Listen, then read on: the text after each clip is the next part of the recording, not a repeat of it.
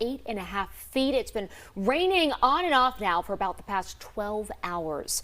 And take a look. This is the rain pounding near Folly Beach. This is a live look from the Tides Hotel surf cam. You can see those big swells crashing and coming in. They've definitely increased in size throughout the morning.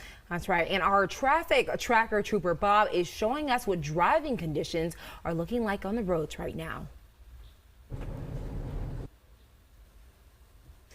And another live look, this is one of the newer cameras that we have.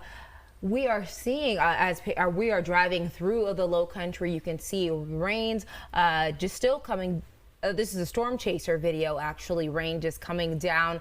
I believe this is going through West Ashley. You can see people, not a lot of people on the roads, and that's exactly what we are looking for. And with that, we welcome you back to our special live coverage of Ian's impact on the low country. Certainly a lot to get to this morning. All right, Storm Tracker Meteorologist Chris Nessman closely following Ian's track. So, Chris, tell us, what is the latest update? Well, I'll tell you, I mean, visually, that's probably the best update you can have. Here's another look. This is from our Isle of Palms Islander camera.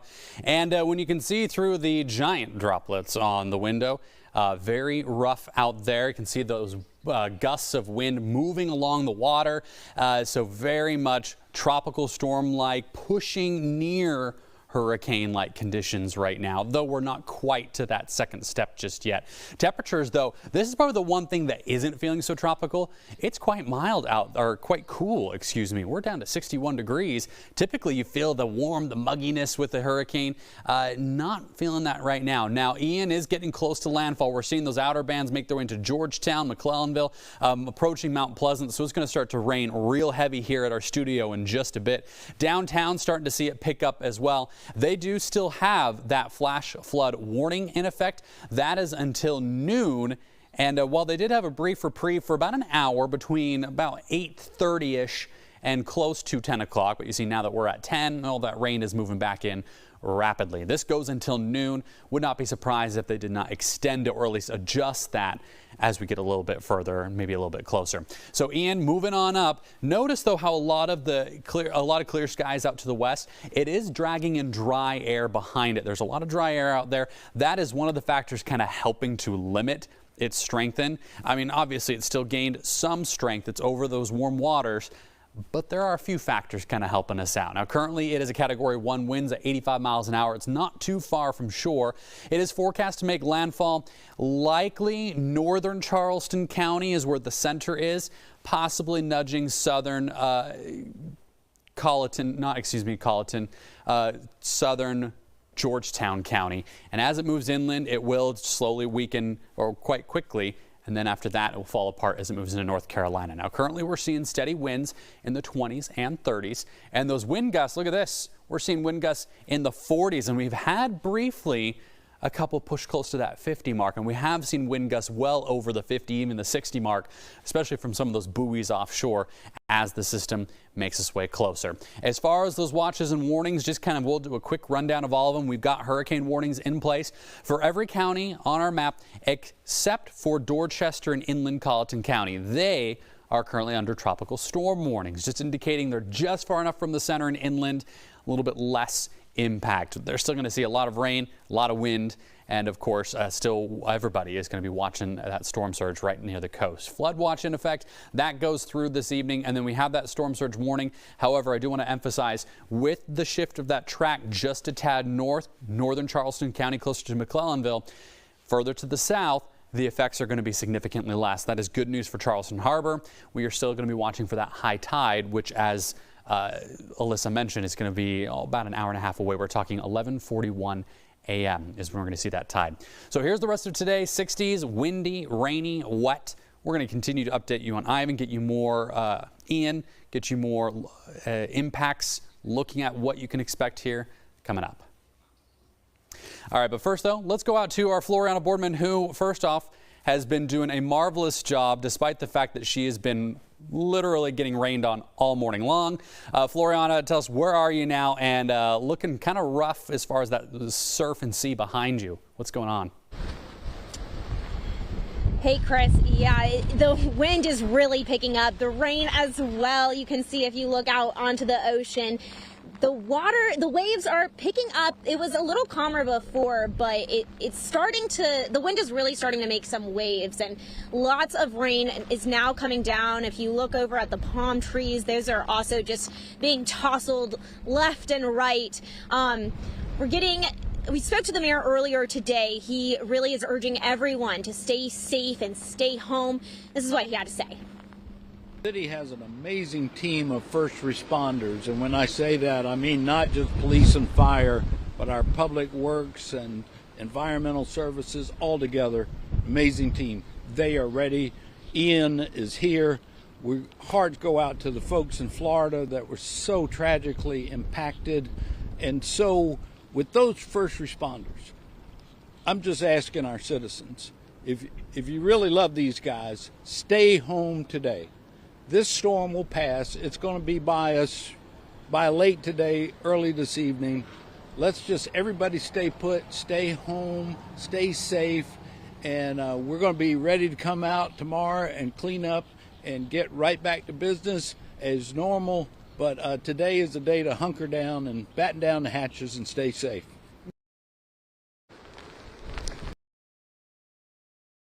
Mecklenburg urging everyone there to stay home, and I would urge the same. The wind is really picking up here right now.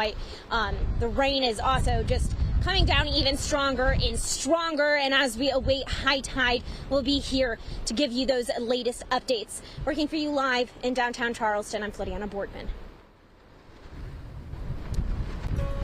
All right, thanks, Floriana. Here's a live look at East Bay Street downtown. I'll tell you, I just came over the Arthur Avenue Bridge from Mount Pleasant. I relate that to the way when the pilot tells you to buckle up because you're going to hit turbulence, and I felt that what would be equivalent to turbulence the entire length of the Arthur Ravenel Bridge. The car was shaking. I was in the middle lane, and there's a reason why they have wind advisories. Look at the trees above me here. As you can see, they're shaking left to right, right to left with that rain falling. There's a reason why they have those wind advisories on all three bridges, the Arthur Ravenel, Wando, and the Don Holt Bridge. DOT has those on the electronic message boards before you go over it. You're going to need two hands on the steering wheel for that. We are seeing some flooding up there in Somerville, especially Dorchester Road at Trolley Road. If you're familiar, right there at the post office, watch out for flooding there. Somerville tells me there's at least 3 to 4 feet of water there. Best advice we can give you, and we've been telling you this all morning, please stay off the roadways. If you don't have to be in there, we have the News 4 team, ABC News 4, working for you. We're out here to show you what it's like, so you don't have to come out here. Please be careful and be safe. I'm going to send it back to the newsroom. Yeah, I can think of one word for driving over the Ravenel Bridge right now, and that would be terrifying. Right. The wind. With the wind, your car. Yeah, it's best to just stay off the roads today. Now, we do have an update on the situation over at Charleston International Airport. We just received this in the last hour. A spokesperson says that the airfield will remain closed until 6 tomorrow morning. Well, if you had travel plans, you should check with your airline directly. All right, stay with us. We continue our special live coverage as we track Ian. We'll be back.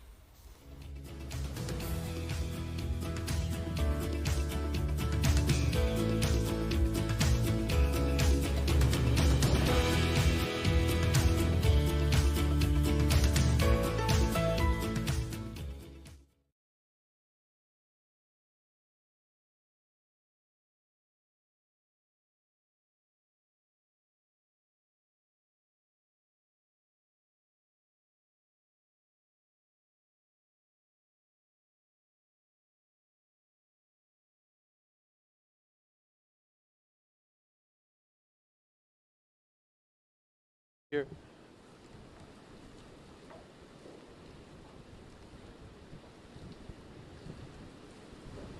Mic check.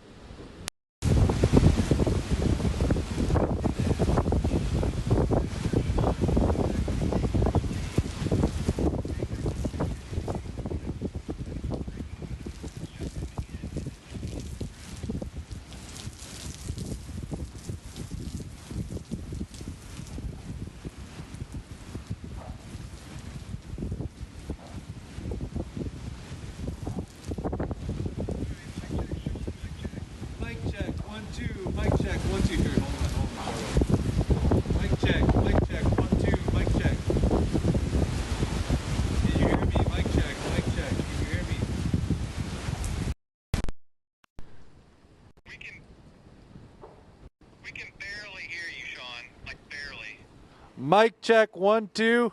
Is it better? That's a lot better. All right, I'll yell like this the entire time.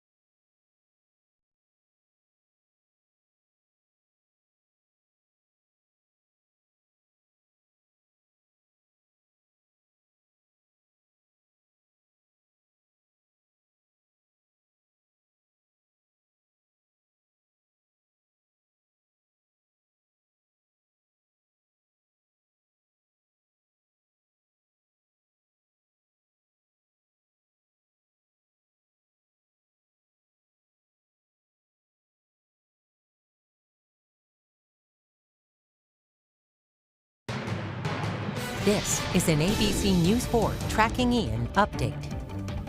Well, welcome back to our special coverage of Hurricane Ian. Let's take a live look at what we're dealing with outside right now. I believe we're going to take a look at Folly Beach. You can see some major waves crashing on shore. Sean Mahoney has been there since about midnight tracking conditions. Sean, can you hear me right now? What are you experiencing? Yeah, Mel, Alyssa, we're experiencing major winds coming on Folly Beach. What we saw earlier on Folly Beach, there was a little bit around 8 o'clock. There was a little bit of lull in the rain. We actually got to go out on the beach, see the waves. The water was a little bit drawn back. But like you just saw on your screen, I'm going to give you another look right here.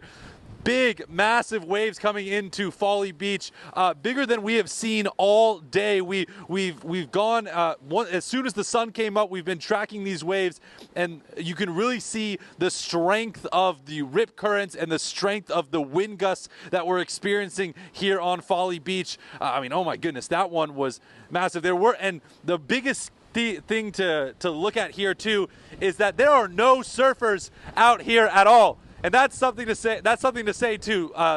The fact that no surfers even want to attempt to go to these waves on Folly Beach, a place that is very popular for surfers, is a testament to the amount of wind gusts, the harsh rip currents that these waves are producing. And we're getting the same amount of water here on land. And coming up on our special broadcast of Tracking Ian, I'll show you a little bit more of what the roads look like here in Folly Beach as we're experiencing a little bit of flooding here. And I'll show you what it looks like, not by the beach, but more inland. Mel, Alyssa? All right, thanks, Sean. Stay safe out there. All right, let's send it over to Dave Williams, our chief meteorologist, who is tracking some breaking weather news right now. Dave. Yeah, and we are looking at that storm getting very close to the coast, and we've seen a flare up on the backside of the storm right here into northern Charleston County, and you can see this line that is very strong. The center of the storm still out here over the Atlantic Ocean. The center of the storm is going to make landfall not too long from now. See how quickly it's moving along? Looks like it's speeding up a little bit, and it will probably make landfall somewhere near the mouth of the Santee River, maybe a little bit north of that. As far as your storm surge, that's going to be on the north side of the storm because of the flow of the storm. In fact, on the back side of the storm, the winds are offshore, so that's pushing the water away from the coast on the backside. Good news, especially downtown Charleston. I know some moderate to heavy rain coming down right now. We do still have the flash flood warning in downtown Charleston, and with this heavy band coming on from central Charleston County to the north, we are looking at a new flash flood warning. Go ahead and zoom you in a little bit closer here, and there it is. We've had this flash flood warning in downtown Charleston since about 6 o'clock this morning, and now we're looking at that flash flood warning from I-526 north up Highway 17, so you shouldn't be driving on Highway 17 north. I've been on this road before when it's raining heavily, and water does rush across Highway 17. So if you're in northern Charleston County, now is the time to shelter in place. Stay at home, because this is some very heavy rain coming across Highway 17. The flash flood warning, which just went into effect, that will be in effect until this afternoon. That includes extreme eastern Berkeley County. A lot of this is the Francis Marion National Forest. McClellanville, this includes you. Awendaw, it even includes Sullivan's Island, Isle of Palms. So out toward the beaches, Bulls Bay, you are all under that flash flood warning because of that band that is rotating onshore. Now, I am seeing that a lot of that heavy rain is headed toward downtown Charleston right now. And downtown Charleston is going to continue to see that heavy rain, and that's going to cause the flash flooding. We're going to see more streets closed. High tide is coming in just a little bit, so that high tide will be coming up. There it is, downtown Charleston, and look at this band moving from Mount Pleasant down into downtown Charleston, and it's rotating in from the north and the east. And this is putting down very heavy rain in a short period of time. We've already had flash flooding in downtown. This is just going to make it worse, especially with that tide coming up. So downtown Charleston still under that flash flood warning, and we're going to continue to see that. Now, farther to the north, we do have a flood advisory into Georgetown County and up toward Myrtle Beach, Murrells Inlet, so we are looking at some flash flooding there as well. Just look at this band as it rotates inland. Center of the storm, pretty tough to pick out. It doesn't look like a true tropical system at this point, more of a mid-latitude storm, but there is likely the center of the storm. Backside of the storm, and that's where we're seeing that band rotate onshore. Now, some of the strongest winds, we're probably going to pick up some hurricane force wind gusts out here over the Atlantic Ocean. Over land, we're going to see those tropical storm force wind gusts, and we are going to be looking at those winds about 30 to 50 miles an hour. And gusts up around 65 miles an hour. Most of the hurricane force gusts should stay out over the ocean. This is going to cause tree branches to come down. There will be power outages with this band that's rotating inland right now. So be prepared, especially northern Charleston County, extreme eastern Berkeley County. As this rotates a little bit farther inland, the good news is it weakens very quickly. So it will be heavy rain, but as far as the winds, those break down very quickly because of friction with the land. This storm is out over a frictionless environment pretty much over the Atlantic Ocean. But once you get to land, you've got buildings, you've got trees, you've got things like that, and that starts to break this storm down. So the winds don't translate inland quite as much. They're highest right along the coast. I'm not saying you're not going to have gusty winds inland, but the strongest of the winds right at the coast. Now, hopefully this band rotates through pretty quickly because we're sitting at 10:18 right now. So we're about an hour and a half from high tide. So we want this band to get through. We want that tide to be left alone, but we are going to see lots of water in downtown Charleston. That's always been the major concern with this storm, the amount of rain and that storm surge. So that's what we're looking at right now. Here is that high tide, and it's coming up at 11:41 today. Expecting major flooding with this high tide cycle, and that's for a couple reasons. We've seen a persistent onshore flow all week this week because of the pressure gradient force. High pressure off to the north in New England and an approaching low pressure from the south. That would be Hurricane Ian, and the difference in between those two is called the pressure gradient force, and that's been piling up the water right at the coast all week long. Now it's come to a head. We saw yesterday our morning high tide topped off at 7.65 feet in the moderate flood stage. Today, we're expecting major flooding because of all of that water piled up, plus the rain now that we're seeing. Fortunately, in downtown Charleston, though, the winds are offshore, so hopefully that'll start to push a little bit of that out farther into the Atlantic Ocean. So I think we're going to toss things over to Chris Nessman. He's going to go ahead and give you some more on Hurricane Ian and what we're expecting through the rest of the day. All right, thanks, Dave. And again, Ian, it is still a Category 1 hurricane, winds of 85 miles an hour up to. As Dave mentioned, most of those hurricane force winds, 74 on up, are going to be offshore. But right near the coast, especially as it approaches landfall, which is expected about 2 o'clock or so this afternoon, give or take a little bit, that is when we're going to see probably the most significant chance of those strong wind gusts near the coast. Further inland, as Dave mentioned, that friction really is going to kind of reduce that. And then once it moves inland, it's going to weaken rapidly. It's going to bring a lot of rain, unfortunately, flooding concerns for a lot of North Carolina, but it does get better. And again, spaghetti plots all kind of agreeing with that northern Charleston County, maybe into Georgetown County as the most likely place. Latest update on Futurecast really backs that up. Also hinting at we'll continue to see that rainfall. So those flash flood warnings, one goes until noon, the other till 2 o'clock. Possibly see, especially that noon one, extended just a little bit longer. But here's the stuff we like to see. Because it's dragging in that dry air behind it as it moves inland, instead of being we go up to the eye or the center of the storm and then we have a big long walk back down with that rain slowly dissipating, it's going to wrap up quicker. So this afternoon it's going to be windy, but the rain is going to taper off at a decent clip. So this evening doesn't look too bad. And then by tomorrow, things actually look quite nice. Good news, Saturday is actually turning out to be fairly pleasant. But again, we are looking for that excessive rainfall. And as far as those totals, 3 to 6 inches widespread. Isolated places could be breaking that 7-inch mark. So here is that extended forecast. Again, emphasis on all eyes on today. It's a storm tracker day, but it gets a whole lot better starting tomorrow.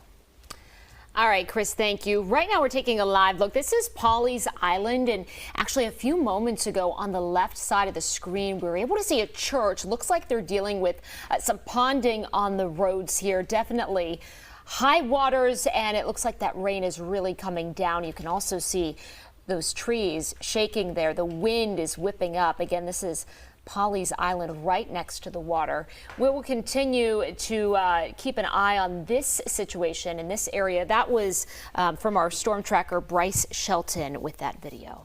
Stay with us. We'll be right back.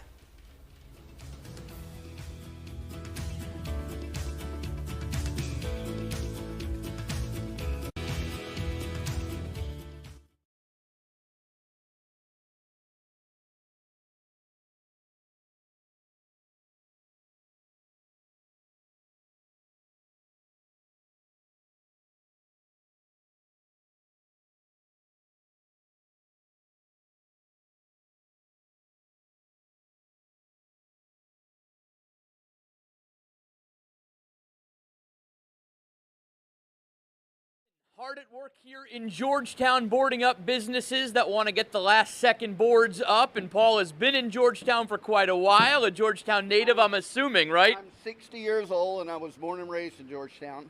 My mother founded the Colonial Florist on Front Street in 1965. During Hurricane Hugo, I stayed in my parents' house on Broad Street.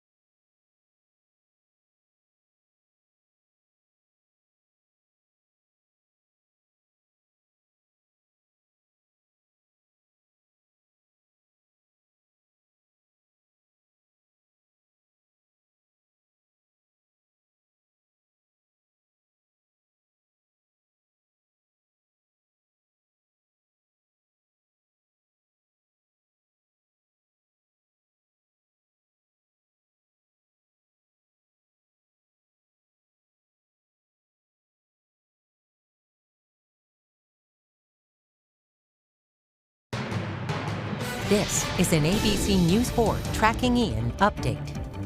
Welcome back to our special coverage as we continue to track Ian. And one area to pay close attention to right now is Georgetown. That's right. And Scott Eisberg spoke with an experienced resident who's been through a few big storms before. Paul Ammon, hard at work here in Georgetown, boarding up businesses that want to get the last second boards up. And Paul has been in Georgetown for quite a while, a Georgetown native, I'm assuming, right? I'm 60 years old and I was born and raised in Georgetown. My mother founded the Colonial Florist on Front Street in 1965. During Hurricane Hugo, I stayed in my parents' house on Broad Street, a block off the water. And I slept underneath the dining room table that night. And the house was 200 years old. It shook, rattled, and rolled. It didn't lose a single shingle, while other newer houses had sustained really bad damage. I'm sorry, I'm out of breath trying to put these things up. Okay. Yeah, but as far as putting these things up, last second, you're still getting it done, and it seems like this latest track towards Georgetown has you working a little overtime. Yeah, the owner, John Beck, called me this morning and asked if I still had his panels. Like, yeah, I'm not going to throw them away. And asked me to meet him down here, and I'm down here with his son putting them up. And you're still petitioning for Georgetown Bulldogs football coverage. Yeah, that's right. I recognized you when you walked up, and I said, you know, I see him every Friday night, and I don't ever see him in Georgetown. So the next time you come to Georgetown, announce that, and I'll show up and remind you of this. Sounds great. Okay, thank you. All right, hey, be safe tonight. We're here in Georgetown boarding things up as we await the arrival of Ian.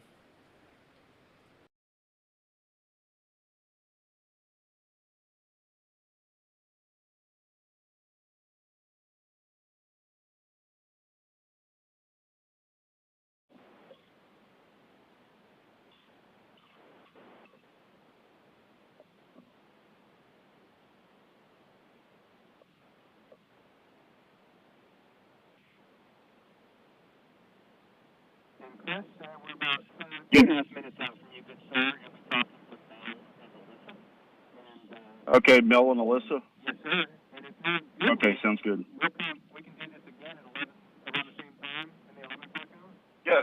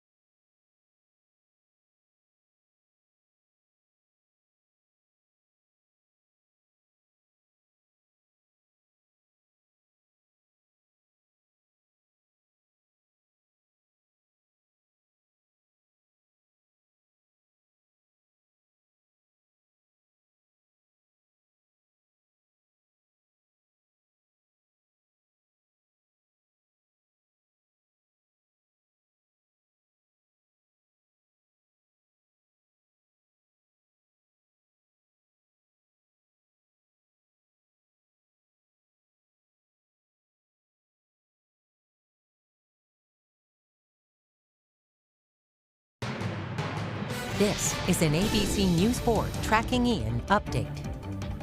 Welcome back. As we continue to track Ian all morning, we've had exclusive access to video and live pictures from storm chasers in the Low Country. And right now we want to welcome Chris Jackson, who is live on the phone with us as he drives through the area. Now, Chris, earlier you were on Folly Beach, but now you are in the Allendale area. So tell us what you're seeing. Hey, good morning, guys. Currently parked on the side of US 17 North here in Allendale. Starting to see the winds pick up, and the rain has actually let up a little bit with a heavier band that just pushed through the area that I think is rotated down toward the Mount Pleasant, Charleston area at the time.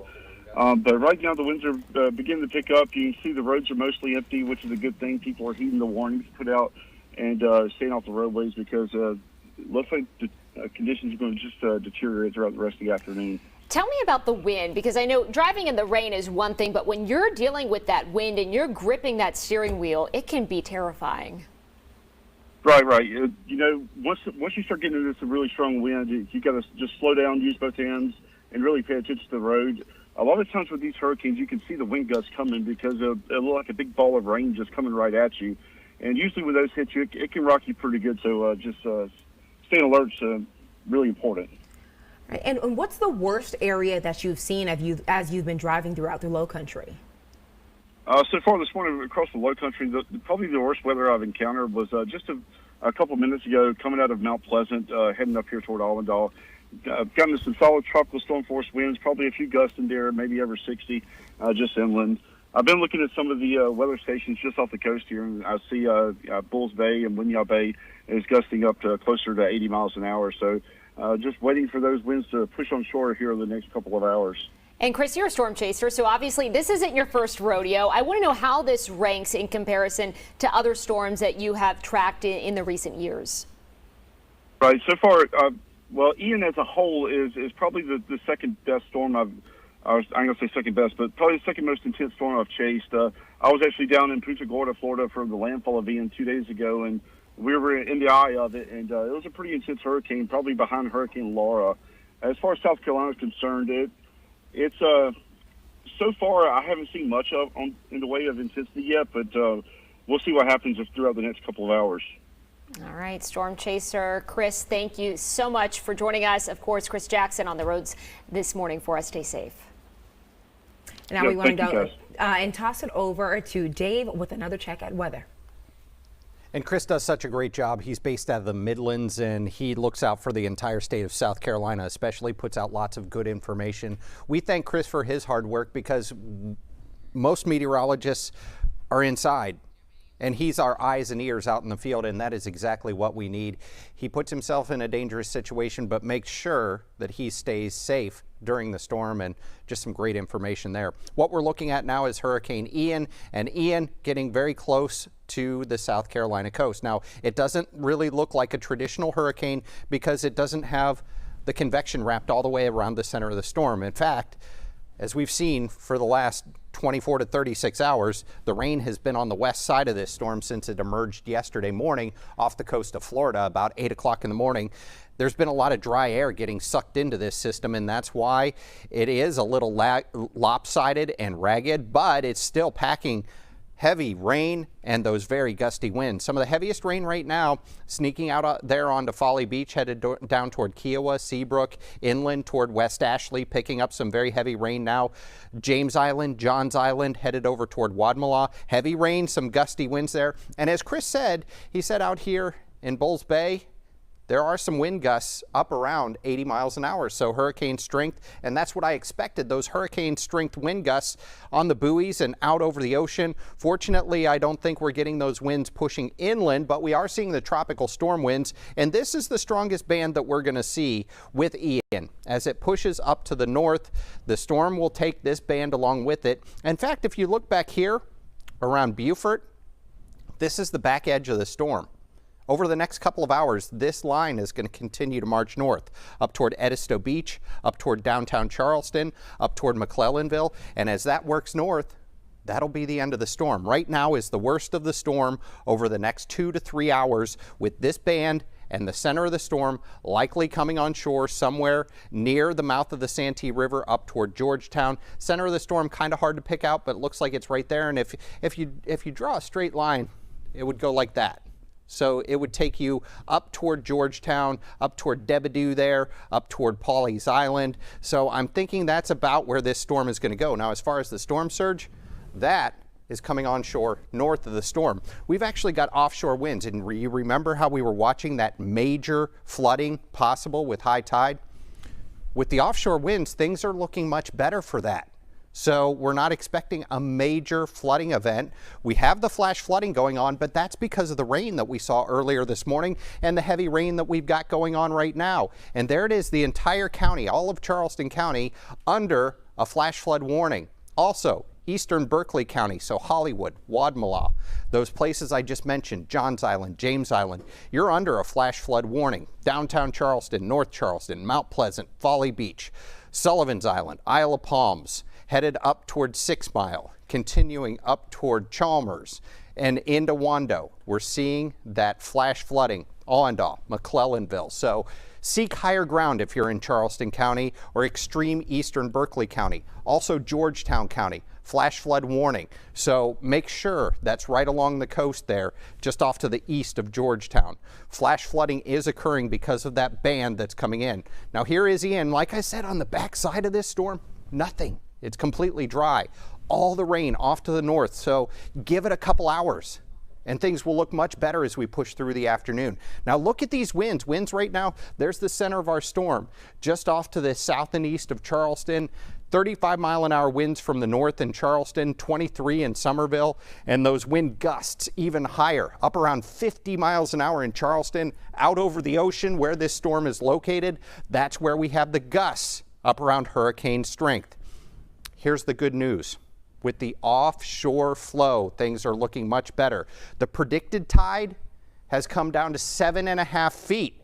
That's about what we saw yesterday with the moderate flooding. So we're now looking at moderate flooding, not major flooding from the coastal flood event that we're seeing. So that water that was piled up by the coast, just because of the offshore winds, that's taking some of the water away from the coast. Things are looking a little bit better there, but we still have that band coming on shore causing flash flooding mainly through Charleston and coastal Georgetown County. Tropical storm force winds up toward hurricane gusts. We'll continue to bring you more on Ian, and that'll be coming up throughout the morning.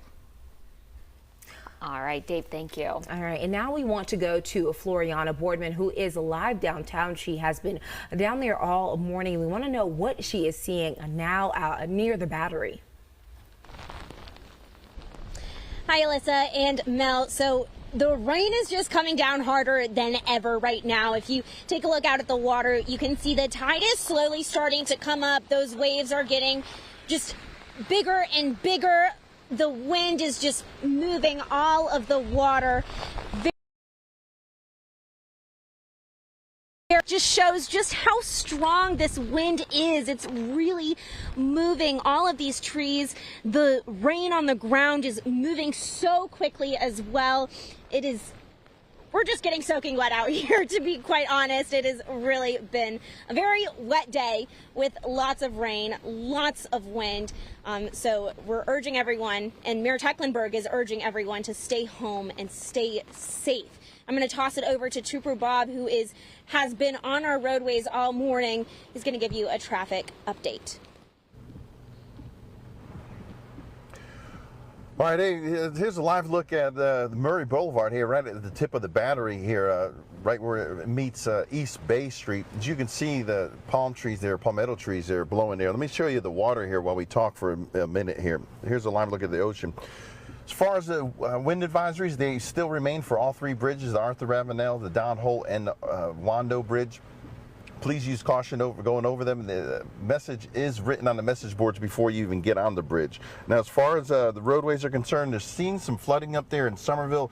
They're looking around 3 feet of water right there, Dorchester Road, at Trolley Road, and especially on Bacons Bridge Road in front of Creekside Mobile Home Park, you're looking at 3 to 4 feet of water. I'm not seeing any trees down in our area, but I am seeing a lot of traffic light defects in Berkeley County, for example, Central Avenue in Berkeley County, also St. James Avenue, Stephanie Drive, and in Carlton County, we were seeing a crash with no details on it. That's a Low Country Highway. Take it easy out there this morning if you absolutely have to be out. If you're an essential employee, outside of that, I would definitely stay home and wait for the all clear from our folks before you head out on the roadway. So I'll send it back to you guys. All right, Trooper Bob, thank you. Stay with us as we continue to track Ian. We're going to go to break, but before we do, we want to show you this video. It's on Pawleys Island. You can see rising waters there, definitely dealing with some flooding. Again, north of here on Pawleys Island, we will continue to track the situation, and we'll be back after the break.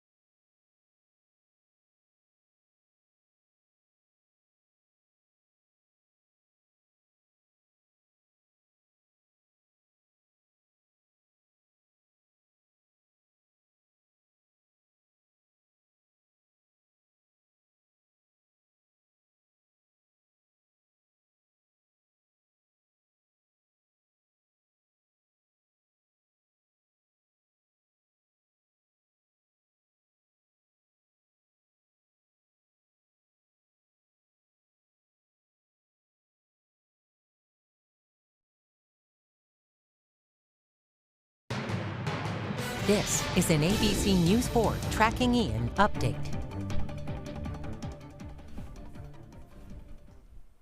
There you go, looking out at the Morris Island Lighthouse, and I see some pretty big waves there.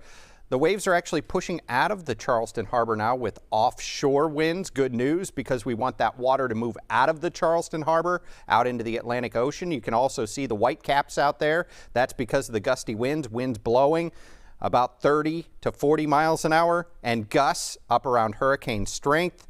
And we're looking at that very heavy rainfall as one of the stronger bands from Ian pushes inland right now, right over top of the Charleston Harbor, right over top of the Isle of Palms.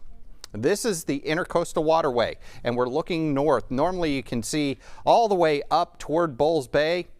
Not today. The clouds, the rain, the wind. You can tell it's windy because the camera's bouncing around a little bit, and you can see the wind actually blowing. There it is. Look at how fast it's blowing that rain across the water there. You can see those sheets of rain, and that's very heavy rain. Now, one thing I want to point out here as well is normally you can see a lot of grass right here, a lot of seagrass. Now you see a lot of water because we're getting close to high tide. Now, high tide, the prediction for it has been amended, which is good because we're going to be looking at offshore winds, and we're also going to be looking at that tide not quite as high as what we have originally thought because the water piled up close to the coast. It's being blown out to sea, which is great news. Our temperatures outside in the lower 60s, so it's cool, it's rainy, it's windy. It's a good day to stay inside. Here's what we have for you with Ian. And Ian moving very quickly right now in the center somewhere here just off to the east of Charleston. Pretty hard to pick out because it's making that transition from a tropical system to a mid-latitude storm. The normal low pressure centers like we see moving across the country. And as it does that, it looks less like a tropical system. So here it is, going to come on shore north of Charleston. That's good news because we're seeing the offshore winds. The backside of the storm, you've got this huge counterclockwise swirl here, just like that. So we've got the offshore winds on the backside of the storm ahead of the storm. That's where you're seeing the onshore winds. This is where we're concerned with the storm surge, mainly from Georgetown up toward the Grand Strand. And these are the bands offshore where you see the tornadoes. So the tornado threat really up in North Carolina. We don't have a tornado threat because we're on the backside of the storm. Zoom in close, and what we're seeing now are those warnings. And these are flash flood warnings. The entire county of Charleston County. Stay indoors, seek higher ground. And this is what we were seeing at the Morris Island Lighthouse. There's the Morris Island Lighthouse right there. And this band of rain, that's where you're seeing those winds at least 20 to 30 miles an hour and wind gusts up over 50 miles an hour. So that's that band as it moves inland. We've got the flash flood warning all of Charleston County. Now we've also got parts of Dorchester, Berkeley County. This includes Somerville. I know it's not on the map here, but Goose Creek, you're right there. So Goose Creek, you are in this flash flood warning as well. North Charleston, you're in that flash flood warning. Wando, Mount Pleasant, Charleston, Folly Beach, Seabrook, Kiowa, Hollywood, Ravenel. We've also got, basically, if you're in Charleston County, you're under a flash flood warning at this point. Farther to the north, up here around McClellanville, into Awendaw, we've got the flash flood warning. Highway 17, you should not be out there driving from Mount Pleasant up toward McClellanville because that becomes a river flowing through the Francis Marion National Forest. You don't want to be out there. It could wash your car away. If you do come to a flooded roadway, do not drive through it. Make sure to turn around and don't drown. That water can be moving very quickly. It can push your car off the street into deeper water, and then you're in deep trouble. We're looking at a flood advisory farther to the north, Murrells Inlet, on down toward Georgetown. The beach is there under a flash flood warning, including Pawleys Island right there. As we go ahead and take a look, here is that band and very heavy rain. This is kind of the last hurrah with this storm because the center is right there due east of Charleston. Now that's headed up toward McClellanville, Georgetown, and like I say, I think the landfall is going to be somewhere between the Santee River here in Georgetown, and that will push the surge farther to the north up toward the Grand Strand. We are not going to get any surge from this storm whatsoever. Never thought that was going to be an issue, and it's not. So that's going to be farther off to our north, and we're going to be looking at that storm moving north through the afternoon. Here we are at 1 o'clock in the afternoon, still dealing with that moderate to heavy rainfall, especially around downtown Charleston. Our flash flooding threat is going to continue into the afternoon.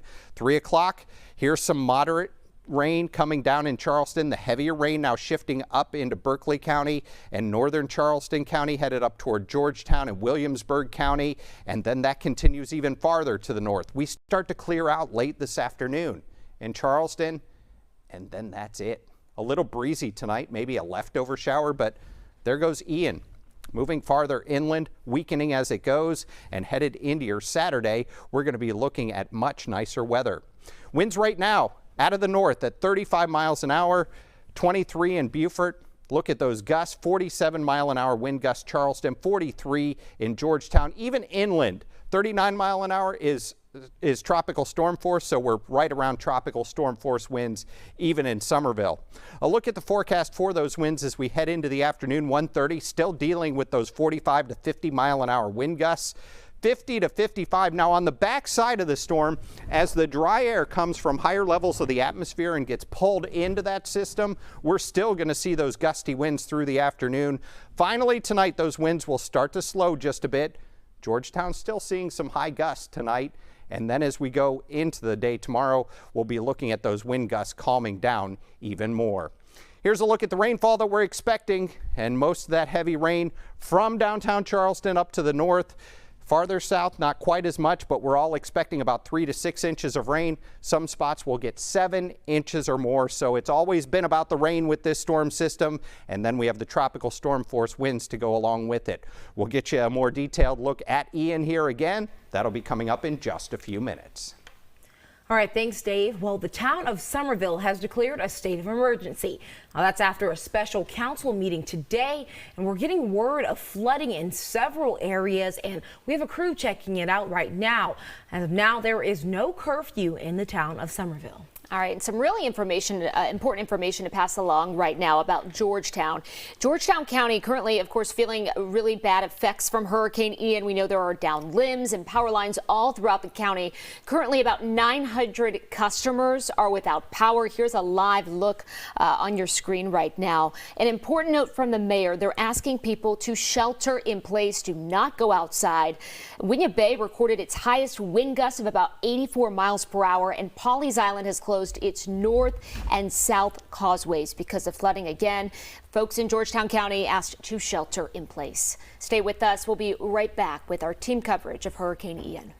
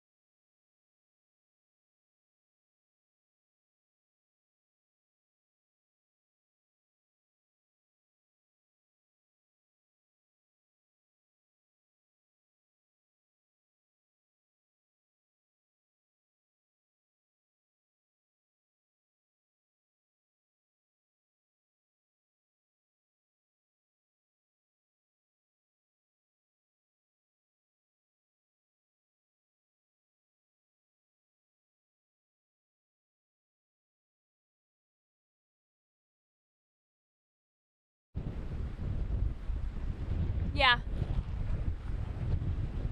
Hello?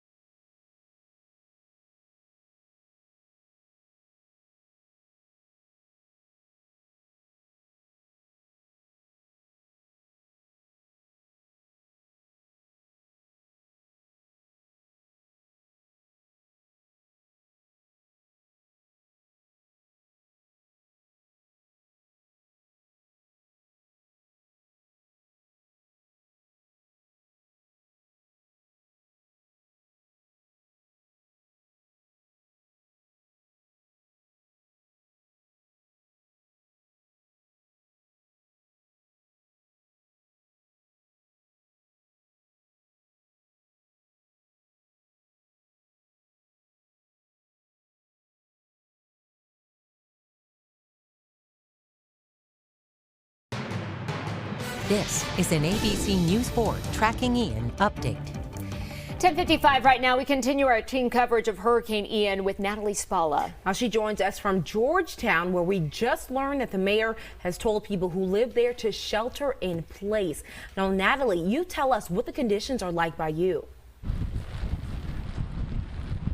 Yeah, thanks, guys. Now, you just had talked about it before we went to break, that strong wind gusts, those heavy rains that I'm sure you can see are coming at me sideways right now. But a good indication of really what those conditions look like is right here at the boat launch. This is the East Bay boat launch. We have been here for probably over an hour at this point, and when we arrived, water significantly closer to the bay. It was not as far up as it currently is, but like we said, those strong wind gusts, they're now pushing the water up over this highest point on the boat launch, and now you can see significant flooding has taken over, lots of ponding. I'll go ahead and walk right through it just so you can get a kind of a good sense of how deep this is now. Several inches, and that just goes to show what we've been reiterating all day today is if you do not need to be on these roads, then stay inside. We have seen some cars kind of going through this area, really getting a look at these conditions and what it looks like. I'm sure they just want to see it for themselves, but like we said, if you don't need to be out here, stay inside. There's no reason to be out here.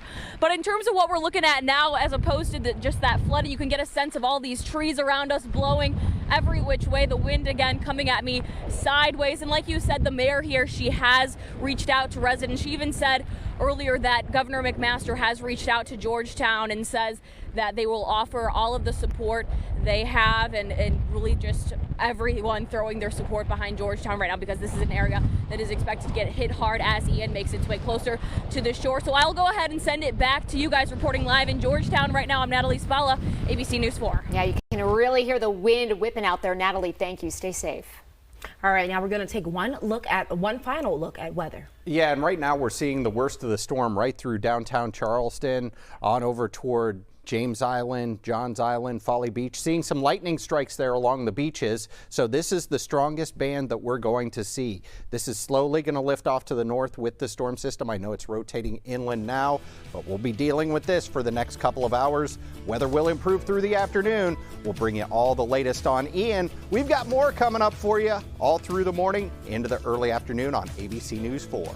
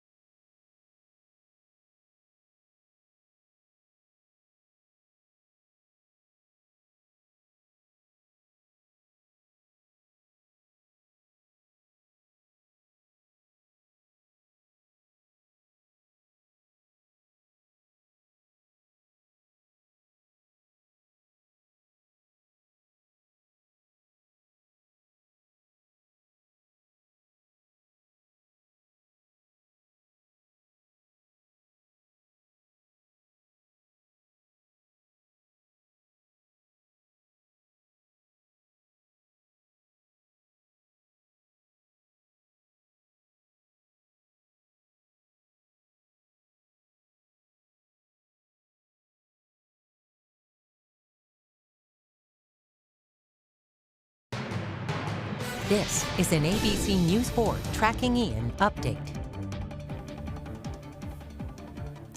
We thank you for joining us for our continuing coverage of Hurricane Ian.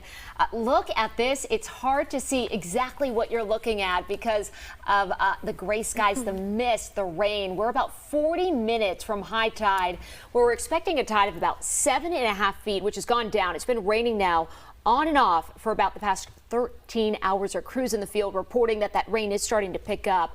Right now we're taking a live look. It was our Folly Beach cam. Now we're taking a look at the Morris Island Lighthouse, I believe. Yep, you are seeing those, the waters roll in. The waves are kind of hard to see, like we said, because of the conditions out there. Right, and you can see the wind just shaking that camera back and forth. But now we want to go over to Trooper Bob, who is showing us what conditions are like on the roads. I see he's near the Battery. And we're going to go over now to Dave Williams, who is tracking this forecast for us, tracking Hurricane Ian. Dave. Yeah, and Ian is knocking on our door and knocking hard. This storm is bringing us those torrential downpours that we were expecting. It's also bringing us the tropical storm force winds, even though it's just offshore. We've been highlighting those impacts all week long and saying that no matter where this storm was going to be, we were going to be close enough to it to get the tropical storm force conditions. We're seeing that. And on the offshore buoys, we're seeing hurricane force wind gusts. Mount Pleasant right now, 62 degrees. This is our camera out on the Isle of Palms, Islander 71 here, looking up the intracoastal waterway, seeing the raindrops on the lens there. We've got high tide coming up. The water level continues to rise here from the ICW up towards some of the back of those houses in the wild dunes there. We've got the heavy rain and we've got the gusty winds blowing across. Now, we showed this just a few minutes ago and you couldn't even see the diamond of the Ravenel Bridge, but there it is. You can barely make it out, and we're looking at that very heavy rainfall right now, right through downtown Charleston. That's what you're looking at, the heavy rain coming down, and we're going to continue to see that. Just took a power hit here at the station. You'll probably have some power interruptions in your neighborhoods as well with those tropical storm force wind gusts coming through, and we're going to be looking at those power outages. Hopefully they're brief, but that's because of tree branches being blown down onto some power lines out there, and we're going to see that all through the low country, not just at the coast. Now we will see the strongest winds right at the coast, but farther inland you're still going to have tropical storm force winds right through the heart of the Charleston metro. This is where the heavy rain is coming down. Daniel Island stretching to North Charleston, downtown Charleston, Folly Beach. You're seeing the worst of Ian right at this moment. This is one of the bands associated with the center of the storm. Lightning strikes off of Folly Beach, and we're looking at flash flooding. We're looking at those winds gusting up close to hurricane force. Our storm sitting off the coast. Tough to pick out exactly where the center is, but it's likely somewhere here just north of Charleston now. So this storm is not making landfall in Charleston. In fact, Charleston is on the back side of the storm, and since we're on the back side of the storm, the winds are flowing offshore. The flow is going counterclockwise into the center of this storm, and that means we're getting the offshore winds. That's why I've been saying surge is not an issue with this storm. It's the rain that we're going to be dealing with and the high tide. High tide coming up at 11:41. But with that offshore flow, the forecast for that major flooding starting to subside. However, the heavy rain that we've been seeing is causing flash flooding. This started about 6 o'clock this morning in downtown Charleston. It's expanded out now. The entire county of Charleston is under a flash flood warning, essentially. Into extreme eastern and northern Colleton County there, close to the coast. Dorchester County, including Somerville, some of these neighborhoods in Somerville, I know when you get a strong thunderstorm that drops heavy rain, your neighborhoods flood. Your neighborhood is going to flood right now with that flash flooding. The flash flood warnings continue up through Mount Pleasant, into Awendaw, McClellanville, continuing up towards some of the beaches around Georgetown, Debadew, Pawleys Island. So there is flash flooding occurring right along the coast. There is Ian, and Ian is getting closer to landfall. That'll come early this afternoon off to the north of Charleston. I mentioned the flood potential with our high tide coming up at 11:41 is now down to moderate. It was forecast to be major, but now it's down to moderate because that offshore flow on the backside of the hurricane has pushed the water out. Good news for downtown Charleston, but we're seeing the flash flooding due to the rain. It could have been even worse if we were on the north side of the storm, but we're not. 33-mile-an-hour winds in Charleston, 25 in Beaufort, 38 in Georgetown. These are the sustained winds. Even inland, we're looking at those winds up around 25 miles an hour. But there you go, Somerville, you're getting tropical storm force wind gusts. Charleston, wind gusts up around 50. About the same in Beaufort. Georgetown, your winds are higher. We're going to see the highest wind gusts up here in Georgetown because you're going to be right near the center of landfall. Now, the wind gusts showing that there's the center of the storm out to the east of Charleston. Hard to pick it out on the radar because it doesn't look like a traditional tropical system. It's making that transition as it moves into the cooler fall air that we've got over top of us from a tropical system to a mid-latitude storm. Those are the normal low pressure centers that we see, but it's a really strong low pressure center and it's still a hurricane. That's why we're under a hurricane warning. Now the hurricane warnings do extend down into Beaufort and Colleton County. You're going to see the lesser impacts. Charleston County is going to see the impacts a little bit more. Northern Charleston County up into Georgetown County, this is where we're going to see the biggest impacts, especially right around Georgetown up toward the Grand Strand. Grand Strand, that's where there's going to be surge. It is a Category 1 hurricane, so we'll see Category 1 surge, probably a couple of feet, maybe 3 to 4 or 5 feet up along the Grand Strand, not here in the low country. If you're not under a hurricane warning, then you're under a tropical storm warning.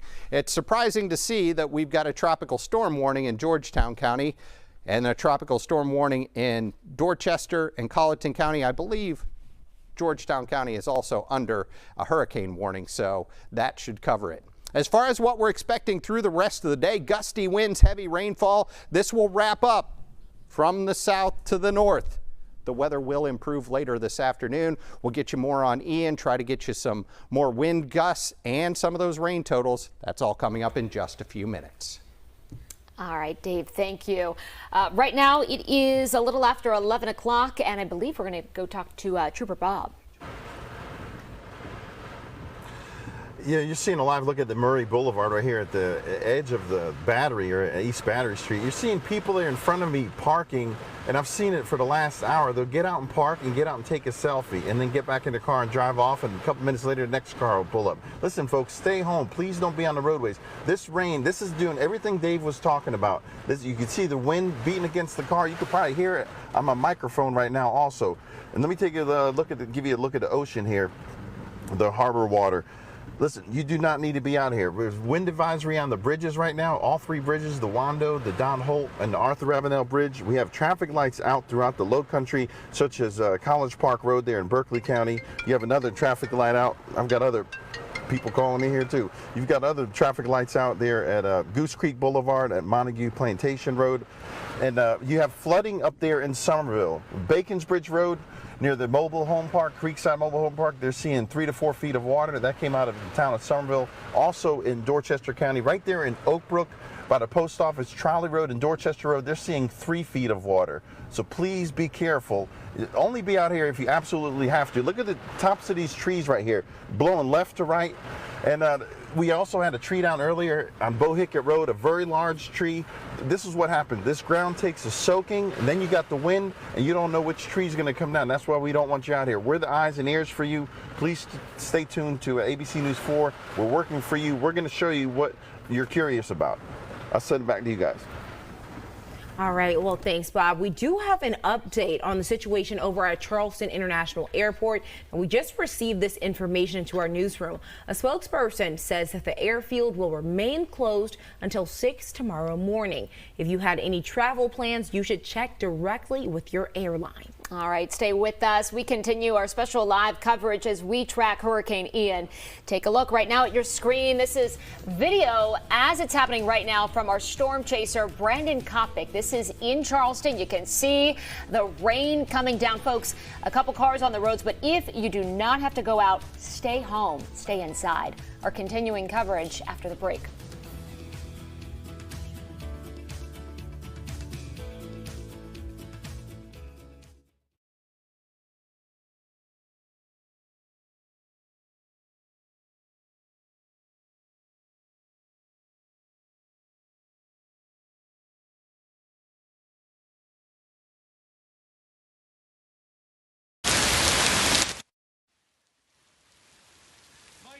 1, 2, Mike check.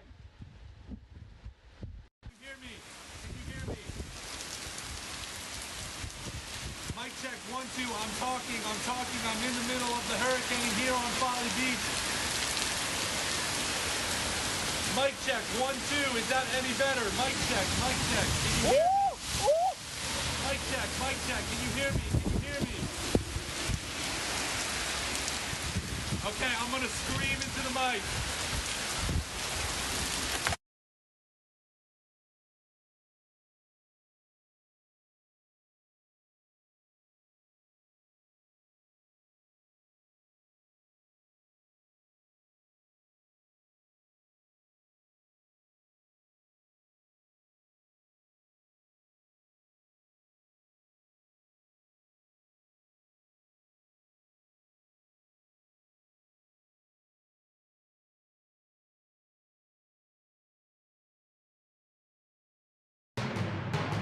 This is an ABC News 4 Tracking Ian update.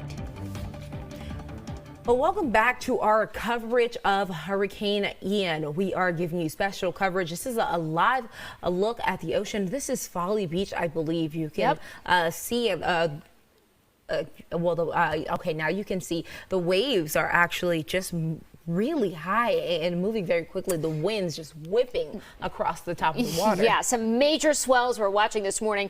Sean Mahoney has been on Folly Beach for nearly 12 hours now. Sean, I know the rain is really coming down out there by you. What else can you tell us? Hey guys, I'm out here in the middle of the worst part of the storm that we have seen so far. The wind gusts are almost moving me to the side. And if you take a look down here, the roads are flooded all the way. There's about 6 inches of water that I'm standing in right now. And the wind, this is the highest wind that we have seen to date, or throughout the day today. You can see the breeze is moving. It's almost like a monsoon right now out here. I've been out here for 12 hours. This is by far the worst that we've seen it happen. The wind gusts are really picking up. You see the rain almost smacking me in the face.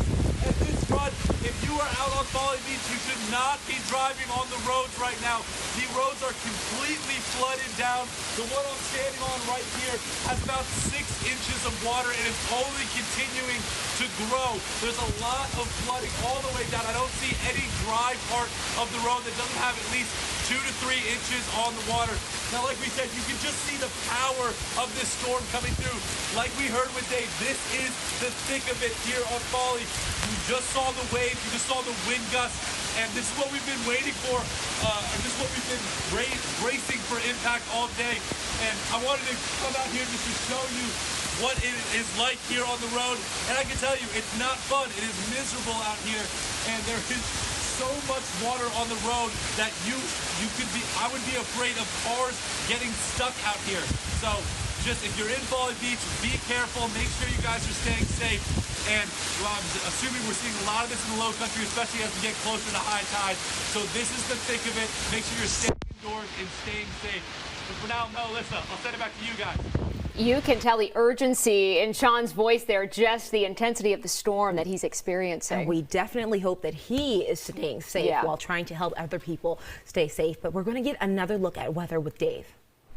Dave, those winds are really whipping on Folly Beach right now. They're whipping everywhere, and they were really whipping out there on Folly, and that's because they're in the band that is the strongest moving in off of Ian, and that's the strongest band that we're going to see, especially for Charleston County, central Charleston County. That's going to start to move north as we head into the afternoon. What we've got right now is we take a look at our Islander 71 cam here on the Isle of Palms, looking up the ICW, and visibility is actually starting to improve here just a little bit. The visibility right there, we can see up a little bit farther, and we can also see some white caps. You don't normally see white caps out here on the ICW coming out of the marina, and we are looking at that rain and the high tide coming in, and look at that. Can hardly see any of the grass there around Wild Dunes. So we're looking at that tide coming up. And the heavy rainfall, we're going to continue to see the tide rising. But one thing that's looking much better is the fact that we are past or looking at offshore winds. Not sure why. There we go. Now we got it working. It is a storm tracker day, and that's because of Hurricane Ian. We've got those torrential downpours. They started last night. They lasted all through the night, and especially early this morning picked up in intensity, and that's why we're seeing the flash flooding. Flash flooding has always been one of the biggest impacts that we were going to see. Downtown Charleston, incredibly vulnerable to that, especially around high tide, which is coming up. We're really closing in on it, about half an hour away, roughly. Tropical storm force winds, some hurricane gusts out over the ocean, and we are looking at those coastal impacts. We're going to see quite a bit of beach erosion. It'll be interesting to see what Sean can find out there with the waves that are crashing on Folly Beach if some of the dunes get eroded. Not the worst case scenario for us, but the traffic light lit yellow, and it's going to stay that way through the afternoon. Things will improve late this afternoon into the evening. Hurricane warning into Williamsburg County, Georgetown County, Berkeley, Charleston County, and then as we go down into coastal Colleton and Beaufort County. If you're not under that, you're under a tropical storm warning. That includes Dorchester and interior Colleton County. Now, even though you're a little farther inland, you're still seeing winds up over 40 miles an hour, tropical storm force. Along the coast, that's where we're seeing a couple of those gusts approaching hurricane strength, especially out over the Atlantic Ocean. Now, the surge, even though there's a surge warning in effect, we're not going to be impacted by the surge because we're on the backside of the storm. In fact, things are improving because we have an offshore flow, and that's keeping the tide a little bit lower than what was originally forecast. Great news, because there was major flooding, coastal flooding expected with the high tide, but center of the storm now off to our north. So we're seeing the offshore flow, and that's keeping a lot of the water out of the Charleston harbor, and that's good news because, I mean, we're getting some very heavy rainfall. If this would have been an onshore flow, we would see major flooding in downtown Charleston. Fortunately, it's an offshore flow, but the rainfall, that's what's causing our flooding in downtown Charleston. We've got some lightning strikes there off of Folly Beach, so Sean, definitely be careful with those lightning strikes, especially out on the beaches. You don't want to be the highest object out there. We've got Kiowa just about to get that heavier rain, and up to the north, we're seeing some stronger bands coming in right around Bulls Bay now with some heavy rain. It looks like the center of the storm, really hard to pick out at this point, but it's right about there just because you can trace the counterclockwise flow around it. And that's what low pressure does. That's what a hurricane does, counterclockwise flow. Doesn't look like your traditional hurricane because it's very dry on the south side. The north side is where all the rain is. See this? It's done raining in Savannah. It's done raining in Hilton Head. They're not going to see another drop of rain. This is going to continue to march up the coast and eventually farther inland, and as it does so, it's going to take that rain shield along with it. So things are going to dry out very quickly as we head into the afternoon here. There is our flash flood warning. Essentially all of Charleston County. If you live in Charleston County, you shouldn't be out driving around. You should be seeking higher ground because there is flash flooding. I know some of those neighborhoods, especially over toward West Ashley around Shadow Moss, we've got the Church Creek Basin over there, floods quite a bit. That's where you could see the flash flooding. Downtown Charleston, flash flooding possible. You know, we just went through summertime. We had those summertime thunderstorms. My tie's really crooked here. We had those summertime thunderstorms, and with those summertime thunderstorms, some of your neighborhoods get that flash flooding. If you live in one of those neighborhoods, you know that when it rains heavily, you get flash flooding. Today is one of those days where you're going to see flooding in your neighborhood. Seek higher ground, stay safe. If you come to some of those flooded waters while you're driving, turn around, don't drown. Our warning extends all the way back to Somerville and includes Goose Creek. Moncks Corner, you're not in this. Walterboro, you're not in this. But right around the Charleston Metro out towards Somerville, down to Edisto Beach, all of the beaches of Charleston County under a flash flood warning, even the beaches of Georgetown County, which include Debadew, up toward Pawleys Island. So we are looking at those flash flood warnings. A look at what we have right now with our storm, and we'll get a look at Futurecast here. This is going to give us an idea of what to expect through the rest of the day.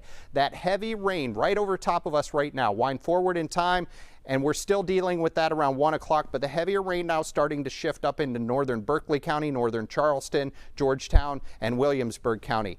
That continues to slowly lift to the north through the afternoon. By the time we get to 6 o'clock, drying out. Maybe an isolated leftover shower, but there goes Ian. Up in the PD, headed toward the Midlands and continuing to head farther inland. By 2 o'clock in the morning, just some leftover clouds. Still could be a little breezy because some dry air is going to wrap in on the backside. But into the day Saturday, looking at much better weather. We'll continue to bring you the updates on Ian. We've got lots of reports all through the low country, so you're going to want to stay with us so you stay safe throughout Ian.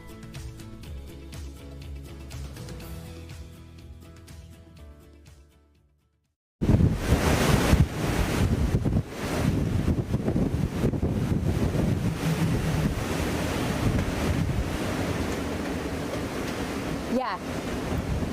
Oh my gosh, take a look at this. So the ocean waves are huge. I mean, look.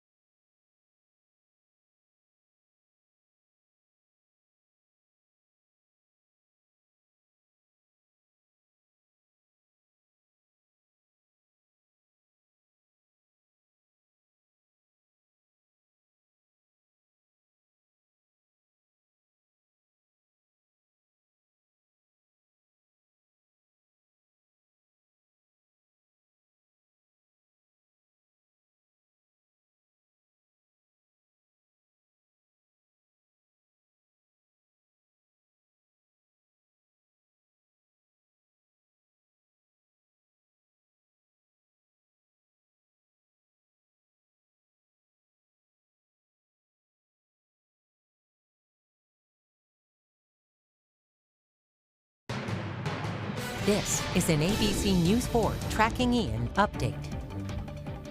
Well, welcome back to our special coverage of Hurricane Ian as it braces to come back to the low country. All right, let's go to Trooper Bob. He is joining us safely protected inside his car right now. And I believe last time we checked with you, Trooper Bob, he was downtown on the Battery. Yes. Yeah, good morning. I'm still here at the Battery. Let me take a look. Let me show you here a live look at Murray Boulevard right here at the tip of East Battery Street. You can see folks stopping by.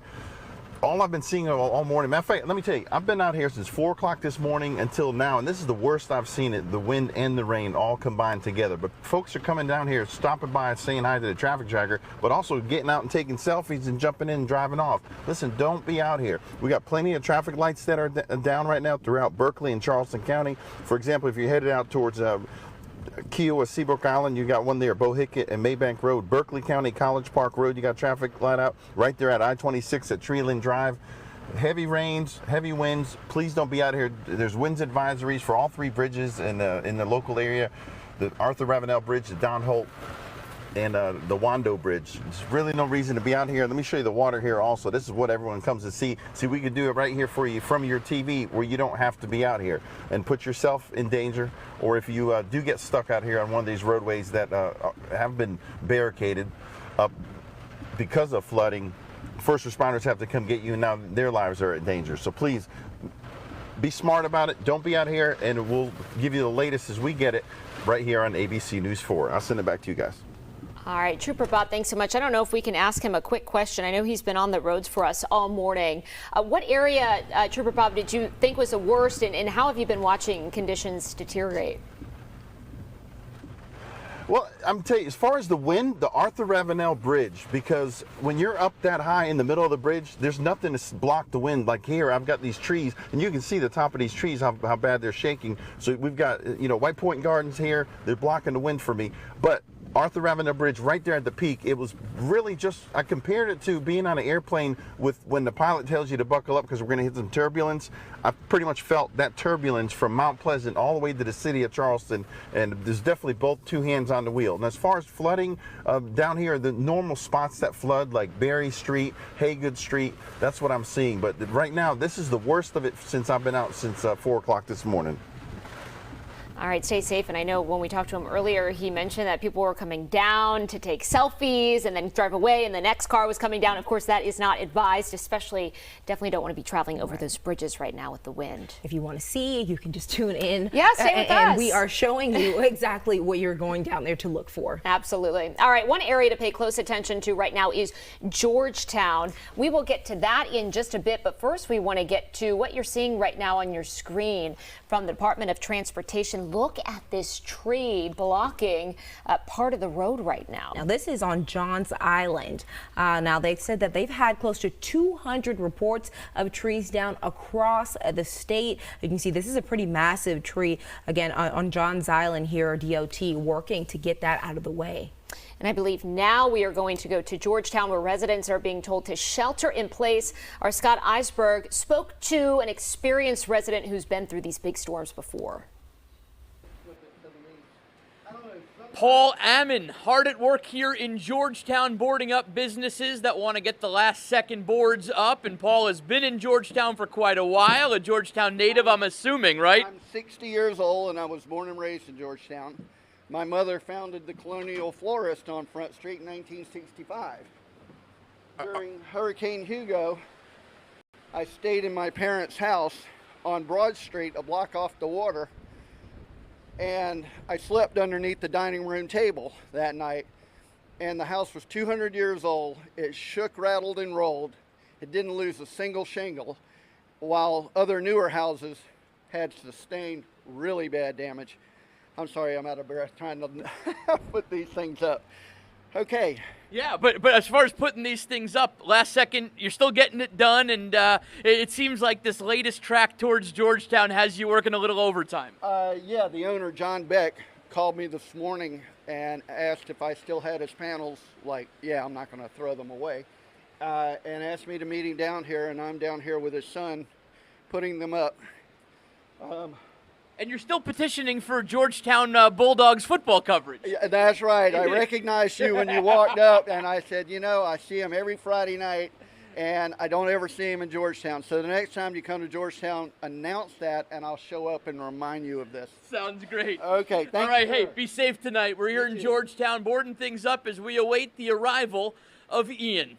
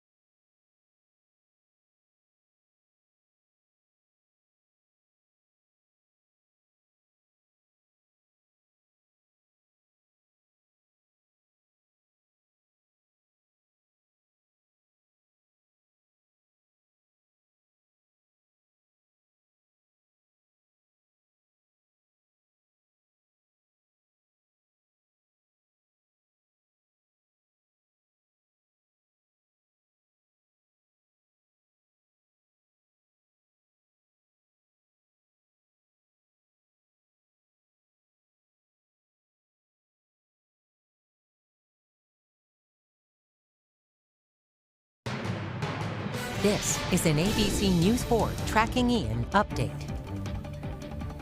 Welcome back all morning. We have been tracking Ian, showing you what it looks like out there on the roads. And I believe we have some information from Charleston Police. That's right. There are currently, you can see this tweet that they put out, 24 road closures and 18 traffic lights that are out throughout the city. And they are continuing to tell people to stay off of the roads and please just avoid driving in and leaving your house if you can. And especially avoid those barricaded areas. Those barricades are up for a reason. They're there for your safety. And we want to make sure that everyone is staying safe. Again, 24 road closures already this morning.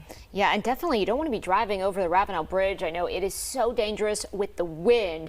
We've actually got a firsthand look at what it looks like out on the roads. We've been showing you all morning with video and pictures from storm chasers in the Low Country. And now we want to welcome Chris Jackson. He is live on the phone with us as he drives through the area. Now, Chris, you were on Folly Beach. Tell us where you are right now. Good morning, guys. Currently, I'm on US 17 North, sitting right here at the Winyah Bay at the bridge in Georgetown. Facing to the north, winds really beginning to pick up now as the center of Ian makes its approach on South Carolina. Just had a gust a few minutes ago over 50 miles an hour here. And I just saw a gust over at the Winyah Bay, just off the coast here of 80-something, I think 86 miles an hour. So the wind's definitely picking up, visibility is going down, and conditions are deteriorating. Yeah, you can definitely see that. You can see the visibility also deteriorating as well. You've been driving around the majority of the day. I believe you've been tracking Ian since it made landfall, correct? That's correct. I was down in Florida for landfall, and then was able to make it back home here and be here today for the second landfall along the Grand Strand. What are you seeing in terms of people on the roads? I know we've seen a couple cars cross. Of course, a lot of people heeding the warning and staying home. But when you're driving over those bridges, I mean, it's two hands on the wheel with the winds whipping. Absolutely. Coming up from Charleston, there wasn't a whole lot of traffic on the road. Here in the Georgetown area, there's a little bit of traffic on the road. Nothing too crazy yet, but I noticed when I did come into Georgetown, I had a power line that exploded right over my head as I was driving in. So the conditions are definitely getting treacherous, if not dangerous, especially in these higher wind gusts with the center approaching.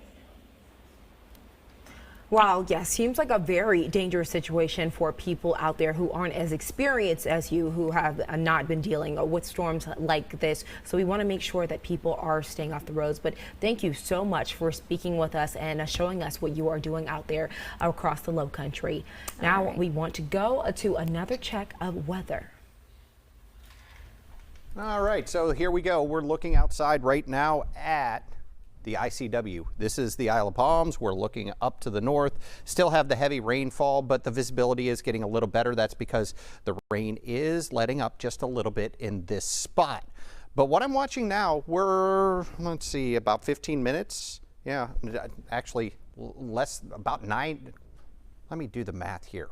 We're only a few minutes from high tide, about 6 minutes. There you go. And we are looking at that water coming up. Look, there's even less of the seagrass that you can see here as we get a look to the north over toward Wild Dunes, and some of those backyards very close to getting some water in them. And we are looking at a higher than normal high tide, but it's not quite as high as predicted earlier because we've seen the flow offshore. All that water that backed up throughout the week this week because of the pressure gradient force pushing it close to the coast, well, that's been pushed out to sea because of offshore flow. So that was great. And that's what Ian staying offshore for most of the Low Country has done. It's pushed the water out, making our high tide very high, but not as high as it could have been, especially with the flash flooding that we're seeing going on. 62 degrees in Mount Pleasant right now. It's cool, it's windy, and we're looking at a hurricane warning. That hurricane warning all along the coast of South Carolina, including Williamsburg and Georgetown counties. And we're looking at a tropical storm warning everywhere else. So we are seeing those tropical storm force winds over land and some hurricane force wind gusts out over the ocean. Look at this. I know it's close to land, but here you go. Fort Sumter, really howling out there. 83-mile-an-hour wind gust at Fort Sumter. The Edisto buoy offshore, 74-mile-an-hour wind gust. And then we're looking at a 66-mile-an-hour wind gust on Folly Beach. Hilton Head, 52. Beaufort, 46 Fripp Island, the nearshore buoy 58. So it was always the frictionless environment of the Atlantic Ocean. The winds can blow a lot faster there. Once those winds come on shore, they encounter trees, they encounter houses, they encounter all kinds of topography, and that breaks down those winds by friction very quickly. So only the beaches will see the strongest of the winds. Farther inland, it's tropical storm force. And that's what we're seeing right now. Winds sustained 31 miles an hour in Georgetown and Charleston. And look, offshore, north-northwesterly winds. Great news there, 28 miles an hour in Beaufort. We're very close to getting a landfall with our storm. So here is the Santee River, the northern part of Charleston County, the southern part of Georgetown County, and that's where we've been kind of looking at over the last several hours for a landfall with this storm. Looks like it's going to be right about there. Now, folks in Charleston County worried about the surge? Don't, because there's no surge on this side of the storm. The surge is on this side of the storm. You know why? Because that is pushing the ocean water back toward the coast. So Georgetown County up into Horry County, that's where we're going to see a surge.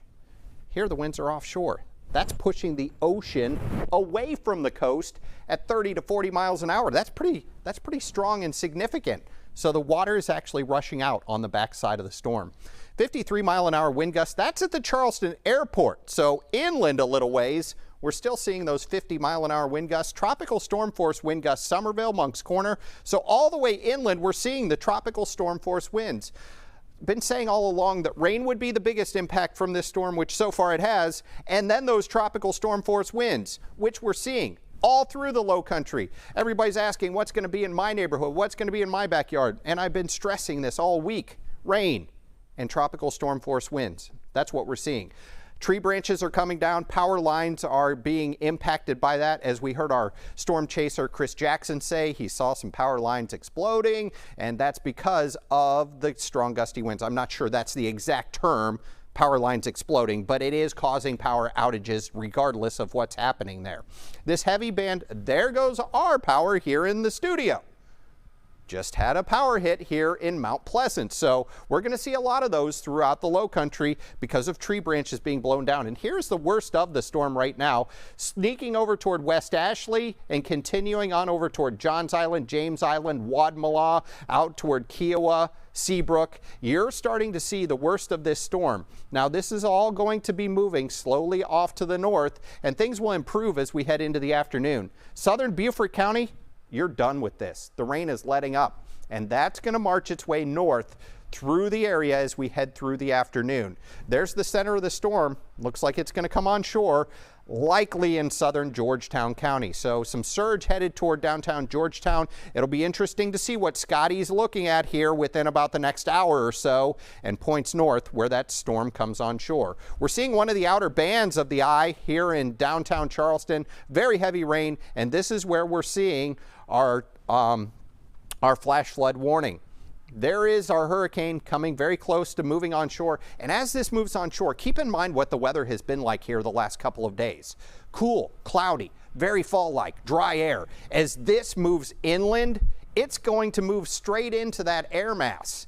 It's going to be over land. The friction will start to break down the storm, and that cool, dry fall air, it's a tropical system. Tropical systems don't like cool, dry air. They like hot, humid air. That's why they come from the tropics. And once it moves inland there, it'll start to break down very quickly. Here are those warnings that we're seeing, the flash flood warnings, and we've been detailing those, and here they are. Somerville, you're under a flash flood warning. North Charleston, Ladson, you're under a flash flood warning. Hanahan, Daniel Island, flash flood warning. Downtown Charleston, Mount Pleasant. All of Charleston County, pretty much, you are under a flash flood warning, and that's going to continue through the afternoon until this rain really starts to let up, and that's going to come late afternoon into the evening. Here's Futurecast and our storm very close to coming on shore. Right there is the mouth of the Santee River, so we're getting close to high tide here, and this is about a little over an hour from now. And there's the center of the storm. Looks like it's going to make landfall, like I said, in southern Georgetown County there, right around Winyah Bay. So we could see some surge going into Winyah Bay, and that could raise the level of the tide there quite a bit. Up toward Myrtle Beach, that's where the storm surge is going to be. So places like Garden City on up toward on up toward the Spring-Made Pier, that's where we're going to see that storm surge really pushing on shore. Downtown Myrtle Beach, that's where there could be some storm surge. Surfside Beach, and then that storm continues to slowly work its way inland. There it is, right around the Georgetown and Horry County line by 3 o'clock in the afternoon. Then it starts to push inland, and as it pushes inland up into North Carolina, look at what we've got by 7 o'clock tonight. Spotty shower or two, but that is about it. As we go into the evening, things look even better, and we'll clear things out into our weekend. Look at that Saturday. So you're tired of the rain? Don't worry. Things will improve very quickly as we go into the weekend. We'll take a more in-depth look at Ian here coming up with some of the latest conditions. That's just a few minutes away. All right, Dave, thanks so much. Real quick, we want to give an update from Charleston Police. Just reported a few moments ago that Crosstown is closed because of flooding. If you're on the road, if you have to be on the road, avoid that area. Again, the Crosstown is closed to flooding. We'll be right back.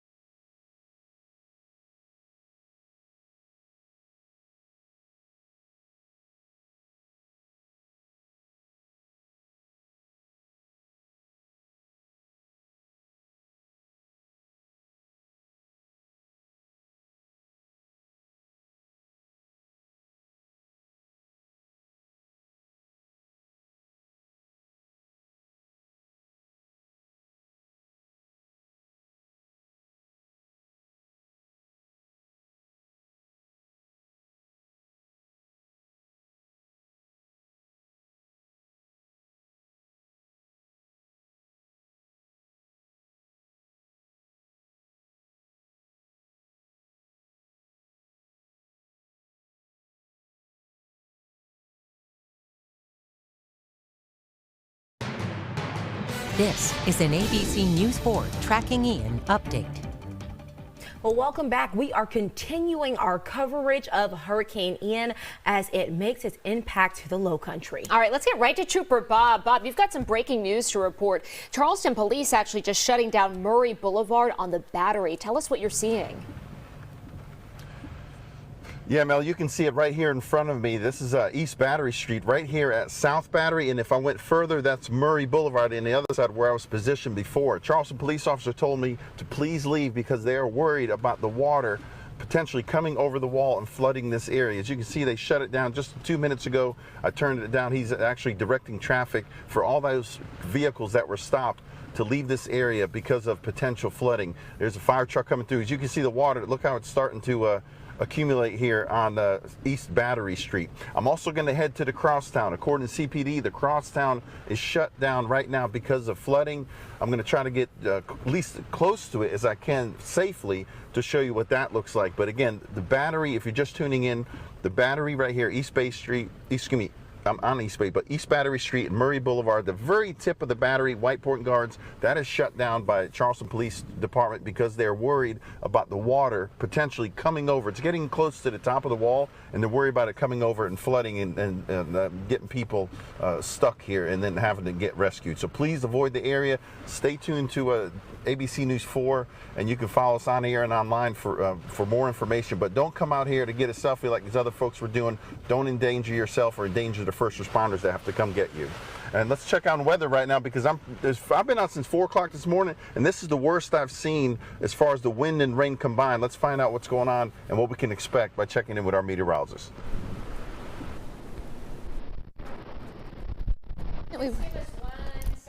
I can talk though. Is my mic on? It is on. All right.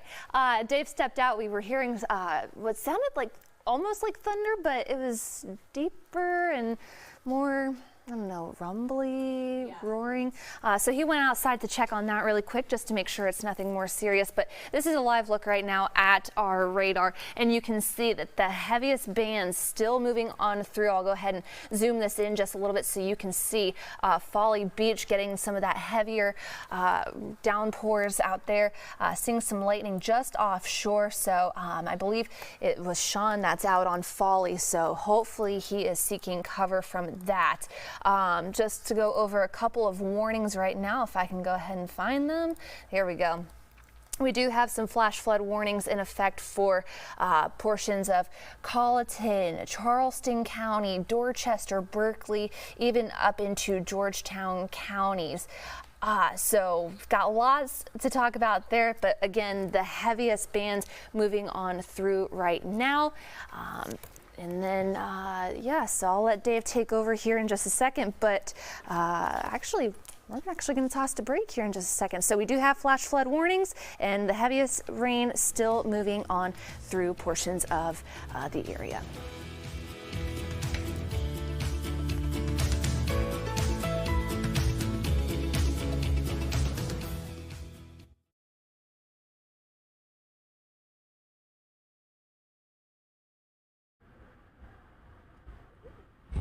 Mic check, 1, 2, 3, 4. Mic check, 1, 2, 3. Check, check, check, 1, 2.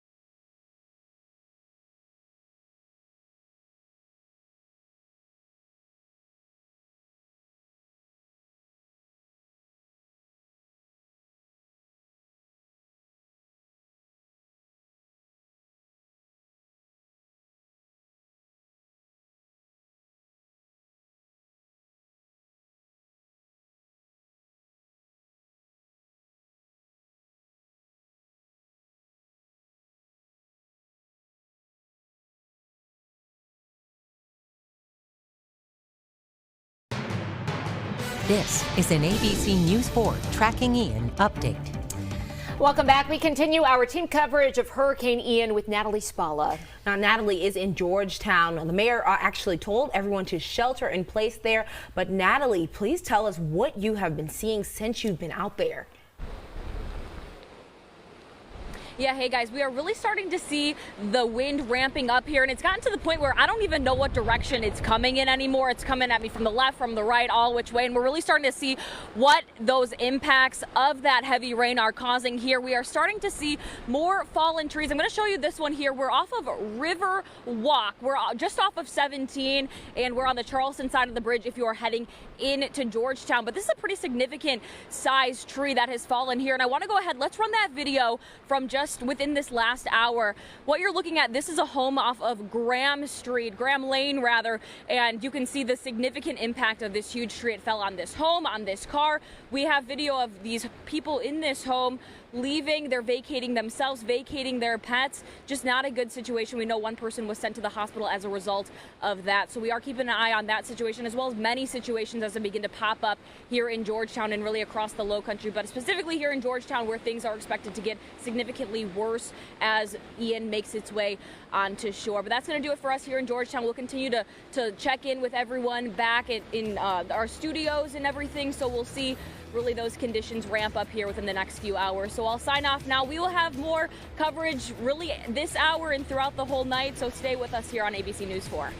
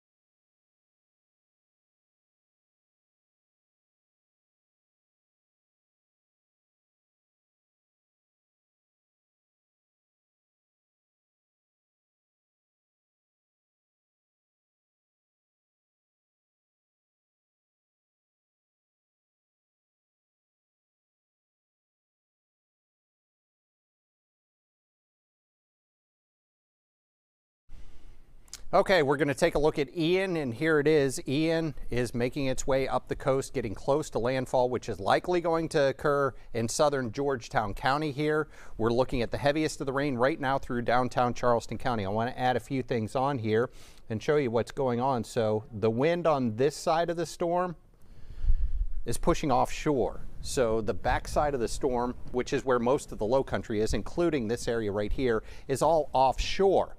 So that's pushing the water out. Good news, especially with this heavy rain coming down. We just had high tide, so that high tide is going to push out a little quicker because of the offshore flow. Now on the other side of the storm, that's where we're looking at the onshore flow. So anywhere from Georgetown up to the north, draw those lines on right here. And that's where we're seeing the onshore flow. So Georgetown up to the north, that's where we're concerned with the storm surge. Fortunately, we do have the heavy rain. That's not fortunately, but fortunately the winds are offshore. This could be a lot worse. We are seeing flash flooding through all of Charleston County, all the way back I-26 towards Somerville, Ladson, onto Daniel Island. So we're seeing that heavy rain causing flash flooding, but fortunately the tide is not too bad. Looks like the center of Ian is right about there. Right about to come on shore, very close to the Santee River. We'll continue to watch this through the afternoon, and we'll be bringing you the latest updates as Ian makes its way through the low country and then heads out of here. All right, Dave, thanks so much. Just an important note to pass along.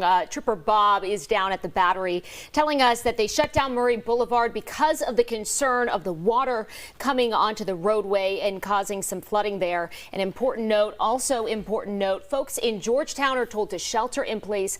We've had our Natalie Spalla there and Scott Eisberg reporting on conditions there. Of course, things deteriorating really by the minute. Right, so stick around. We'll be right back here in just a few minutes with more coverage of Hurricane Ian.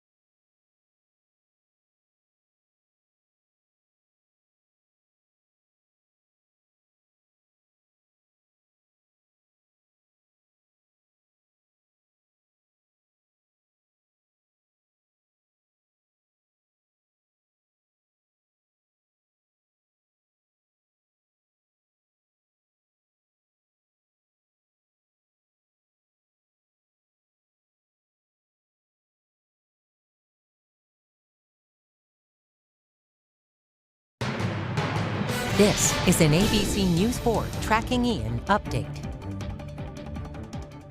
Our coverage of Hurricane Ian continues here at noon. We have reached high tide. Right now we are taking a live look at the Morris Island camera, and you are really being able to see, I guess, the deteriorating conditions as we've been experiencing over the past hour. You can see the waves. Certainly hard to see in some spots like we're looking at right now. The Ravenel Bridge is almost completely covered with those clouds, that rain. I've never seen it like this before, Mel, and I've lived here almost a year. I know that's not a long time, but I've never seen it quite this cloud covered. Terrifying too to drive across. We're urging people not to do that. Our traffic tracker, Trooper Bob, he has been showing us a live look at the Battery, which we know a portion of it is closed because of concerns of flooding. And you can even see some smaller branches down there, but we've seen tweets of larger trees falling across the low country. So again, you are being urged to stay home and stay off the roads today, everyone. All right, let's send it over to Folly Beach. I believe that's where we have our Sean Mahoney, which has been dealing with some really, really strong bands and watching the roads flood there. Sean, can you hear us? What are you experiencing?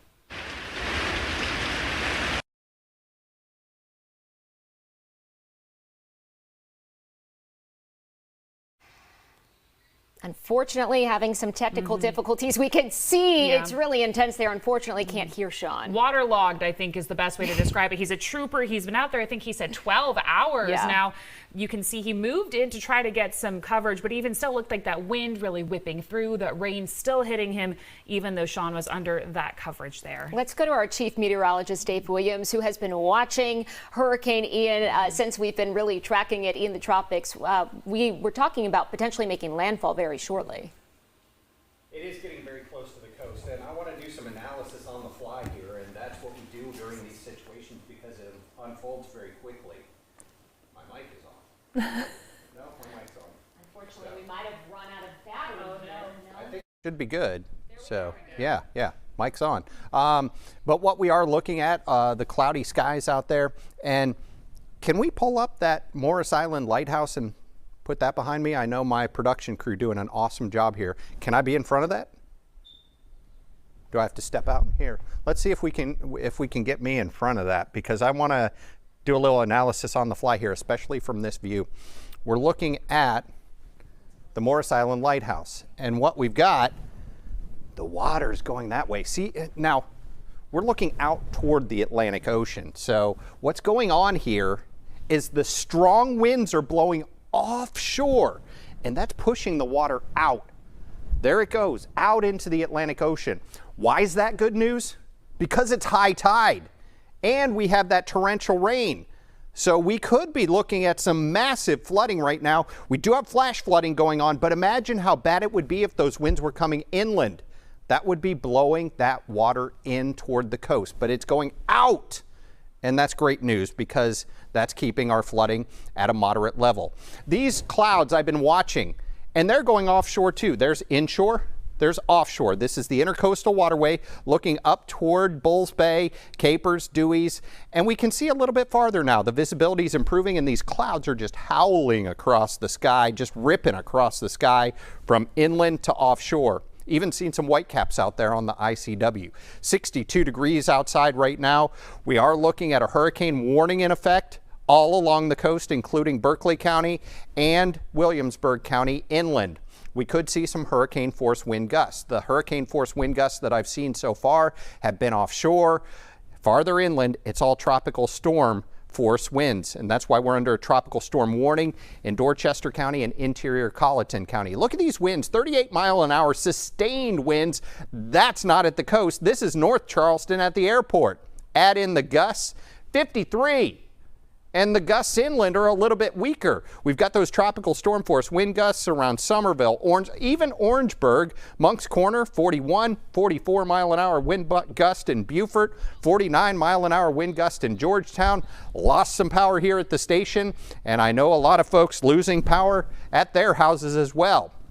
It's because of this band coming through. And this is the worst of the storm right now. This is going to continue to move through central Charleston County.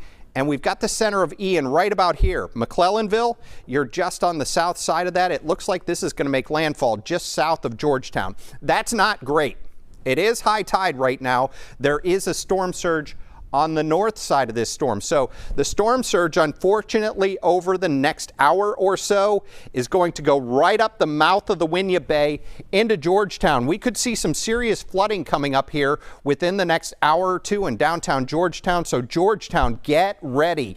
Get to higher ground now before it actually happens. I'm letting you know that it's coming your way. So the storm surge headed up into Georgetown, up toward the Grand Strand, places like Debadoo, Pawleys Island, Surf City, Surf City Beach up toward Garden City, and that's where Surfside Beach, excuse me, and we're looking at the heavy rain heading up that way. The heavy rain coming down in downtown Charleston right now, stretching over toward West Ashley, James Island, Johns Island, Wadmalaw, and that is causing some flash flooding. There is Ian. Ian continues to move. It's going to head farther inland, and as it does so, it's going to spread that heavy rain along with it. We are under a flash flood warning. That flash flood warning for all of Charleston County, Somerville, Daniel Island, Ladson, all under that flash flood warning, and likely here very soon, much more of Georgetown County. We've got a lot more with Ian coming up, but right now we can see that water rising in downtown Charleston, and we've got our own traffic tracker trooper Bob out looking at the roads to tell us why we should not be on them. Well, Dave, here's a prime example. As you can see, this just took a matter of 5 minutes when I came through here, flipped around and came back. You can see the market starting to flood. This intersection was clear of water 5 minutes ago. And you can see this is also Hassel Street or Hazel Street, however they call it. That's also flooding there. I'm going to post a picture on my social media page, @TrooperBob_SC. East Bay Street starting to flood. And you saw earlier, just about 15 minutes ago, that Charleston police have blocked off the access to the battery because of the water level rising in the ocean, and they're worried about the water coming over the wall. Also, the crosstown, that is shut down to all traffic right now. I was trying to make my way out there, but I wanted to show you this this water here in the market. So please do not be on the roadways if you don't have to. The issue is, as you can see, you might go down the roadway to get from point A to point B, but when you come back 20 minutes later, that roadway may be underwater, maybe barricades up, and that'll limit your way around. And you know, Charleston has has a lot of one-way streets, so it's not easy to navigate around here, and you can't control which way the water's going to go. So that's what makes it so dangerous. And I've got a car coming through here in just a second. Let me see if they're going to go through this water or not. But again, if you can't see how deep the water is, please don't go through and drive through there. But it looks like they're going to take a chance here. I don't know. We'll see. But again, stay home and keep yourself safe and tune in to ABC News 4. Again, wind advisory on the bridges. You can see these lights flickering back and forth there, blown from the wind. Also the treetops. This is the worst I've seen a storm, and I've been out since 4 o'clock this morning, especially over the last 30 minutes. The combination of wind and rain, and now the rising water levels in Charleston. And the vehicle here behind me, they're actually turning around. So they listen to that. Turn around, don't drown. Don't go through waters that you can't tell how deep it is. I'll send it back to you guys.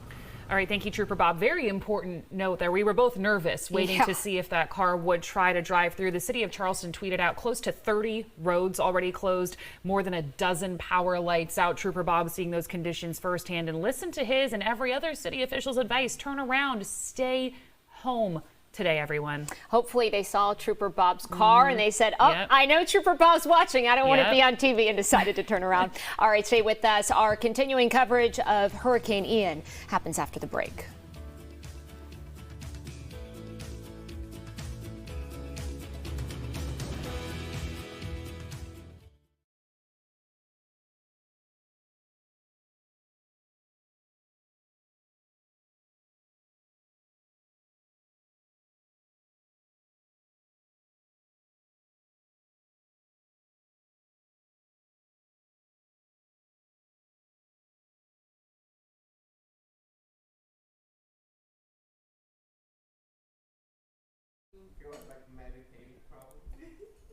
We're doing, what's going on with the next intro? Is this their look live? Yes.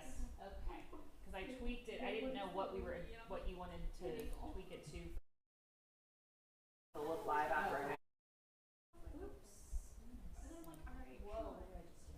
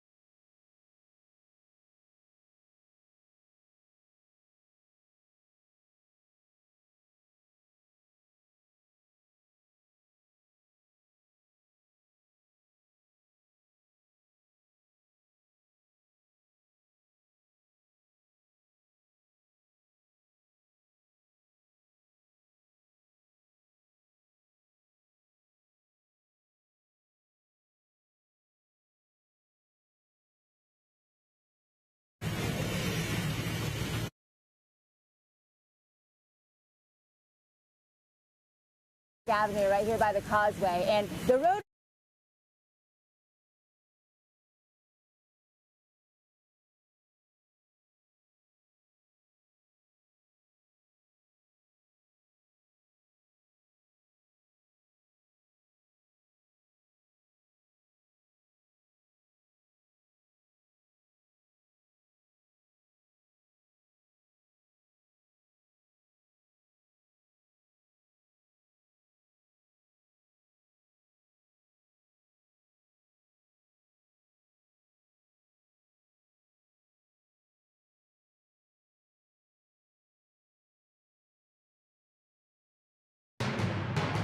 This is an ABC News 4 Tracking Ian update. Just before 12:15 right now, our team coverage of Hurricane Ian continues with Scott Eisberg. He's been out in Georgetown all morning. He's got a look now where one family packing up their belongings after a tree fell on their home earlier this morning. Here on Graham Street in Georgetown, this is the toughest scene we've seen so far. This house behind me, the family is leaving the house right now. They had to get all of their dogs and cats. They had several animals and pets at the house. But a large tree broke off and fell down into the house. Natalie, if you can move over a little bit with me as the family leaves behind us. They were noticeably upset as we talked to them. They said the tree fell through the roof of the house, and it scared the father so that they believe he had a seizure. He is now at the hospital here in Georgetown. But you could see right there that the tree went right down into not only the house, but this car crushed as well. It's a large old tree on top of this house here on Graham Street in Georgetown. The other houses around it seem to be in okay shape, but obviously something with that tree was a bit weak and it fell down into that house. But the entire property is pretty much ruined. If you look down to the house, it's pretty much ruined. Several people were living there.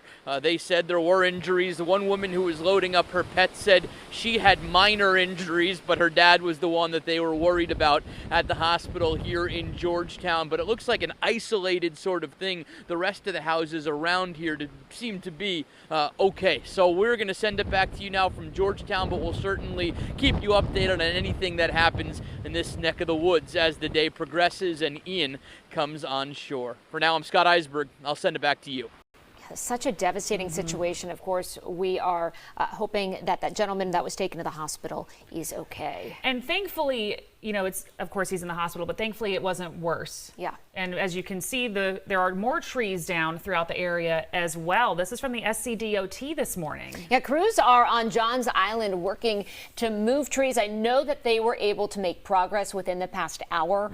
They've gotten close to 200 reports of trees down all across the state. You can imagine that is keeping road crews extremely busy. You don't want to be out on the roads. Well, and we've even seen some tweets already of cars being under trees in different parts of the state. We saw the car under the tree at the house there. So again, if you can stay home, please do so. And if you're in the city of Charleston and worried about trees falling on your car, the city did open up parking garages last night. They're probably close to full, if not at full capacity. I know I moved my car away from trees this morning as well. So try to stay off the roads, especially as things get worse throughout the day. Let's send it over to our chief meteorologist, Dave Williams. And Dave, people out in the elements that we have here are reporting they're experiencing their worst conditions so far. I hear it right now. That wind is howling outside the studio, and it's going to continue to blow through the afternoon into the evening. Even as Ian moves away, there's going to be some dry air coming from high in the atmosphere, wrapping into the center of the storm, and it's going to be windy even after the storm exits. But we're going to see improving weather from south to north over the next several hours.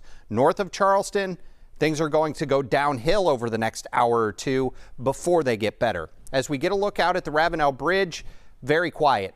We have the clouds, we have the rain, but as far as traffic, not out there. 62 degrees, it's cool, it's dry, it feels like fall out there. Here's what we've got from Hurricane Ian. Today is our storm tracker day that we pegged on Monday.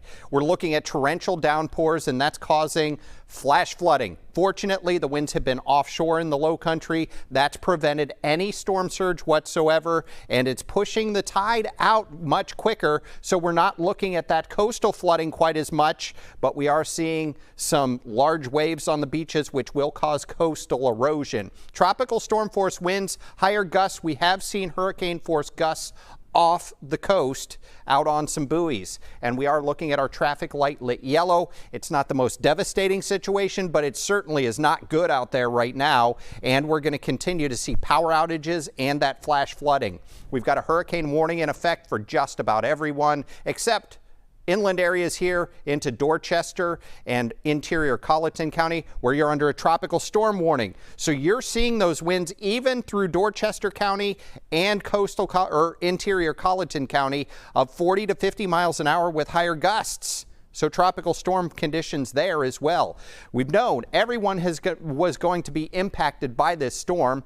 Just some folks a little bit more, especially closer to the coast and especially north of Charleston. So things really going downhill there right now. There's one of those hurricane force wind gusts right out in the harbor at Fort Sumter. Another one out on the Edisto buoy, and then everyone else some tropical storm force wind gusts. We're looking at sustained winds right now in Charleston, 39.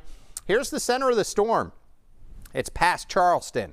It's right off of Bulls Bay right now. Looks like it's going to come onshore in southern Georgetown County, and all the surge with this storm is off to the north. offshore winds for most of the low country, and that's why surge has not been an issue. As far as our wind gusts, up around 60 miles an hour right now in Charleston, and that's the wind I hear howling over top of the station right now. It's those wind gusts up around 60 miles an hour, 49 in Georgetown. Now you notice as we go farther south, 36 miles an hour in Walterboro, 39 in Beaufort. The lighter winds are going to be moving to the north up the coast, but it's still going to stay windy even later this afternoon. The heavy rain, the heaviest of the rain right now, stretching from Somerville on over toward Goose Creek, right on through Ladson into Hanahan, North Charleston, over toward 526, headed toward West Ashley. That extends out onto Johns Island, James Island, on over toward Folly Beach, out onto Kiowa. This is the heaviest rain that we're seeing. This is the heaviest of the rain that we will see.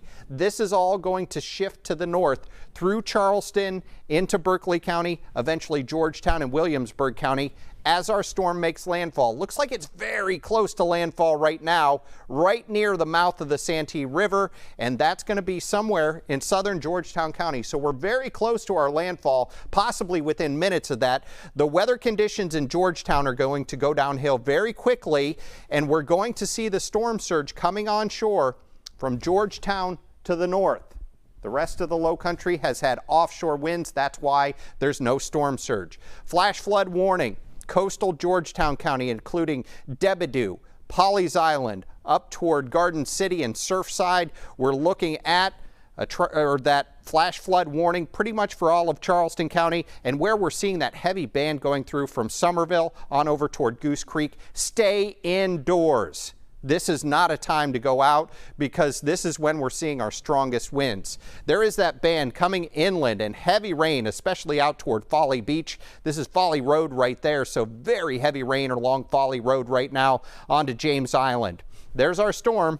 Offshore winds here, onshore winds here. Surge is headed up toward Myrtle Beach, probably about 2 to 4 feet of storm surge up there. We do have storm reports all around the low country. Continue to send those in to us. We'll forward those on to the National Weather Service so that they can get the report. There goes our storm off to the north through the afternoon, improving conditions by about 3, and then by 7, things looking much better. And I really think you're going to like the forecast into the weekend because Ian's gone, and we're going to see some sunshine and those winds calming down. So we're going to go ahead and take a look at what else is going on around the low country concerning Ian. All right, yeah, take a look at this. This is from Trooper Bob. He originally was on Market Street, but clearly we're watching cars do what we've been telling them not to do, which is drive through that standing water. You just never know how deep it is. Well, the road could be washed out. To Trooper Bob's point, there could have been barricades, other things under the water that people may not have seen. He saw one car turn around. These two, though, not heeding that warning. And in fact, they think because they have a lifted truck, possibly they can get through the water easier. That is not true, friends.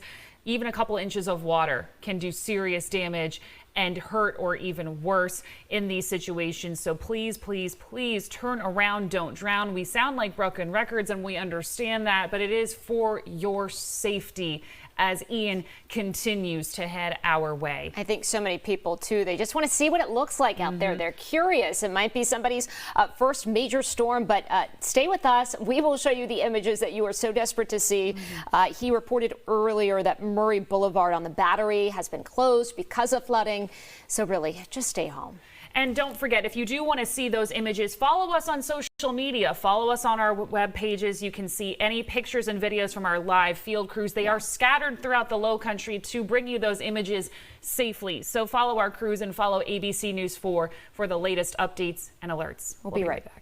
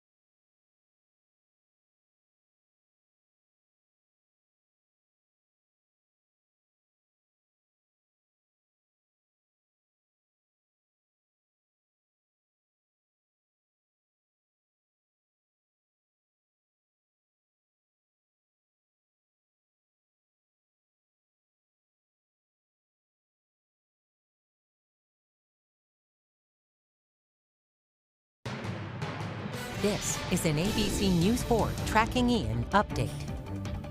And we are continuing our team coverage this afternoon of Ian Wind. We are also waiting for Governor Henry McMaster and state officials to give us their latest briefing here coming up in just a few minutes. And we'll keep track on that. In the meantime, we want to go to Trooper Bob, who is heading across town. He's been showing us flooded roadways. Trooper Bob, what are you seeing and where are you now?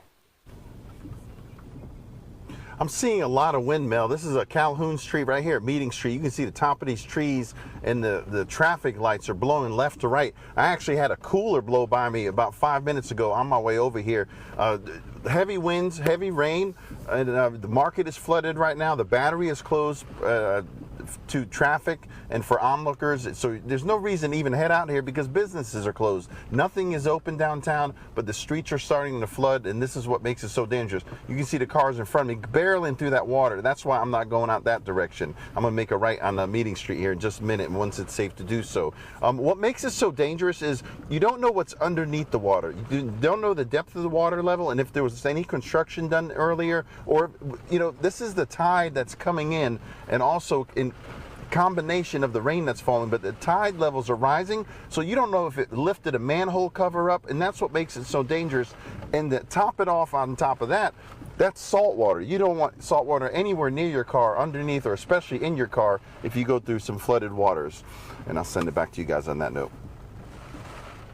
Trooper Bob, continuously good advice though, and people really do need to listen because we saw it earlier on his tweets, people not listening and trying to drive through that water still. I always say, well, we've been explaining this for days, but really this is something that we talk about every time for days, for years. You just don't want to drive through that water. It is so incredibly dangerous. We want to go now to our Floriana Boardman, who is joining us live in Mount Pleasant. Floriana, hold on to your hat there. Winds are really whipping.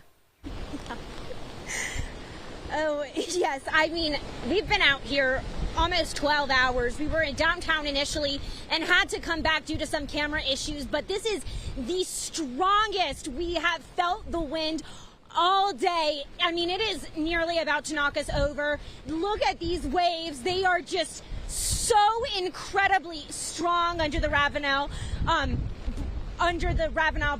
Bridge. It is so insane right now. We are just trying to just stay still. We were driving on the Ravenel Bridge earlier today, and it was just so shaky. I would advise to stay home and just not to worry about it.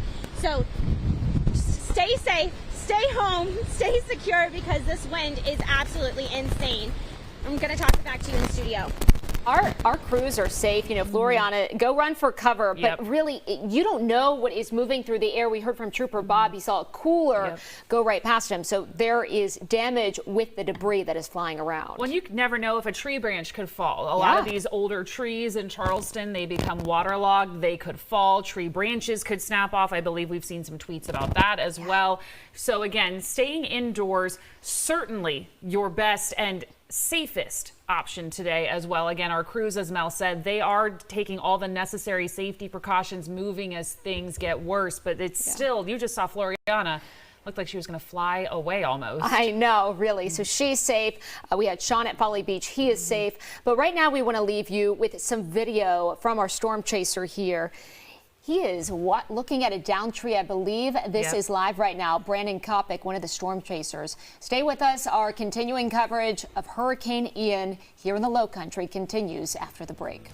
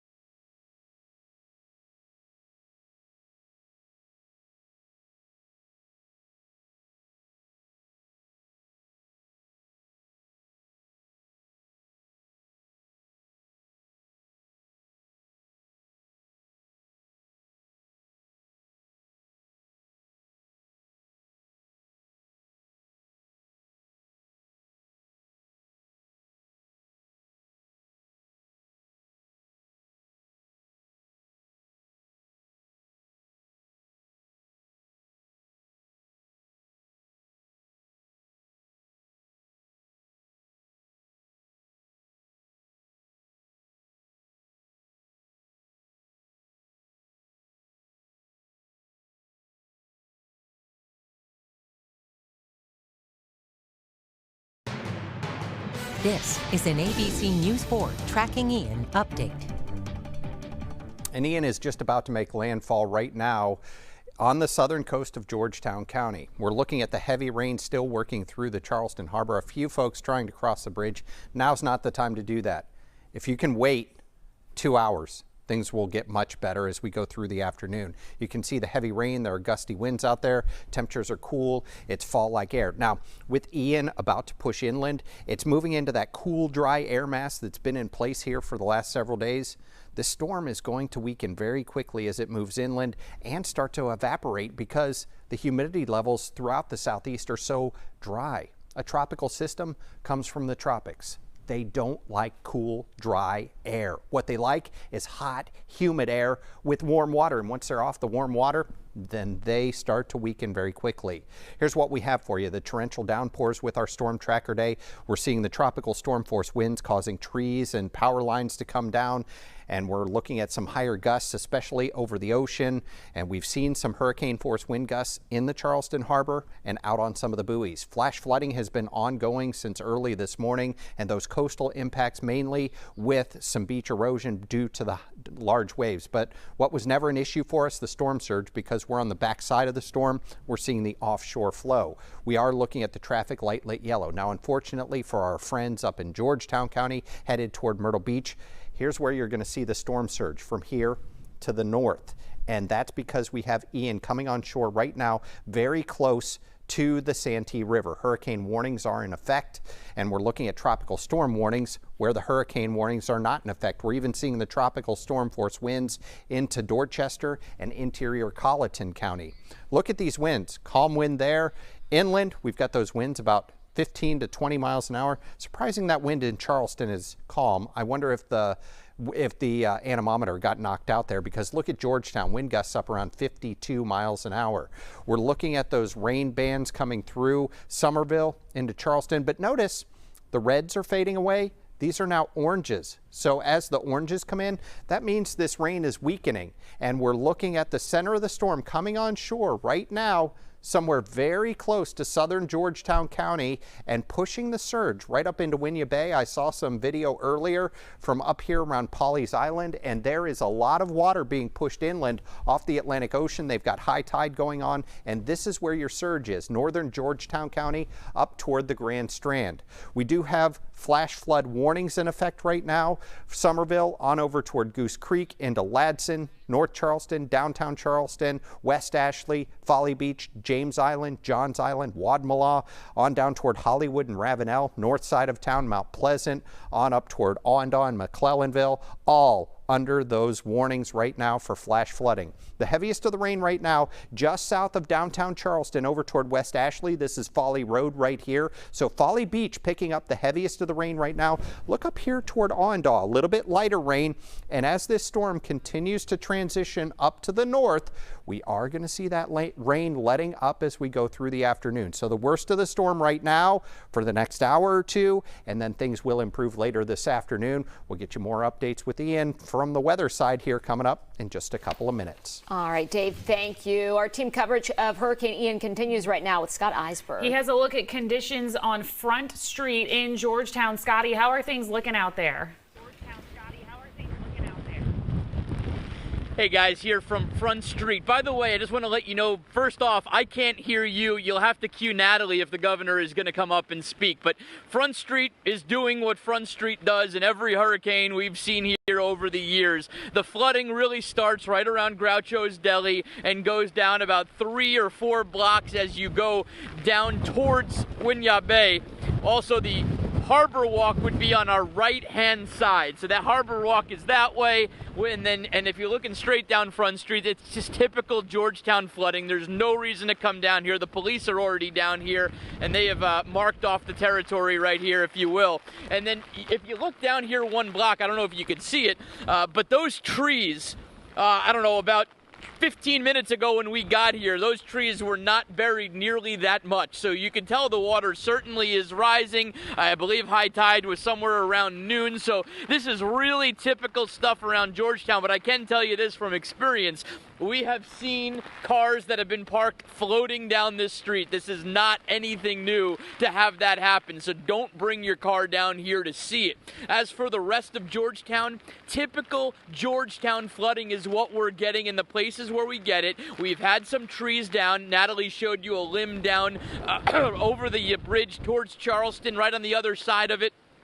Down by the boat landing over there. We also had a tree into a house over on Graham Lane, which was not far from downtown, from Front Street, about 3 miles from here. And then the big area of flooding is going to happen down at East Bay Park. We've already seen the boat landings down there come really high up, and the water is really choppy in the river. So needless to say, stay inside in Georgetown. I know we kind of sound like a broken record, but there really is no reason to come out. There are no facilities out here anymore. The McDonald's was open earlier. That's closed now. The Bojangles was open earlier. That's closed now. The liquor store was open. I don't know about that one, but people online seem to be enjoying that one. But, you know, maybe 1 or 2 gas stations open, but I couldn't imagine them staying open much longer. There's just really no reason to be open right now. We did fill up with gas.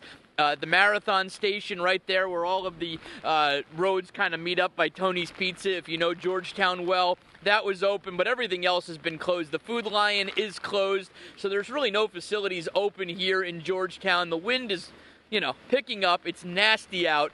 Go enjoy inside weather today here in Georgetown. We'll check in as the day goes along. We'll certainly follow anything that's going on. I see one person right now walking over, it looks like, to his store.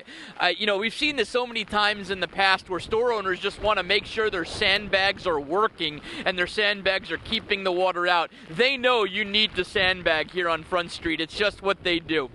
For now, live in Georgetown, I'm Scott Eisberg. I'll send it back to you guys. I've heard of the Waffle House Index. Never have I heard of the Liquor Store Index. That is an interesting one. Thank you, Scotty. Stay safe out there. I know you can't hear me, but stay safe out there. Hey, liquor store, an essential service, right? Yes. All right, just east of Georgetown, let's go to Pawleys Island. Check this out. We've been showing this video throughout the morning here, throughout the afternoon, and you are seeing flooding. Of course, this is from our sister station in Myrtle Beach. As they drive around, check out the flooding there. Definitely rising waters and the rain coming down. Coming up almost, it looks like, to those steps there, that lift. So again, flood waters increasing. This is when those lifted stairs are essential, but still don't even venture outside at that point, I don't think. Right, and we were also seeing video of the road where these homes are on. Of course, that flooded over as well. So if people in that area are planning to go out, don't stay inside, stay hunkered down. The mantra for today, stay home, stay safe. Again, we sound like broken records, and we've been saying this for several days in the lead up to Ian, and we apologize if we sound like broken records, but it is in fact for your safety, everybody. And just north of that in Myrtle Beach, we're also seeing video of damage. Check this out. Probably some wind damage here from the strong winds. I'm not quite sure. Maybe a roof. I don't know if that's siding. That's what I'm thinking as well. Maybe siding like or drywall. A sign. I can't tell. I can't tell by the damage. That's how damaged it is, where we don't know what we're looking at, but you can see first responder vehicles out, wind whipping through those palm trees there as people try to clean up, to maybe clear up the roadways as well. But again, damage just really all across the Palmetto State today. Stay with us. Our continuing coverage of Hurricane Ian after the break.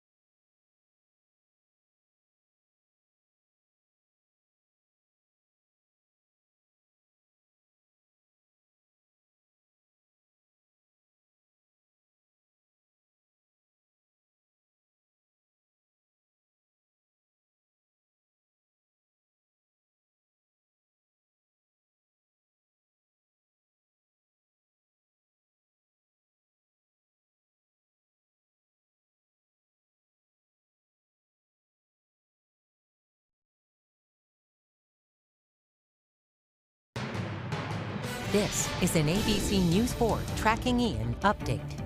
And we are continuing our team coverage this afternoon of Ian. All of our field crews out there trying to bring everyone at home the latest updates. Floriana Boardman joining us from Waterfront Park in Mount Pleasant. Floriana, we heard from you about 15 minutes ago, and the wind's still so intense there. What are you seeing? Yeah, that's right. That is just the best way to describe it. Just intense wind, and it's just bringing lots of rain and just craziness over here. You can see a lot of debris is on the ground behind me. If you take a look at these waves, there are just so many white caps. The waves are so intense. It's the most intense we have seen all day. For the past 10 or so hours, we've been covering this tropical storm, hurricane, and it has just been so crazy thus far. You can even see just these palm trees. I mean, it looks like they're about to topple over because of how strong these winds are. Now, I'm here at Waterfront Park. We are by shelter, so we are staying safe, but these winds, I mean, when I step, even just if I were to step just a foot out, it would be as though, I mean, it looks like I'm about to topple over, to be quite honest. So I'm gonna step back into shelter just to be extra safe, but definitely stay inside, stay indoors. This is the worst of the storm we've seen so far. Floriana, stay safe. Of course, we mentioned our crews taking cover after this. You can see the wind whipping and certainly debris flying through the air. And that wind and those conditions out there actually prompting first responders to suspend services. Several first responder agencies, the Charleston County Sheriff's Office was one, Isle of Palms EMS. I think we're seeing a couple of other reports on Twitter as well. Yeah, definitely more coming through. It's another reminder to stay home and stay off of the roads because, of course, when people go out on the roads, that calls for emergency calls, and that's the way that they put their lives at risk. So we will continue to monitor when those services resume, but of course, stay home. All right. And we are hearing Governor McMaster is stepping up to the podium right now for the briefing with state officials. Let's listen in. It's like Governor Henry McMaster and his entire team getting set. They do usually pray beforehand, but this is an earlier briefing than normal. Typically, he's done these briefings at 3, 4 o'clock in the afternoon. Looks like he's about to speak. Of course, we heard from him a little less than 24 hours ago as we prepared for Hurricane Ian here along the South Carolina coast. Let's listen in. With us, Chaplain Davison.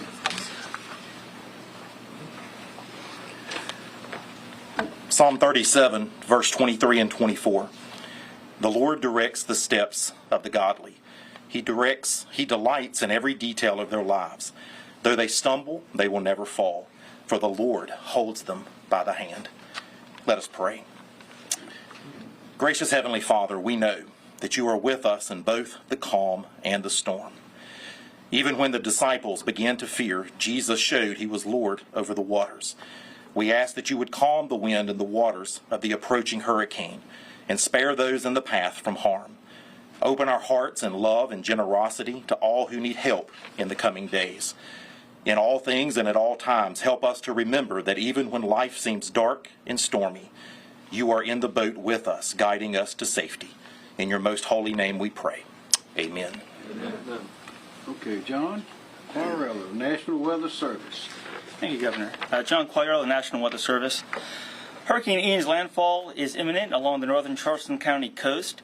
As of the Hurricane Center's 11 a.m. advisory, Ian was a Category 1 hurricane with 85-mile-an-hour winds, and we should be getting an update on its position here within the next hour or so. The impacts of Hurricane Ian are already ongoing across the state. Peak wind gusts as of noon have reached 83 miles an hour at Fort Sumter, 73 miles an hour at Folly Beach, 68 miles an hour at Murrells Inlet, 58 miles an hour at the Charleston Airport, 55 miles an hour at Georgetown, and 53 miles an hour at North Myrtle Beach. The strongest winds will occur into this evening across the northern Charleston Tri-County area, up through the Grand Strand and PD, with areas along the coast near where Ian makes landfall potentially seeing wind gusts up to 80 to 90 miles an hour, and 50 to 70 miles an hour farther inland along the track. Tropical storm force winds will extend west through the Midlands. These winds have already downed numerous trees and power lines across parts of the state, and these reports should become more widespread as Ian shifts inland and the destructive winds develop. Storm surge flooding is already ongoing as well across much of the South Carolina coast, with reports of inundation in many coastal communities, especially along the central and northern portions of the coast. Peak surge values of 4 to 7 feet of inundation are expected north of Isle of Palms, with lower values south of there, generally up to 2 to 4 feet. Storm surge flooding will be most problematic through mid-afternoon, but could certainly linger through the evening. Areas in and around McClellanville, Georgetown, Debadew Colony, Pawleys Island, Garden City, Litchfield, and Cherry Grove will be most affected. The storm surge will occur along the ocean front, the back bays, and tidal creeks. Coastal roadways could temporarily become impassable. Heavy rain is also ongoing, with many flash flood warnings right now in the Charleston Tri-County area. The flooding threat will continue into this evening, especially with the torrential rainfall, the high rainfall rates that we're seeing right now with Ian. Everyone's reminded that if you encounter a flooded roadway to turn around, don't drown. And finally, there's an increasing threat of isolated tornadoes, mainly in the far northeast part of the state where a tornado watch has now been issued. Conditions should improve across the state late tonight as Ian weakens and lifts to the north. So again, please seek higher ground if you're in a flood-prone location along the coast, and do not drive through flooded roadways. Thank you. Thank you. We'll answer questions as we go through the team. As I speak, the center of Hurricane Ian is approaching the coast of South Carolina, just above Charleston, mainly from Bulls Bay up through Myrtle Beach. I've spoken to a number of the mayors in those areas, and they are well prepared. The Grand Strand, particularly right now, is seeing very rough seas. Also, behind the Grand Strand, the water is backing up because it can't get out behind the beaches and behind the creeks. But this is not as bad as it could have been. A lot of prayers have been answered, but I would ask people, don't quit yet, because it's still coming. We are not out of the woods. I remind people, as John Quirello just said, there's water on the roads. We've seen photographs of it. The people have been sending us, the mayors and others, and it's still very dangerous. And there's still winds even where there's not much water in other parts of the state. So if you don't need to go outside in the wind right now, stay inside. If you don't need to drive anywhere, don't drive. Be careful and be smart. So far, fortunately, no deaths have been reported to us as a result of the storm. But there are still life-threatening conditions, and we need to continue to be very careful. I note that in Charleston, they have, according to Mayor Tecklenburg a little while ago, they have about 6 to 12 inches of water in the hospital district. That's much less than was expected. The low wall around the battery was not overrun with water. That is very good news. High tide in Myrtle Beach was at about 12:30, and so we know the water is high there. The winds are high, and as I said before, a lot of water is being trapped inland and can't get out because of the winds and because of the currents. But right now, when the storm seems to be receding in certain parts of the state and is moving on to others at hurricane speeds, this is when people normally get careless, get hurt, and unfortunately often lose their lives. So don't forget that human error is the deadliest thing that we have. Misjudgments, miscalculations, carelessness. So be careful and be smart. I spoke to President Biden this morning. He was fully aware of our situation. He promised whatever help we needed, and you would like to know, of course, he's been here before, and he says South Carolina is a beautiful place, and of course, I agreed 100% with that. So that is our situation so far, and we have a number of people to speak and provide details, and we'll start with General Jeff Jones. Thank you, Governor. Major General Jeff Jones, the Deputy Adjutant General. Right now, the South Carolina Military Department, which comprises our Army Guardsmen, our Air Guardsmen, and our State Guardsmen, and our civilian employees, they are poised to continue to respond to our state and local partners and the people of South Carolina. Currently, we have 90 Guardsmen on state active duty. They are positioned forward, primarily performing high water vehicle support, and we are poised and prepared to shift operations in response to any request to any mission statewide. Thank you very much. Thank you, General. Kim Stenson. Thank you, sir. Kim Stenson, Director of South Carolina Emergency Management Division. The State Emergency Operations Center is currently at Operating Condition 1, also known as OPCON 1. This is our highest level of alert and response, and we are now fully staffed with a number of state agencies and voluntary organizations 24 hours a day until this event curtails. Right now, priorities include support to counties and responding to transportation, sheltering, supply, and equipment missions. We're also planning for damage assessment and follow-on recovery operations. We continue to work closely with the local authorities to share information and identify unmet needs. We've only received a few requests for support, but they include high water vehicles, swift water rescue teams, and shelter support. In the near term, we expect to receive additional requests for debris management assistance, generators, and also damage assessment. Damages have been light so far, with basically reports of downed trees and localized flooding, mostly along the coast, but we expect that to build over the afternoon.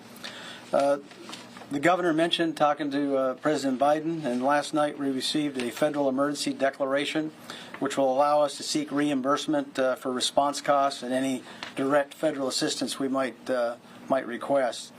And that emergency declaration is different, it's not the same as a major disaster declaration, which we requested after the completion of any damage assessment that we would do and potentially provide funding for both infrastructure and repairs and assistance to individuals and families. So the emergency declaration is fairly limited, but it does give us some advantages, certainly at this point. As the storm moves through South Carolina, residents should keep in mind a couple of key points. One is to stay tuned to local television and radio stations for emergency information. Certainly stay inside a well-constructed building, and then try to limit your non-emergency calls to keep that grid open, and use text messages if you've got non-emergency calls. So, reminder: citizens can use scemd.org and the South Carolina Emergency Management app on your phone to keep up to date on disaster information. And we encourage you, citizens that receive damage, to go ahead and report damage through that app, that South Carolina Emergency Manager mobile app. And then the damage assessment report is on the tools section of the main menu, so it's pretty easy to get to. I checked it out last night. Sir, thank you. Thank you, Director Nanette Edwards. Thank you, Governor. Nanette Edwards, Executive Director for the South Carolina Office Regulatory Staff. So around 10:30 this morning, statewide, we had outages of around 32,927. As around 12:25 today, we're already over 69,000. I do anticipate that those outage numbers will climb. The crews are standing at the ready, and they will go out and do restoration efforts, but only when it's safe to do so. So when those winds get to about 30 miles per hour, the crews that are out there, you will see them pause. So for customers who currently have power, because I expect the number to climb, please do take a moment and charge your phones, do those things that you need to do while you still have some power. For those that are experiencing an outage, do notify your utility so that they are aware. And if you are out and about for some reason, stay away from downed power lines. If you do have a customer complaint, contact ORS toll-free at 1-800-922-1531. That concludes my report. Thank you, ma'am. Secretary Hall, Department of Transportation. Thank you. I'm Christy Hall, the South Carolina Secretary of Transportation. We currently have more than 2,100 employees working this event. As of now, we've responded to more than 200 downed trees across the state that's been removed in order to re-clear the roadway and enable the utility providers to get back in and do the work that they need to as well. We will continue to do that as the storm passes through the state.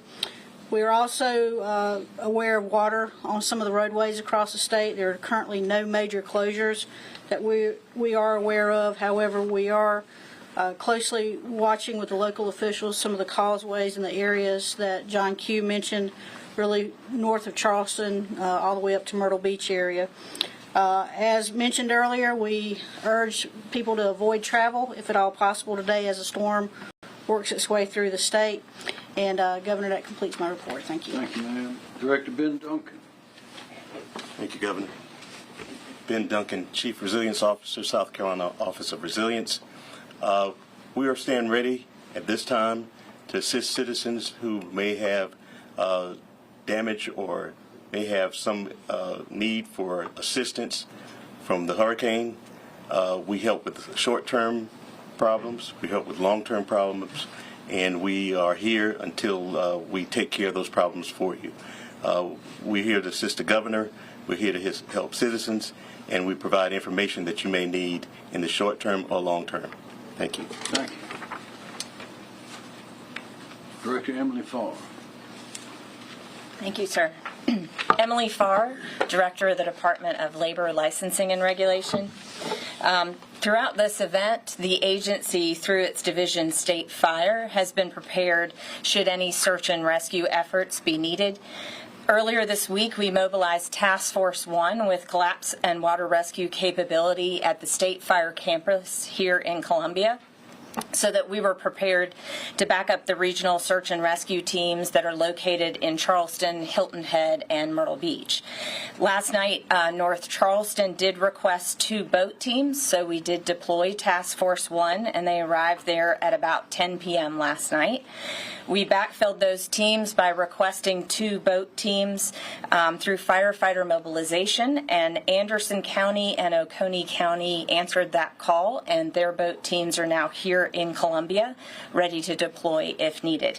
As well, the State Fire Marshal, Chief Jonathan Jones, continues to make contact with the fire chiefs along the coast to make sure that they do not have any unmet needs.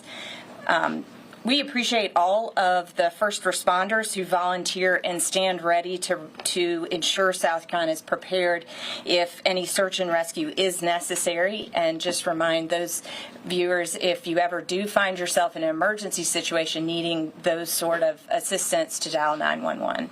Thank you, sir. Thank you, ma'am. Director Mike Leach, Department of Social Services. Thank you, Governor. Good afternoon. Michael Leach, South Carolina Department of Social Services. Currently, we have 5 shelters open across the state. All are general population shelters. 2 are in Charleston County, 1 in Jasper County, 1 in Orangeburg, and 1 in Williamsburg. As of noon today, we have a total population of 119 individuals in our shelters.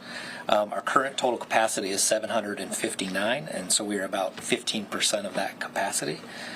All locations are resourced. DSS staff, Red Cross volunteers, law enforcement, and other volunteer organizations are currently engaged in that mission.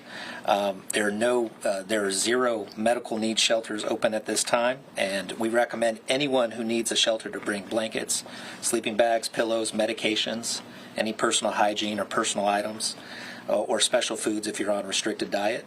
And shelter information could be found at scemd.org or redcross.org, or contact your local county emergency manager. Thank you. Director Rob Wood, Department of Public Safety. Thank you, Governor. Good afternoon. I'm Rob Woods, Director of the South Carolina Department of Public Safety. Beginning yesterday, we deployed law enforcement officers from the state throughout South Carolina in anticipation of higher calls for service on U.S. highways, interstates, and other highways throughout the state.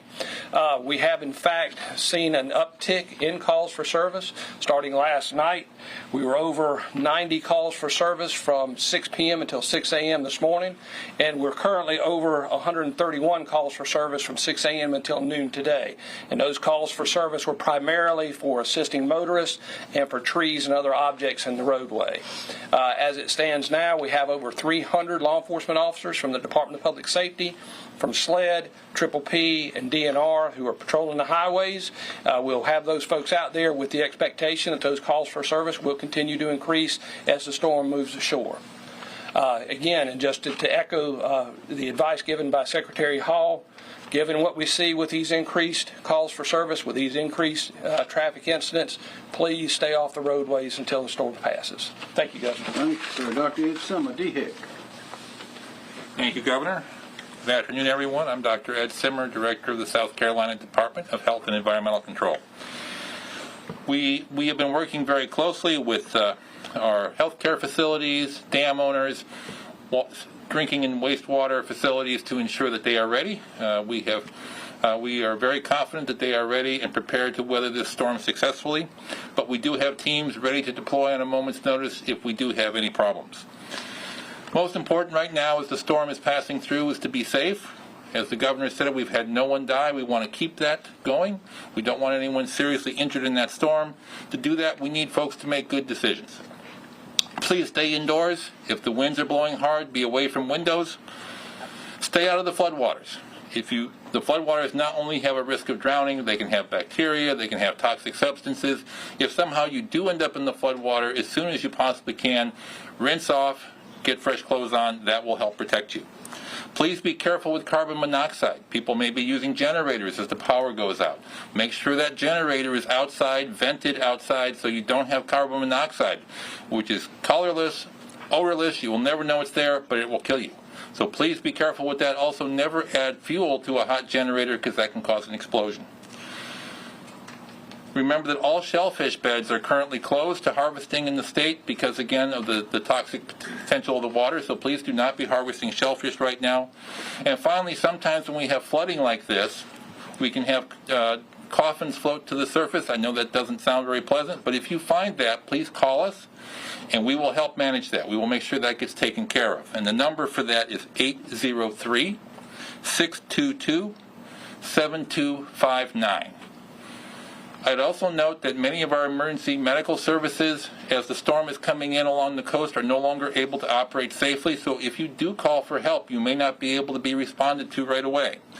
We have checked. All of our hospitals are open. All of the hospital emergency departments are open. If you do need emergency medical assistance, that's where you should go, because many of our regular medical clinics and urgent cares are currently closed, especially along the coast.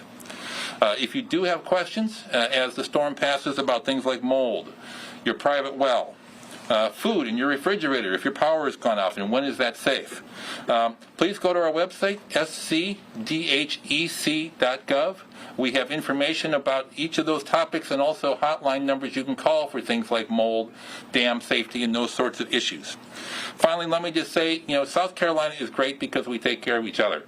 If you have a neighbor, a friend who maybe isn't as able to take care of themselves, please check on them when it's safe to do so. Make sure they're okay. Provide them the assistance that they need.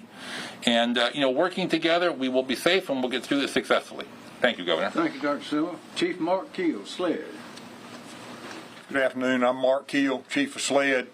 All of our personnel has been on standby since the day before yesterday.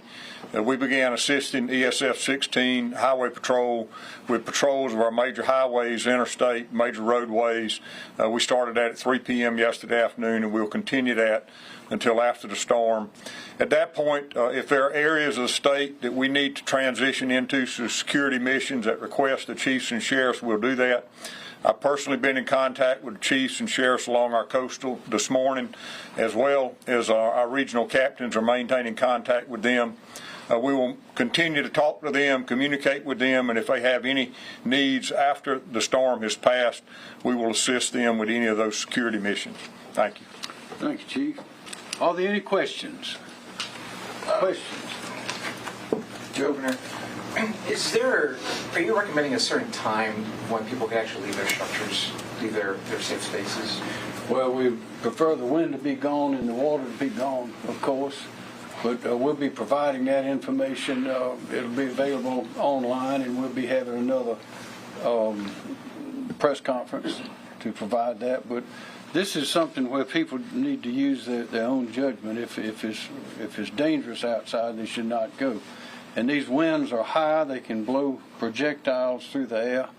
You can get struck by a projectile, and again, water on the roads can be very dangerous, particularly when there's water in the ditches. And so we want people to use common sense.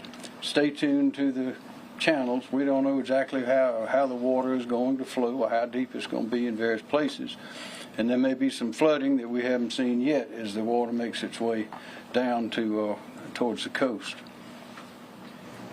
Yes? How would you describe working with the Biden administration while you're preparing and responding to the storm? They've been helpful and cooperative, and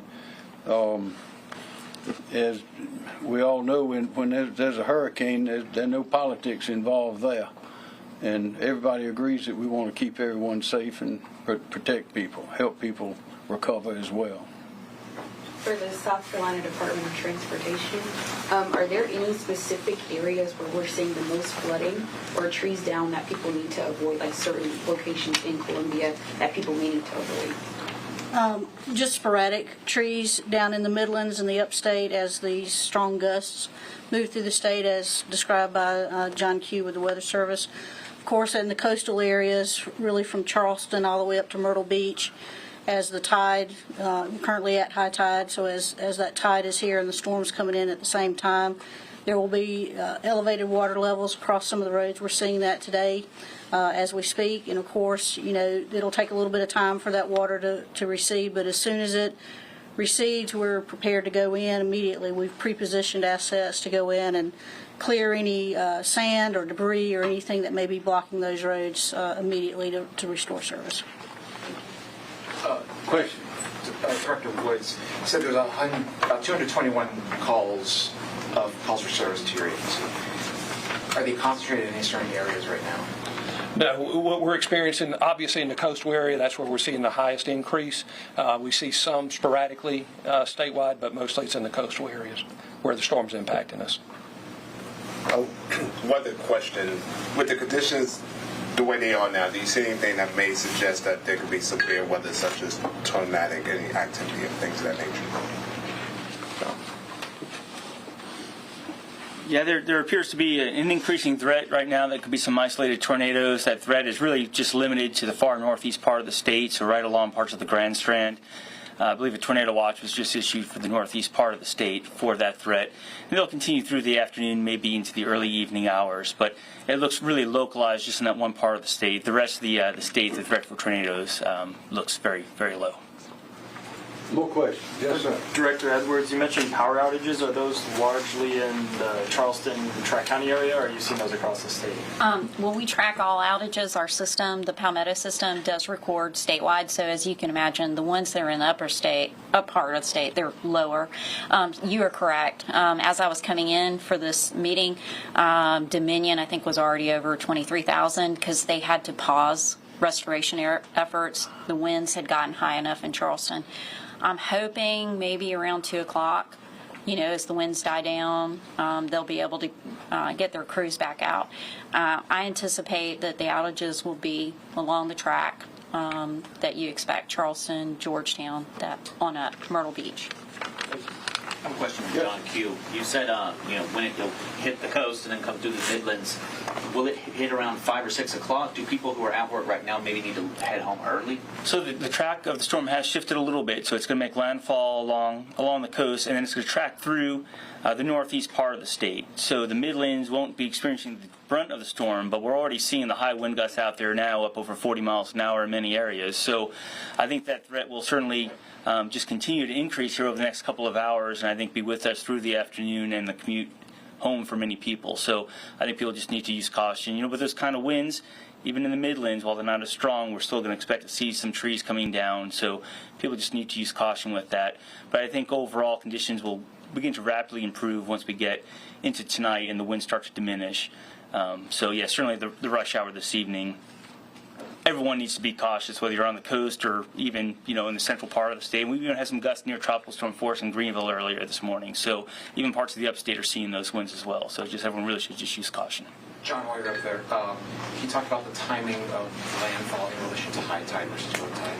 So high tide generally occurred right around 12 o'clock along many areas along the coast, give or take an hour. So, I haven't gotten word yet that it's officially made landfall, but we expect it to be really any time now. It should be making landfall based on what we've seen on radar and satellite. So, that's starting to come in here now, and the National Hurricane Center will make the assessment on when that happens, make the official word. What was the rest of the question? I guess, this is the worst. I hate to use worst case scenario.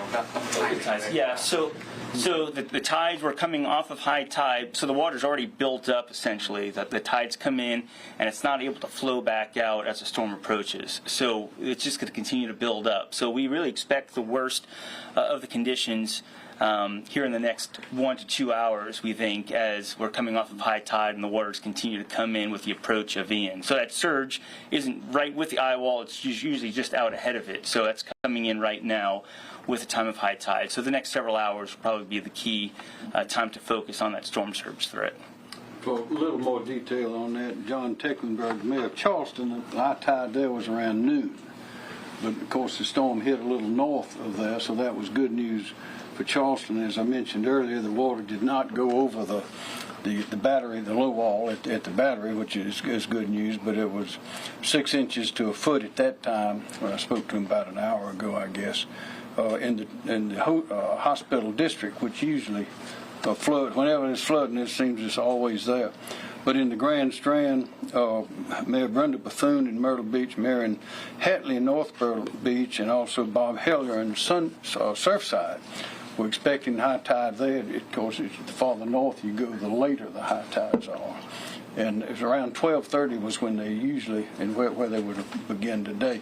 And that's why what John Q mentioned is that water is coming in and the wind's coming in. Whatever rain and water is coming down and trying to get out can't get out, and that's what causes those flooding conditions and flooded roads. Yes, sir. Governor, you speak a lot about infrastructure. Is there anything infrastructure-wise that can be done in South Carolina to help the coastal areas in events like this, or is this just something you have to bear? Well, one of the things we're doing, of course, that's one reason we have so much interest in I-26, because that typically is a road that has a lot of traffic when a storm hits. But we are working, as you know, we're ahead of schedule.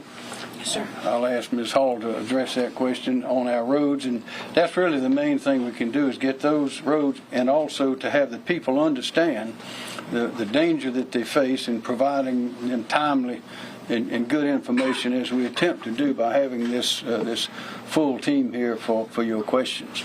Yes, sir. Yes, sir. Yes, sir.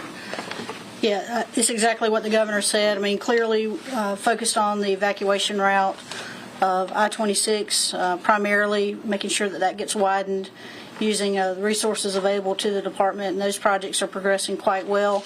The one north of Columbia is well ahead of schedule, and the contract to begin the first part of widening on the section between Charleston and Columbia is about to be signed to move forward with that project, again ahead of schedule. All that work's been accelerated due to leadership efforts with the governor and our legislative body as well. So you've got your major routes, and then of course there's a large emphasis looking at drainage projects throughout the state, especially in areas where we have frequent flooding. So more to come on that, but of course there's plenty of work to do when it comes to drainage work across the state. More questions? Director Leach, are you expecting more shelters to open up post-storm?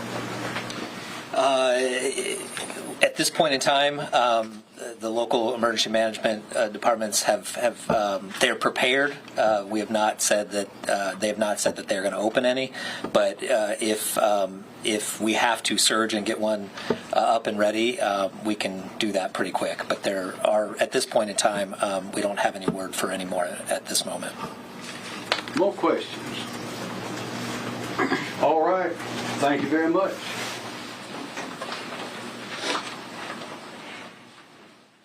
Just listening into Governor Henry McMaster, state officials A lot of things we've heard repeatedly, but the biggest thing we learned is that they are operating at OPCON level 1, which is the highest level of response for the state. And they also talked quite a bit about power outages locally and across the state as well. Yeah, more than 69,000 outages across the state as of last check. Of course, our power here in our studio has gone out in a spot. So power flickering on and off for some people. I'm sure those numbers have changed. The good news that we learned, though, at about 2 p.m., they believe, this is, of course, according to state officials, power restoration in the Charleston area might be able to resume. We'll have to watch that closely. But again, 2 p.m., so that's about 40 minutes away. Because remember, when those winds are high, it's too dangerous for those crews to be out there. Dominion Energy at last check sitting at around 53,000 outages. Santee Cooper right around 1,900.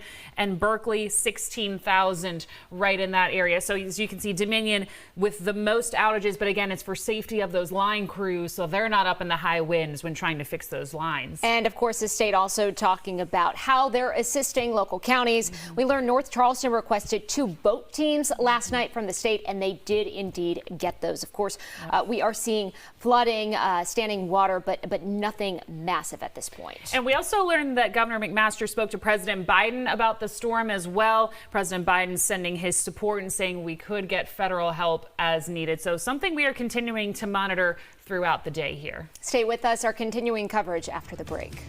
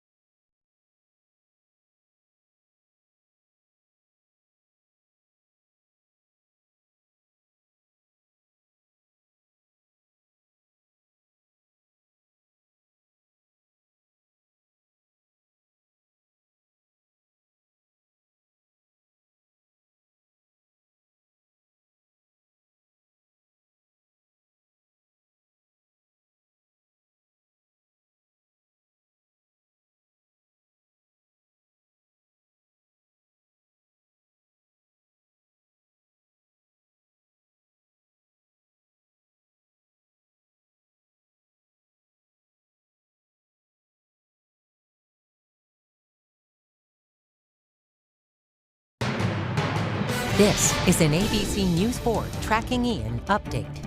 Still howling winds out there. I wanted to show you this camera shot right here. This is our live Mount Pleasant Skyview network shot, and this is on top of Hotel Indigo looking toward the Ravenel Bridge, and I just saw some debris fly by. I think it was just a few leaves, but even so, debris flying by.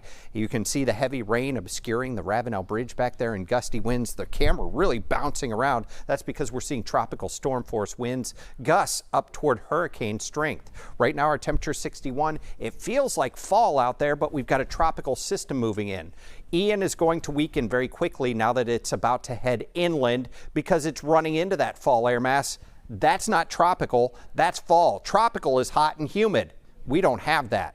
A look at our wind gusts so far. Look at that in the Charleston Harbor, Chutes Folly. This is one of the buoys out there or towers out there. 92-mile-an-hour wind gust. Fort Sumter, 83-mile-an-hour wind gust. The Edisto buoy right at hurricane strength 74. Other spots seeing the tropical storm force wind gusts. So very windy out there. The wind gusts of hurricane force have been out in the harbor, out over the water where it's a little bit more frictionless. I think the Charleston anemometer has gotten knocked out because it's reporting calm winds. It's not calm out there. It's howling. 26-mile-an-hour winds in Georgetown, and look at some of these gusts. Certainly the anemometer has been knocked out there. So that's what the wind did. 51-mile-an-hour wind gusts in Georgetown, tropical storm force wind gust in Somerville, close to it, Orangeburg, Moncks Corner, and Beaufort. So these tropical storm force winds extending all the way inland. We've got Ian making landfall right now. So it looks like somewhere northern Charleston County, McClellanville, right around the Santee River. This storm is making landfall right at this moment. North of that, that's where the storm surge is. And notice this band here. It is some very heavy rain, but as this storm moves inland, this band is really getting squeezed off, drying up. Down in Beaufort right now, they're done with the storm. This is going to continue to move to the north and the west, and we'll see the end of that storm. And I did just see on there is a tornado watch. It looked like Georgetown County up to the north. So north of the center of the storm, there is a tornado watch. Most of us not under a tornado watch because I told you yesterday we're not going to be on the right side of the storm for the tornadoes or the surge, which we didn't get, but that surge and the tornado threat up toward the Grand Strand where we were expecting it. Flash flood warning still in effect most of Charleston County into Dorchester and Berkeley County. That includes Somerville, Ladson, on over toward Goose Creek, Daniel Island, Mount Pleasant, McClellanville, Awendaw, downtown Charleston, James Island, Johns Island, Folly Beach, West Ashley, Hollywood, Ravenel, Kiowa, Seabrook, and Edisto, all under that flash flood warning because we're still seeing the heavy rain, especially in this band, and it's set up along I-26 right where that flash flood warning is from Somerville on down toward downtown Charleston. This is slowly going to ease up, and see how earlier it was wide and it had lots of red. Now it's squeezing down to become a narrower band. That means it's weakening. It's getting squeezed off because this tropical system is making a transition from a tropical system into a regular low pressure center like we see typically moving across the United States, not out of the tropics. There's that counterclockwise flow. We've had the offshore winds, and that's prevented the storm surge here. But where the onshore winds are, that's where we're seeing the storm surge, Georgetown up toward Horry County, and that's also where we have the tornado watch up into North Carolina, and even farther than that, all the way into Virginia because of a landfalling hurricane here in South Carolina. Zoom in a little bit closer, and there it is, coming on shore right now, right around the mouth of the Santee River. We'll have to wait for the National Hurricane Center, but it looks like it is pushing inland at the moment, and that's likely where our landfall is, somewhere within a few miles of the border between Charleston County and Georgetown County, surge all to the north of that point.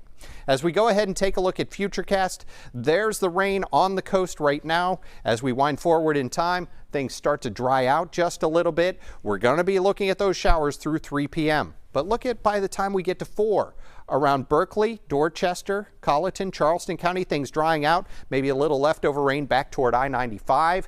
And then as we head into the evening, 8 o'clock, almost all the rain is gone. A couple showers here along the Berkeley and Williamsburg County line. But we've got our storm moving inland and weakening. Like I said, once it moves into this cool, dry fall air mass that's been in place over South Carolina the last few days, it's going to weaken very quickly. And then as we go into your weekend, look at this Saturday. Looking great. We're going to see a mix of sun and clouds. Temperatures warming up tomorrow. Not too hot, but we will see those temperatures getting back closer to 80. And then as we head through the rest of the weekend, much nicer weather. So a few more hours of Ian to deal with. We'll still see the gusty winds into the evening, but things are going to start to wind down as we head through the afternoon. Lots more around the low country from Ian, and we're going to keep you posted on what's going on. It looks like we're headed to Trooper Bob. Hey Dave, let me show you the roadway right now. This is Calhoun Street near Ashley Avenue. You can see the trees are swaying back and forth along with the street signs. Not sure if you can see it because I can't zoom in, but up to your, I'll show you the video here I took just a couple minutes ago. This roof is starting to peel back. The shingles, especially with that tar paper underneath. This wind from Hurricane Ian is working on this roof. And a big section of it just fell off just a couple minutes ago, right before I came with you on air. Again, this is off Calhoun Street near Ashley Avenue with that roof starting to peel back. Seeing a cooler fly past me earlier, some garbage cans.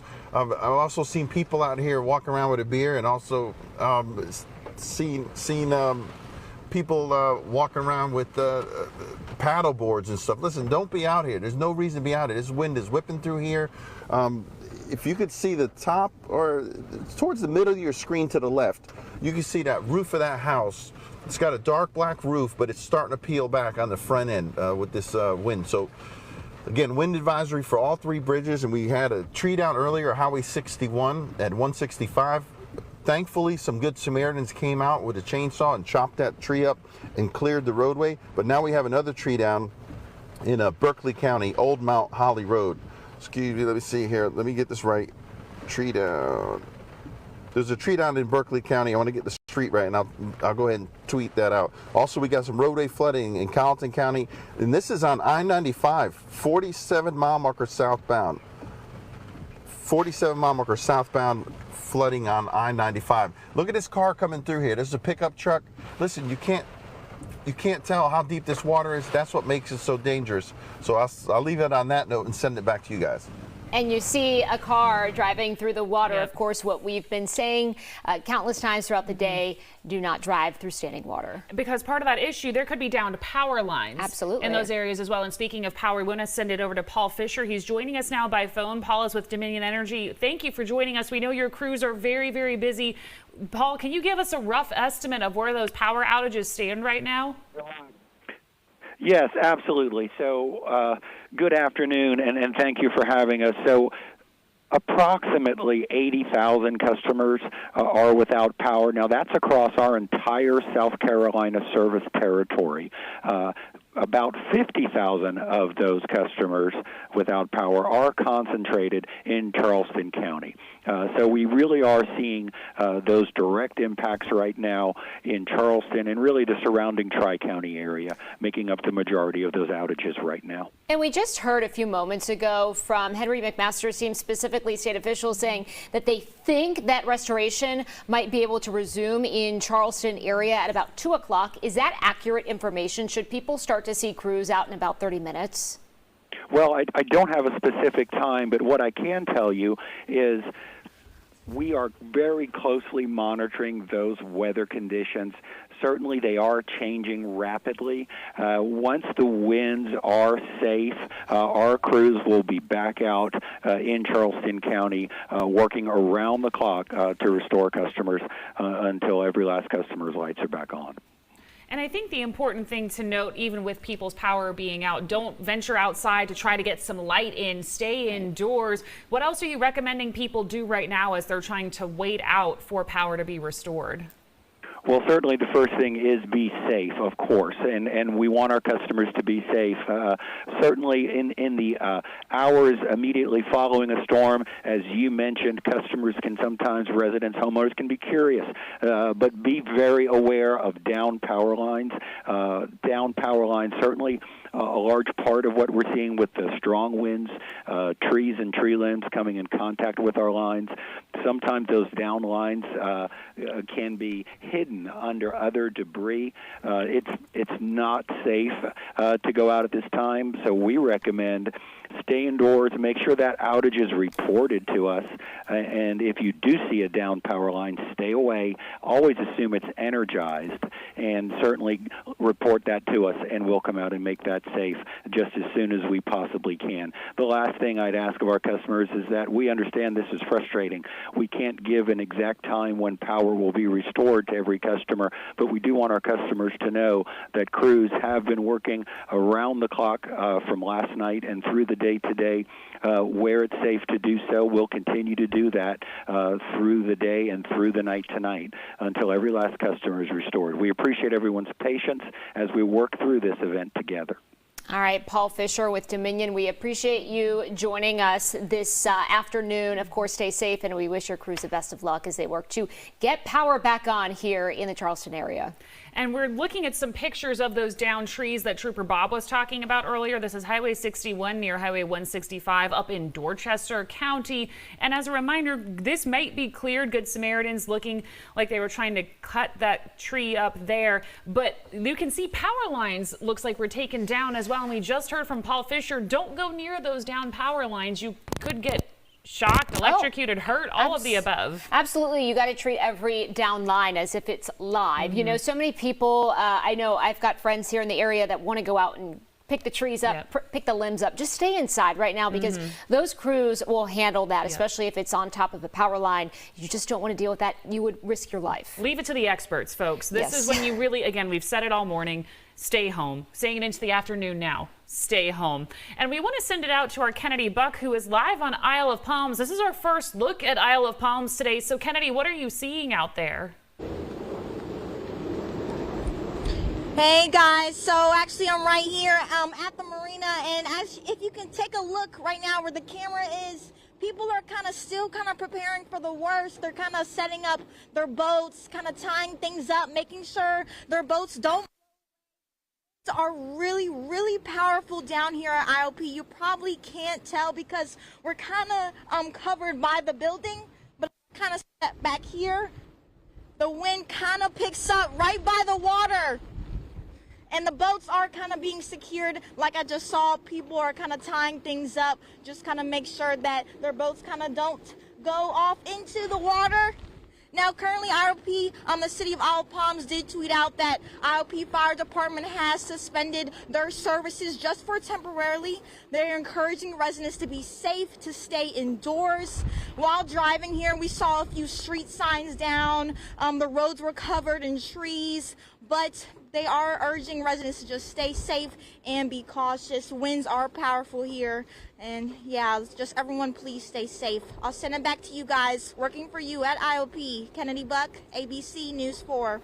Not to make an example out of people, but the last place you want to be right now is on top of a boat trying to secure something. Because of those strong winds, they could easily knock you off. Well, and Mel, you have a boat. You know this. You probably secured yours well in advance. We got nervous. We thought that was maybe Kennedy up there when we first saw that. Thankfully, obviously, you saw Kennedy is safe. She is heeding the warnings and staying near where the wind is blocked by that building. But still, stay indoors, folks. Yeah, we took ours out of the water because we knew that you are really dealing with a sticky situation in a storm like this.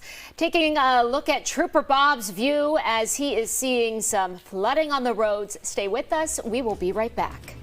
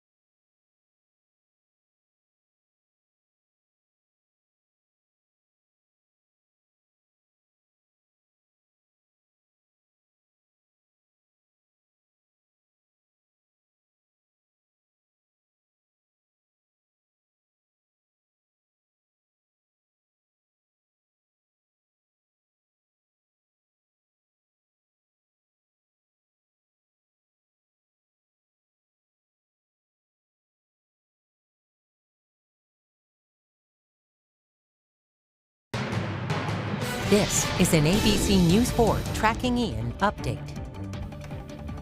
We want to show you some incredible video. We just got into our newsroom. Take a look at this. This is Surfside Beach, I believe, correct? That's correct. And we lost the video. There it is. Wow, That's you what can we're just looking see, at. look at that water. You know, I'm always, this is the surge. I'm always, it's mind-blowing to see waves in the street. And you see those houses are elevated. It looks like it almost might be enveloping that whole underlayer of those lifted houses. This storm surge, certainly, again, incredible to see from a damage standpoint, from just the weather standpoint. It's all just a lot to take in, Mel. I know. And, our team of meteorologists have been tracking and watching Ian as it slowly kind of like shifted north. It's tracted. I hope that the people in these homes were able to get out, that they are safe, because when you are in a situation where you're stuck in a home like this, it's terrifying. Crews can't get to you in a situation like this, so it is something. I just hope that people in there are safe and they were able to get out of those homes. We'll continue to track, of course, that surge and track those waters, hopefully, as they recede. And we've seen our crews all over the low country tracking the latest details on Ian. And I do not believe I have communication with our producer. Oh, so we're going to take a look at a different story here. This is an update on the path the storm left behind, as we're seeing that impact all across the Carolinas. Ian is zeroing in on the Carolinas today, bringing its wrath to even more people.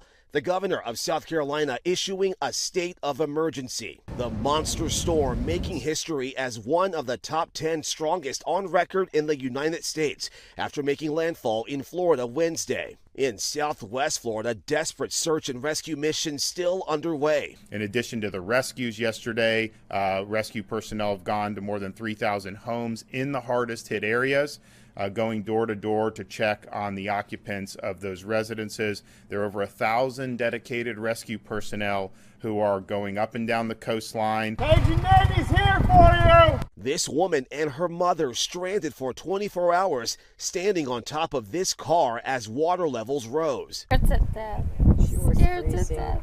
I thought I was gonna die right there. And the car was like wiggling while we're both holding on and holding the dog in the middle. Ian destroying homes and swallowing entire neighborhoods in record-breaking storm surge. I'm homeless and scared. Boats floating through a neighborhood. Those four 1,000 FEMA personnel deployed, supplying millions of liters of water, meals, and hundreds of generators. About 2 million people still without power.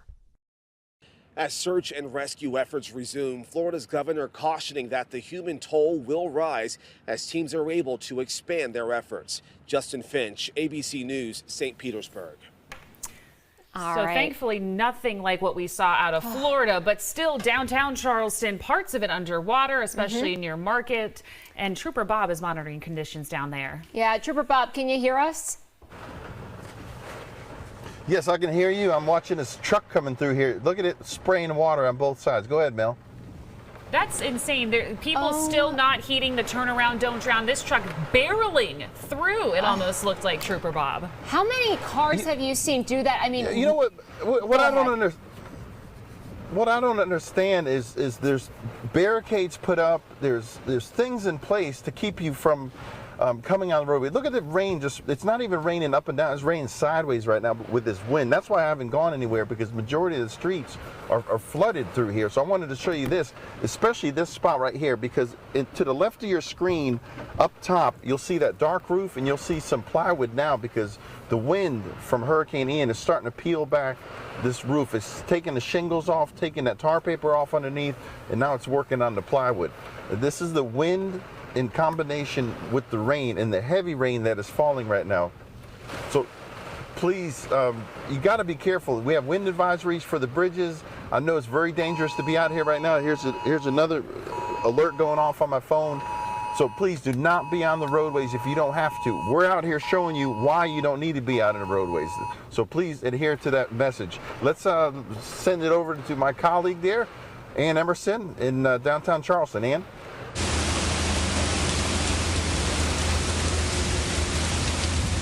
It's Ann Emerson. I'm here at Calhoun and Ashley Avenue. I want to show you what I'm seeing right now.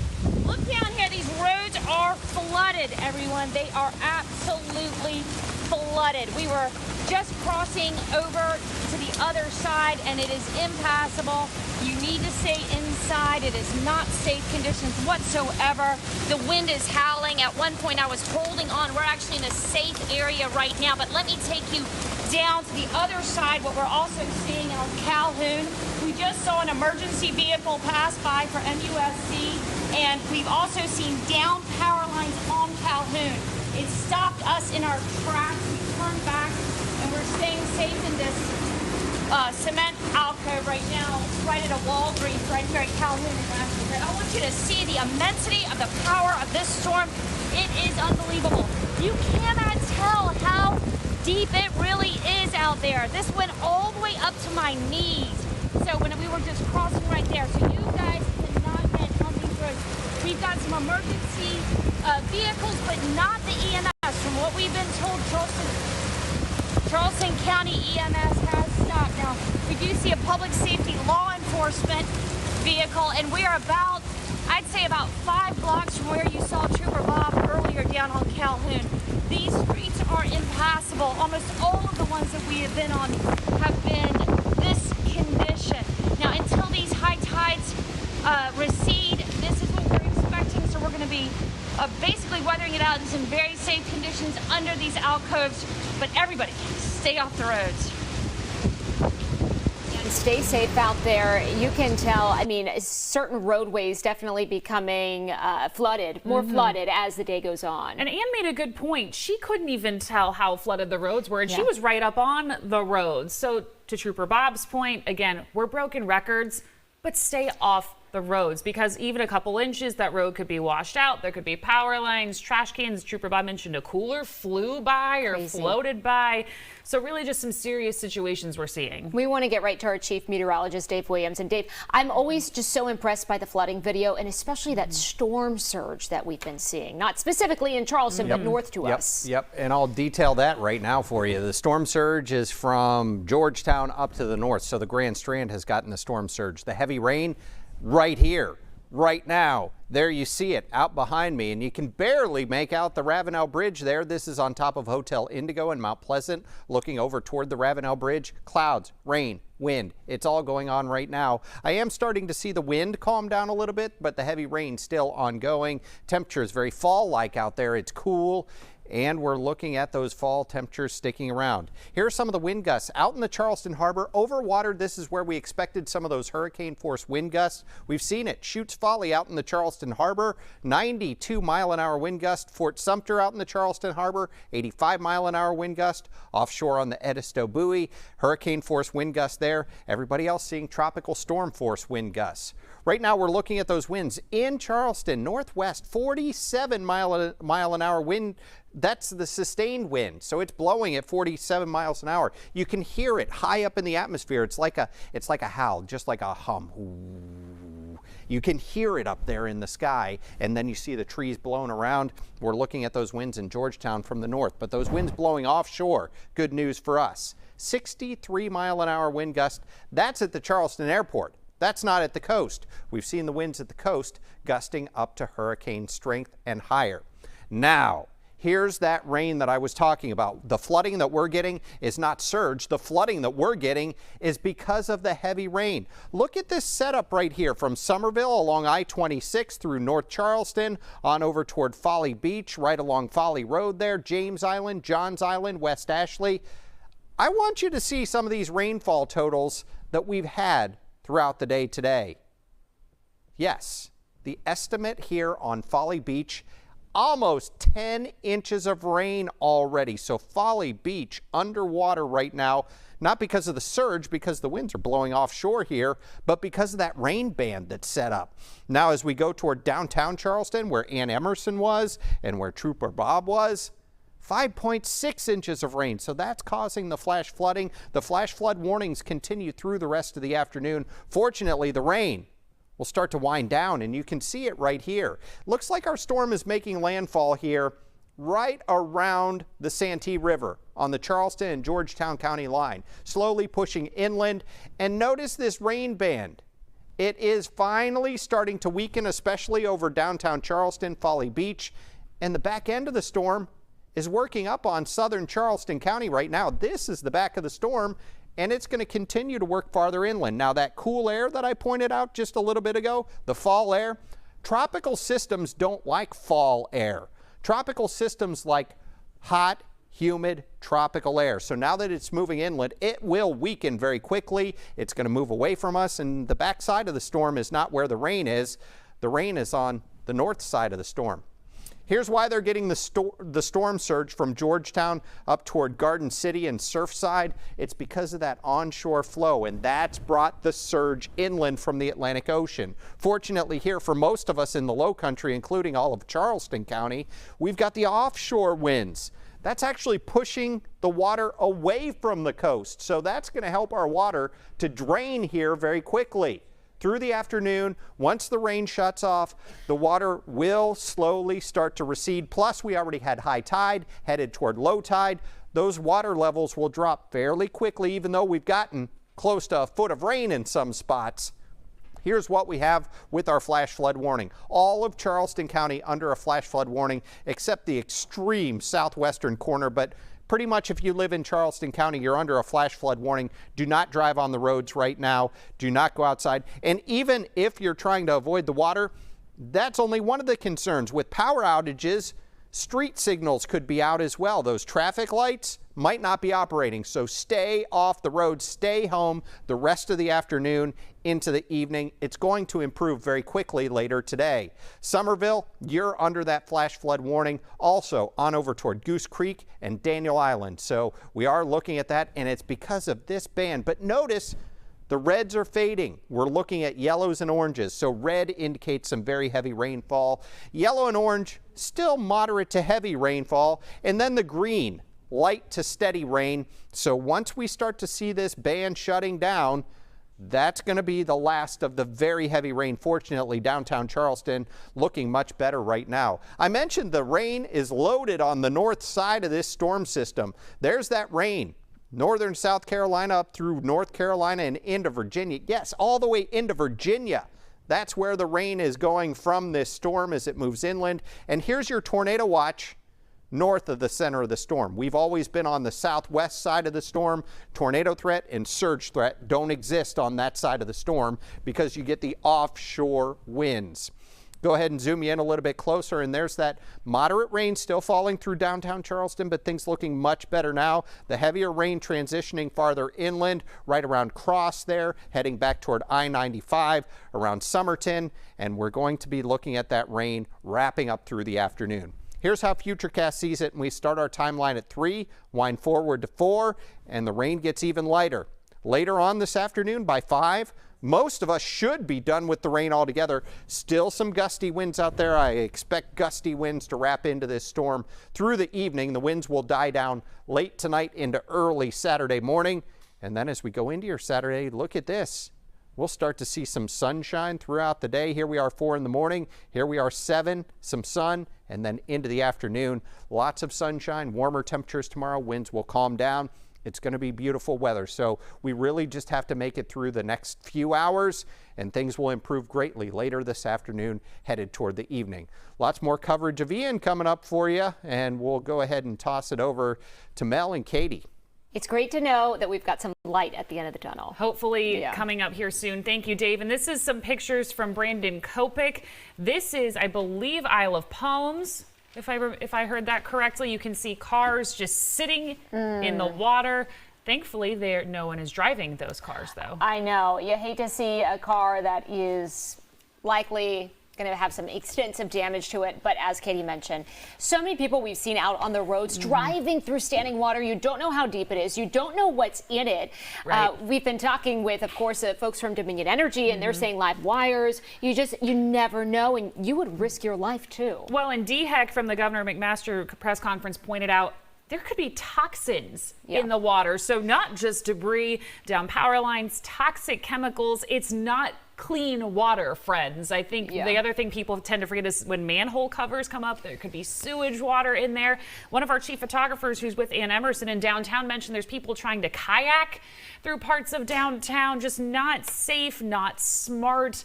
It looks fun for social media, but it's not the safest option. Yeah, definitely one of those days you don't want to go out and explore. Keep it here with us. We will show you the images and the pictures you so desperately want to see, including right now. We've got Floriana Boardman in Mount Pleasant. She's been dealing with intense winds there and rain. Floriana, what are you seeing now? Yeah, that's right, Mel and Katie. It is absolutely insane out here. The wind is really... It's just been strong for the past couple hours, and it feels like it keeps getting stronger. I can't tell you if or if not, but let me tell you, you could definitely just get knocked over if you are walking out here. Thankfully, we have some shelter protecting us, but even just take a look out at the waves. You can see just so much rain behind me. I have somebody who's been out here for some reason walking around. What kind of brings you out here? Hey, thank you for having me. First of all, I just really wanted to experience some of nature's finest. I've never been in a hurricane or even seen one before, so it's kind of, obviously a really terrible situation for a lot, but just seeing the pure force and the mass of the storm is wild, and the wind is strong. I've been working out a lot recently, and I thought I'd be able to weather it a little bit better, but I got a couple more weeks to go, apparently. I've been doing squats, working my way up weight-wise, and it's still not, the wind is powerful. All right, so are you going to make your way on home after this? Well, I had a good friend growing up named Ian, and I promised him that I'd get out here and I'd experience it for him. So, Ian, hey, man, this is for you.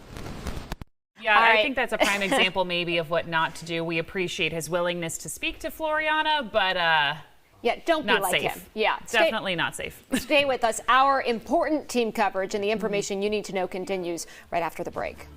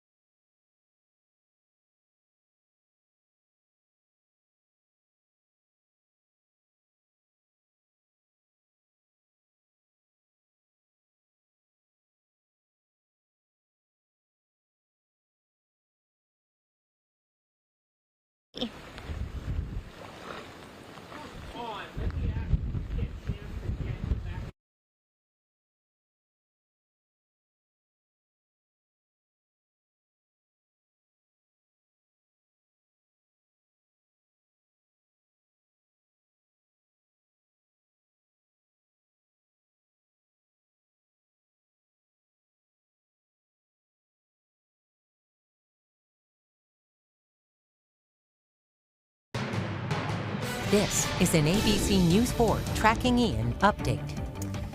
Welcome back as we continue our coverage of Hurricane Ian and its wrath along the South Carolina coast. And again, Dave mentioned it earlier, you mentioned it earlier, possible light at the end of the tunnel, slowly making its way to us. And here's what we're seeing from downtown from some of our crews. Maybe an example of what not to do, everyone. Yeah, this is so dangerous. I know so many people, it might be their first hurricane or they're just fascinated by the weather, as many people are, and they want to go out, they want to check it out. This is what we're not supposed to do. You don't know what is in that water. Our crews have been watching people kayak throughout the streets. You got to stay out of that water. And we have a live report now from our Conley Grayson. She's live on Folly Beach, kind of taking the reins from Sean at this point. Conley Grayson, what are you seeing out there? Hey guys, so we're here at Folly Beach, about a block away from the beach, to give you kind of a sense of location. I'm going to draw your attention to what's happening right behind us. We have a gutter on the apartment building right behind us that has halfway made it off in just the last 20 seconds. Now, I will say this morning, the rain gusts have tremendously dropped. The rain is not coming down as hard as it was just about an hour and a half ago when Sean was standing out here. But what we are still feeling is this wind gust. I'll show you some of this debris that we're seeing on the ground. Now, we have the water is still, it's less than ankle deep, but we've got about, probably looking left, I see about 10 of these big branches around the ground. Nothing that is too serious in the road, but still, you don't want to hit your car with something like this. Now, as you can see, my rain jacket is even kind of flying over. It's these winds that we're really feeling. The rain has tremendously slowed down. But even these gutters and these trees behind me show just how hard it's blowing. Now, we don't have a good view of the beach from where we're standing right now, so I can't tell you how those waves are looking. But looking at the flooding on the street, it's about probably up half my boots, not all the way up past my ankle quite yet. It is moving pretty fast, though, coming down the street. It looks like it's moving north. And we see a lot of rain, a lot of flooding, kind of moving into people's yards. Not as much on the road from where we're standing. Now, we're going to continue to update you as these winds continue to blow. I'm hoping that this gutter will stay intact and not come down, but we're going to continue to update you guys. Working for you, Conley Grayson, ABC News 4. Conley, great job out there. I got to say, because I was watching Sean throughout the morning, it looks like conditions have improved a little bit out there. We were seeing just such strong winds, and so it looks like things, at least for the meantime, have gotten a little bit better. Well, and I think you can tell because Sean, as we saw earlier, was almost having to yell into his microphone. Conley Grayson, thankfully, not having to yell. So, it's, like you said, certainly improving. Let's go to Trooper Bob right now. Trooper Bob, you have been watching the roadways flood from your camera there in the traffic tracker. What are you seeing right now? Okay, so I just tweeted out some pictures. We didn't have time to pull it up. The picture of some construction material coming off the side of the Francis Marion Hotel that was under construction on the Calhoun Street. Also, a tree is across the roadway on Meeting Street near the what we call the Charleston Place Hotel, the Belmont Hotel. And then here's a tree across the entire roadway here on Queen Street here in downtown Charleston. As you can see, there's a line, a cable wrapped up in that tree as it came down. Now, one thing you can't tell, and this is what the power company was saying, you can't tell if that's a cable line, if it's a telephone line, or what kind of line, or power line. So that's why you need to stay away from it. That's why I'm back this far. There's nothing near me other than the tree in front of me. So I'm in a safe spot, but I did want to show you this. This is why we're asking people not to drive around downtown, because if that came down on a car, that certainly caused some injuries, if not a fatality. So please adhere to the messages. We still have those wind advisories on those bridges from DOT, the Wando Bridge, the Don Holt, and the Arthur Ravenel Bridge. And the rain, good part of it, and then David tell you more about this, but right now the rain sort of eased up over the last 5 minutes or so in downtown Charleston. That's great news. Yeah. You know, it really is. And of course, images like that, we're starting to see more of throughout the area. Well, and especially over in Georgetown, which is where our Scott Eisberg is, we're going to see a look from him now on conditions out in that area.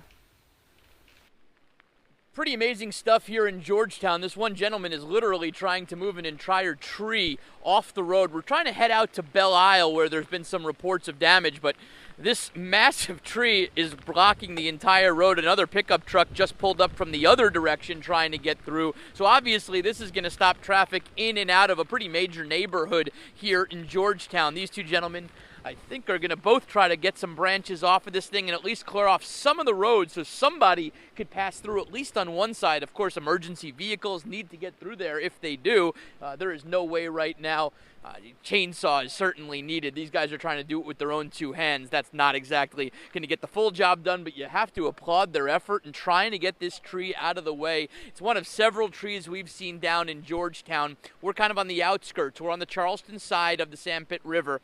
But on the other side of the Sandpit River, Front Street, downtown Georgetown, that is completely flooded at this point, and it's rising quickly. That is not a great situation over there. Stay away from downtown. No reason to be over there. The police have blocked it off. Several people have walked over to businesses just to see if they're flooded or not. But bottom line, bad situation down on Front Street, but pretty normal for a hurricane here. Heading out to Belle Isle, pretty rough as well. In Georgetown, I'm Scott Eisberg. I'll send it back to you guys.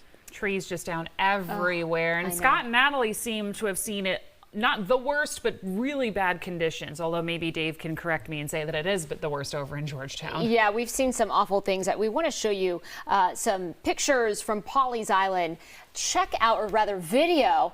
Check this out. I mean, that the storm surge in that area, the flooding is just extensive. Actually, I don't think we have a picture of it, but the pier, a portion of the pier has been washed away and was floating down the river. And we know that pier construction, it's delicate and it takes a long time to fix it. Well, and you can see it there. The water almost, it looks like going up several feet on the trees, covering what looks to be a fence. It's hard to tell in that exact spot right now, but you can see it really up those tree trunks as well. So quite extensive on the height of that water there. And you know, now I'm remembering this because I just shared it on Twitter. This is picture, I believe, of a water rescue that was tweeted from police or from another credible news source in that area, because I remember seeing the emergency crews in the back, but yeah, clearly dealing with intense flooding in that area. And we know crews are prepared for high water rescues, but again, we've heard it from the governor, we've heard it from local officials. You don't want to put those crews to work. A lot of them, in fact, were sheltering in place in the low country due to conditions here, and they were only responding to critical calls, but it could take them double the amount of time to get out there just because of conditions. So again, stay sheltered and stay tuned in to us so we can show you those pictures and videos of what's going on outside. Absolutely. Our coverage of Hurricane Ian continues after this break.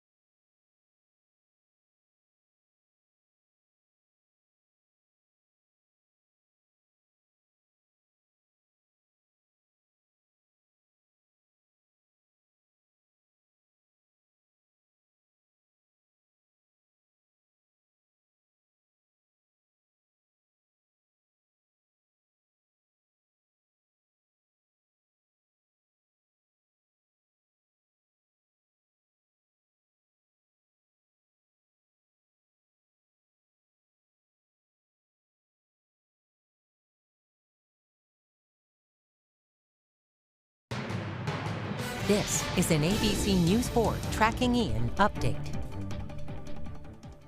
All right, as we go ahead and get a look outside, this is Mount Pleasant looking from the top of the Hotel Indigo on over toward the Ravenel Bridge. We've got the heavy rain coming in. Now, the ocean is out there and the wind is blowing out to sea. That's pushing the water out into the ocean, which is exactly what we want.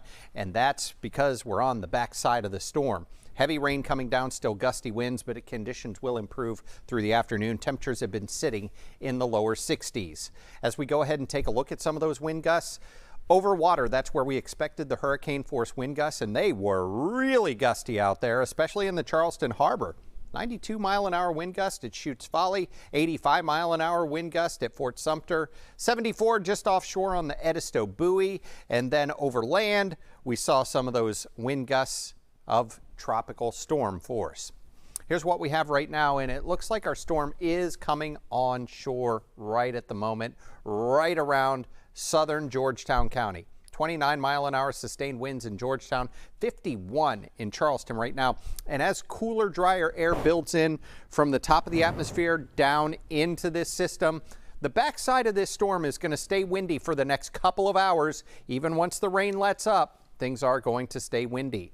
Look at that 68-mile-an-hour wind gust in Charleston.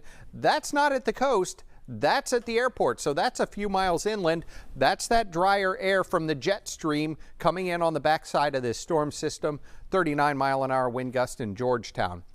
Here's why we have a flash flood warning. Here's why we'll have a flash flood warning through the rest of the afternoon. Heavy rain has come down from right around Somerville on down I-26 toward Ladson, North Charleston, and on over toward James Island, Folly Beach, Johns Island. There has been some very heavy rain. And when I say very heavy rain, we're talking about getting up close to a foot of rain on Folly Beach. As the radar is estimating right now, 9.5 inches of rain on Folly Beach. And as you head a little farther inland around downtown Charleston, estimating about a half a foot of rain. That's why there's flooding ongoing. Fortunately, we're well past high tide now. We're headed toward low tide. We've got the offshore winds. That's going to allow this water to drain. We were fairly dry over the last couple of weeks, and that water is going to soak in. That water is going to drain. It's going to head out into the ocean, and things will look much better as we head into the evening as far as the water. I know you've got a lot of standing water in your yards right now, but the rain is wrapping up. Things will improve. We've been saying all along that the biggest impact from this storm would be the rain and the flash flooding. Then the secondary effect would be those strong gusty winds, tropical storm force, gusts up around hurricane force, and that's what we're seeing. Backside of the storm is right here, and look, finally that band that's set up along I-26 is wrapping up. It's pushing farther inland, and that means the rain is ending. This is the last of the rain right here. On the Beaufort and Colleton County line, southern Charleston County, Edisto Beach, you are almost done with the rain. That storm is going to move up to the north and the west and take the rain along with it. So on the north side of the storm, here's where the surge has been an issue. Up toward Debadew, Pawleys Island, on up toward Garden City and Surfside. With that onshore wind, that has pushed the ocean water inland, and that's where the surge is. On the backside of the storm, where most of the low country has been, no surge, because we're seeing those offshore winds. Now we're watching this entire storm system push inland. Hurricane Center hasn't said it officially made landfall, but it's looking like that landfall right around the mouth of the Santee River. Tough to tell where the center of this storm is because it doesn't look like a traditional hurricane. It's making a transition from a tropical system to a regular low pressure center like we normally see moving around the United States. Flash flood warnings. The beaches of Georgetown County, all of Charleston County, except we're starting to see this shaved back a little bit. Remember, I showed you that we're looking at that rain coming to an end in southern Charleston County. So down toward Edisto Beach, no longer under the flash flood warning. Things are improving here, and it will continue to improve through the afternoon. Still some heavy rain around Somerville, Goose Creek, Ladson, Hanahan. You're going to see that flash flooding for the next couple of hours. North Charleston, and especially over toward James Island and Folly Beach, where the heaviest of the rain has really fallen. We're looking at that rain starting to slow down just a little bit. Moderate rain on Daniel Island and then lighter rain as you head out toward Johns Island, Kiowa and Seabrook. And we're looking at our storm slowly making its way inland. Most of the rain with this storm system off to the north. So here it is making landfall. But look at where the rain is. It stretches all the way up to almost Washington, D.C. That's where the rain is. North side of the storm, south side of the storm completely dry. Dry air is wrapping in on the backside of this system and will continue to dry things out as we head through the evening. There it is, making its way through the low country, and we're looking at that heavier rain transitioning farther inland. Things are going to dry out here very quickly. Futurecast shows that too. Wind forward in time, still some showers around 4, but by 5, most of the rain is gone. And then as we continue into the evening, plenty of clouds, but we'll start to see those clouds breaking up by the time we get to midnight.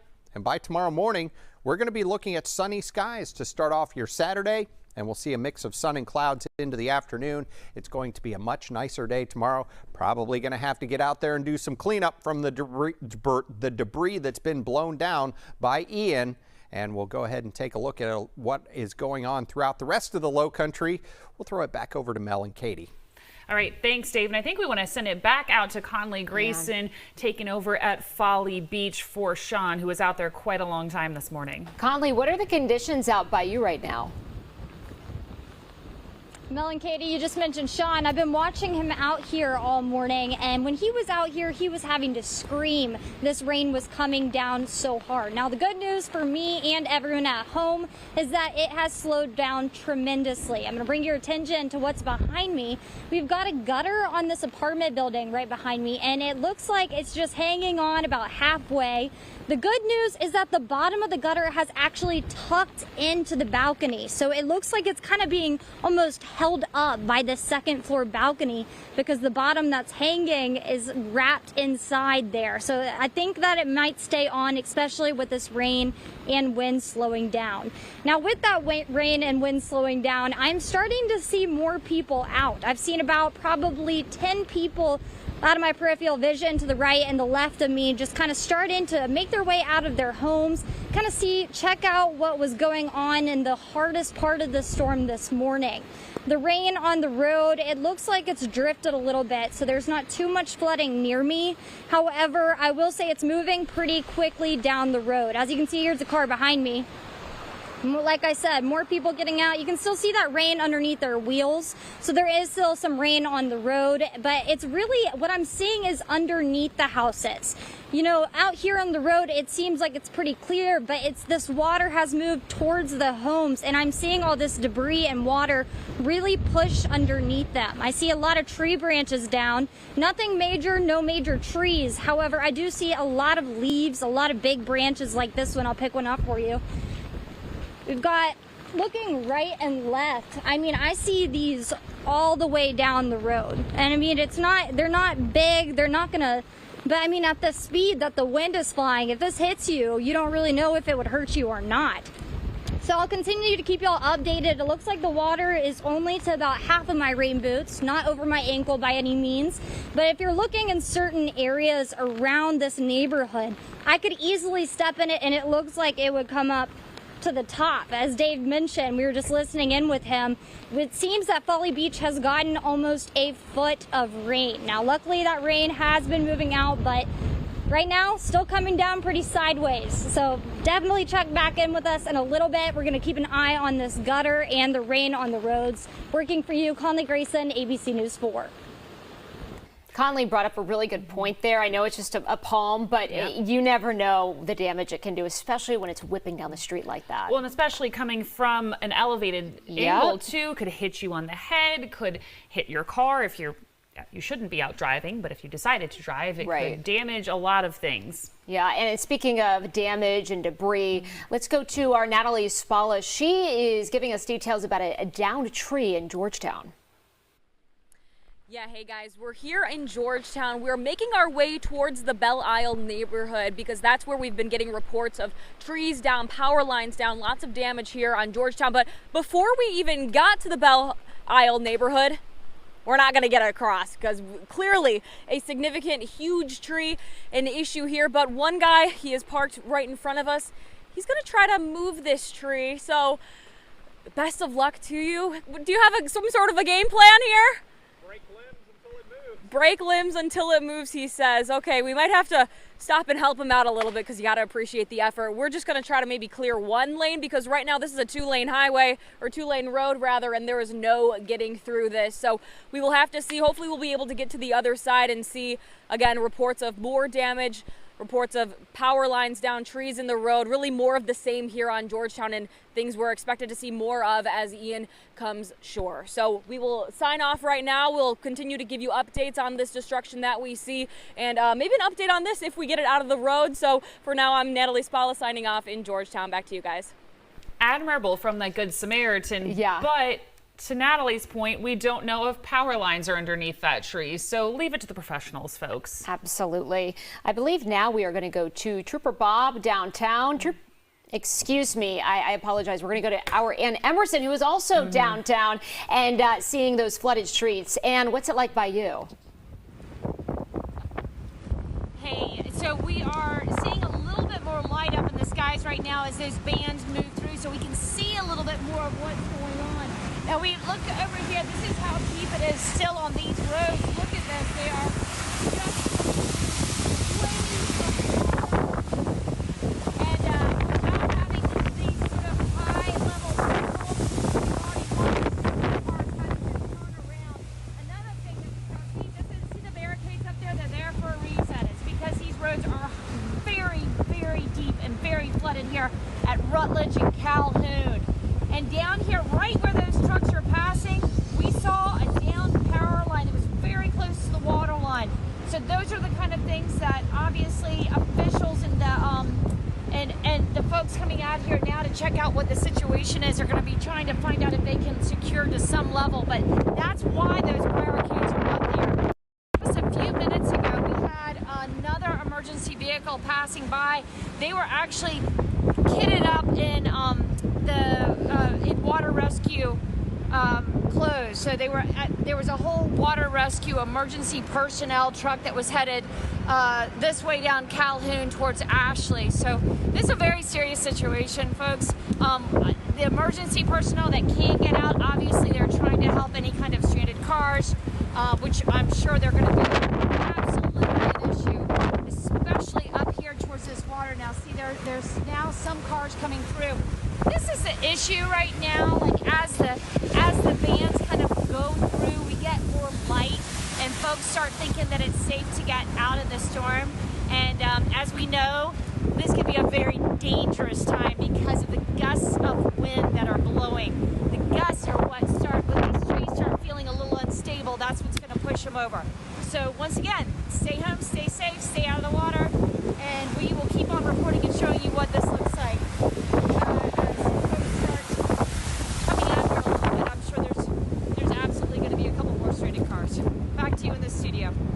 Yeah, when you see videos like that, of course, more cars are going to become stranded. I think every time I saw a car go through, my heart skipped a beat a little bit because it's just you see the barricades in Ian's live shot there, and they were just going straight through them, straight around them. It's just, it's not smart. Let's just put it the most polite way possible. Not a smart move, everyone. And she also mentioned the down power lines and a power line being right by that water, which could be live, and then you're really risking your life there. So yeah, safety risks all around, but stay tuned here to ABC News 4. Our team coverage across the Low Country continues as we monitor Ian. Stay safe, everyone.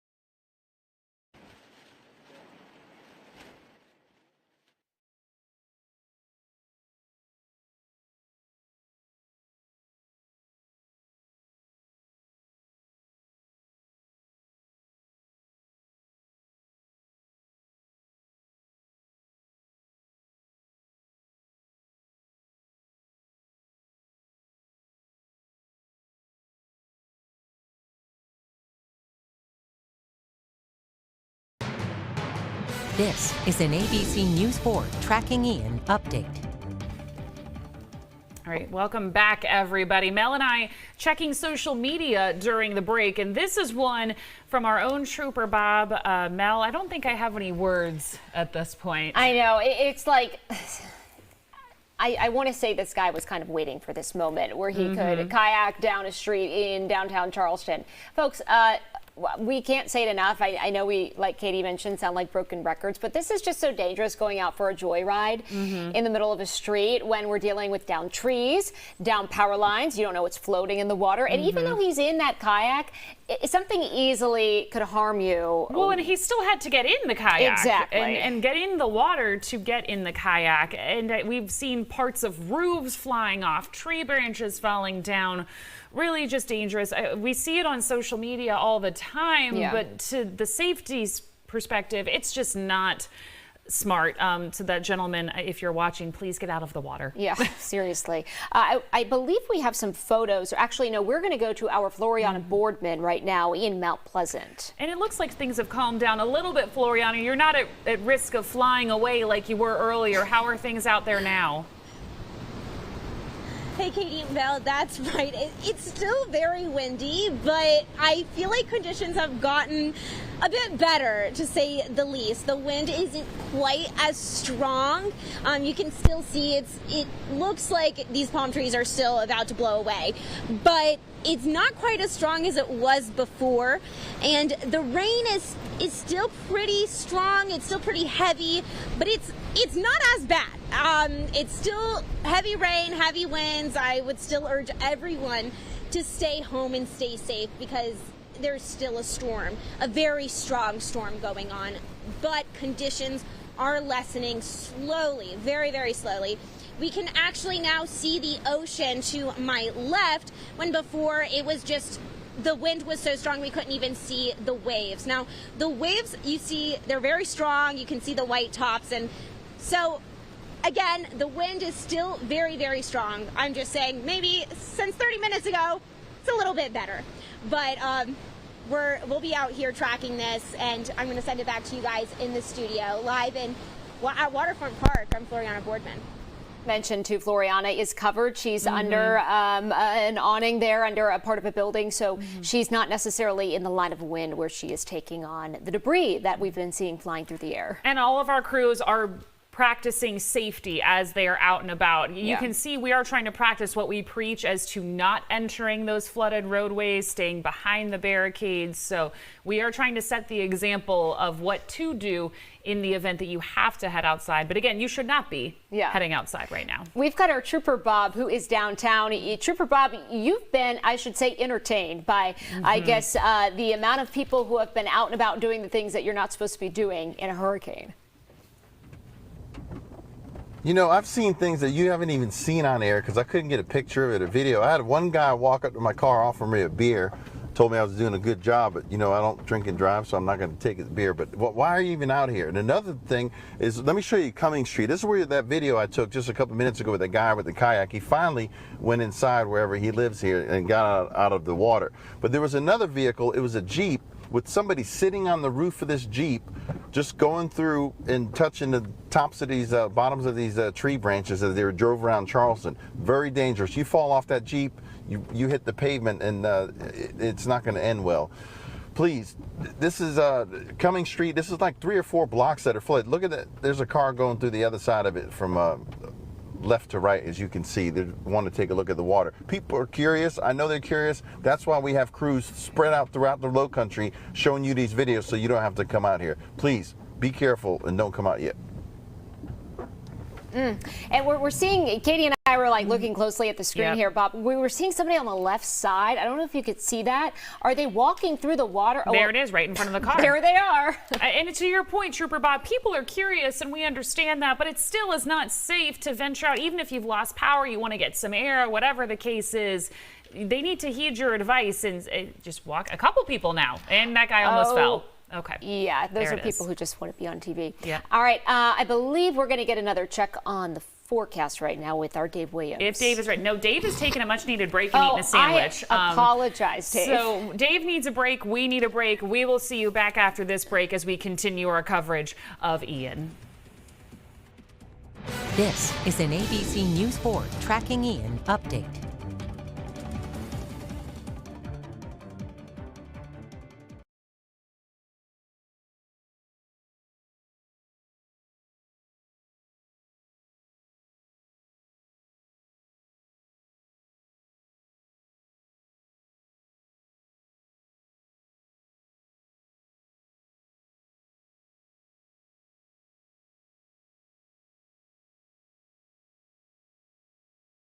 One, two, 1, 2.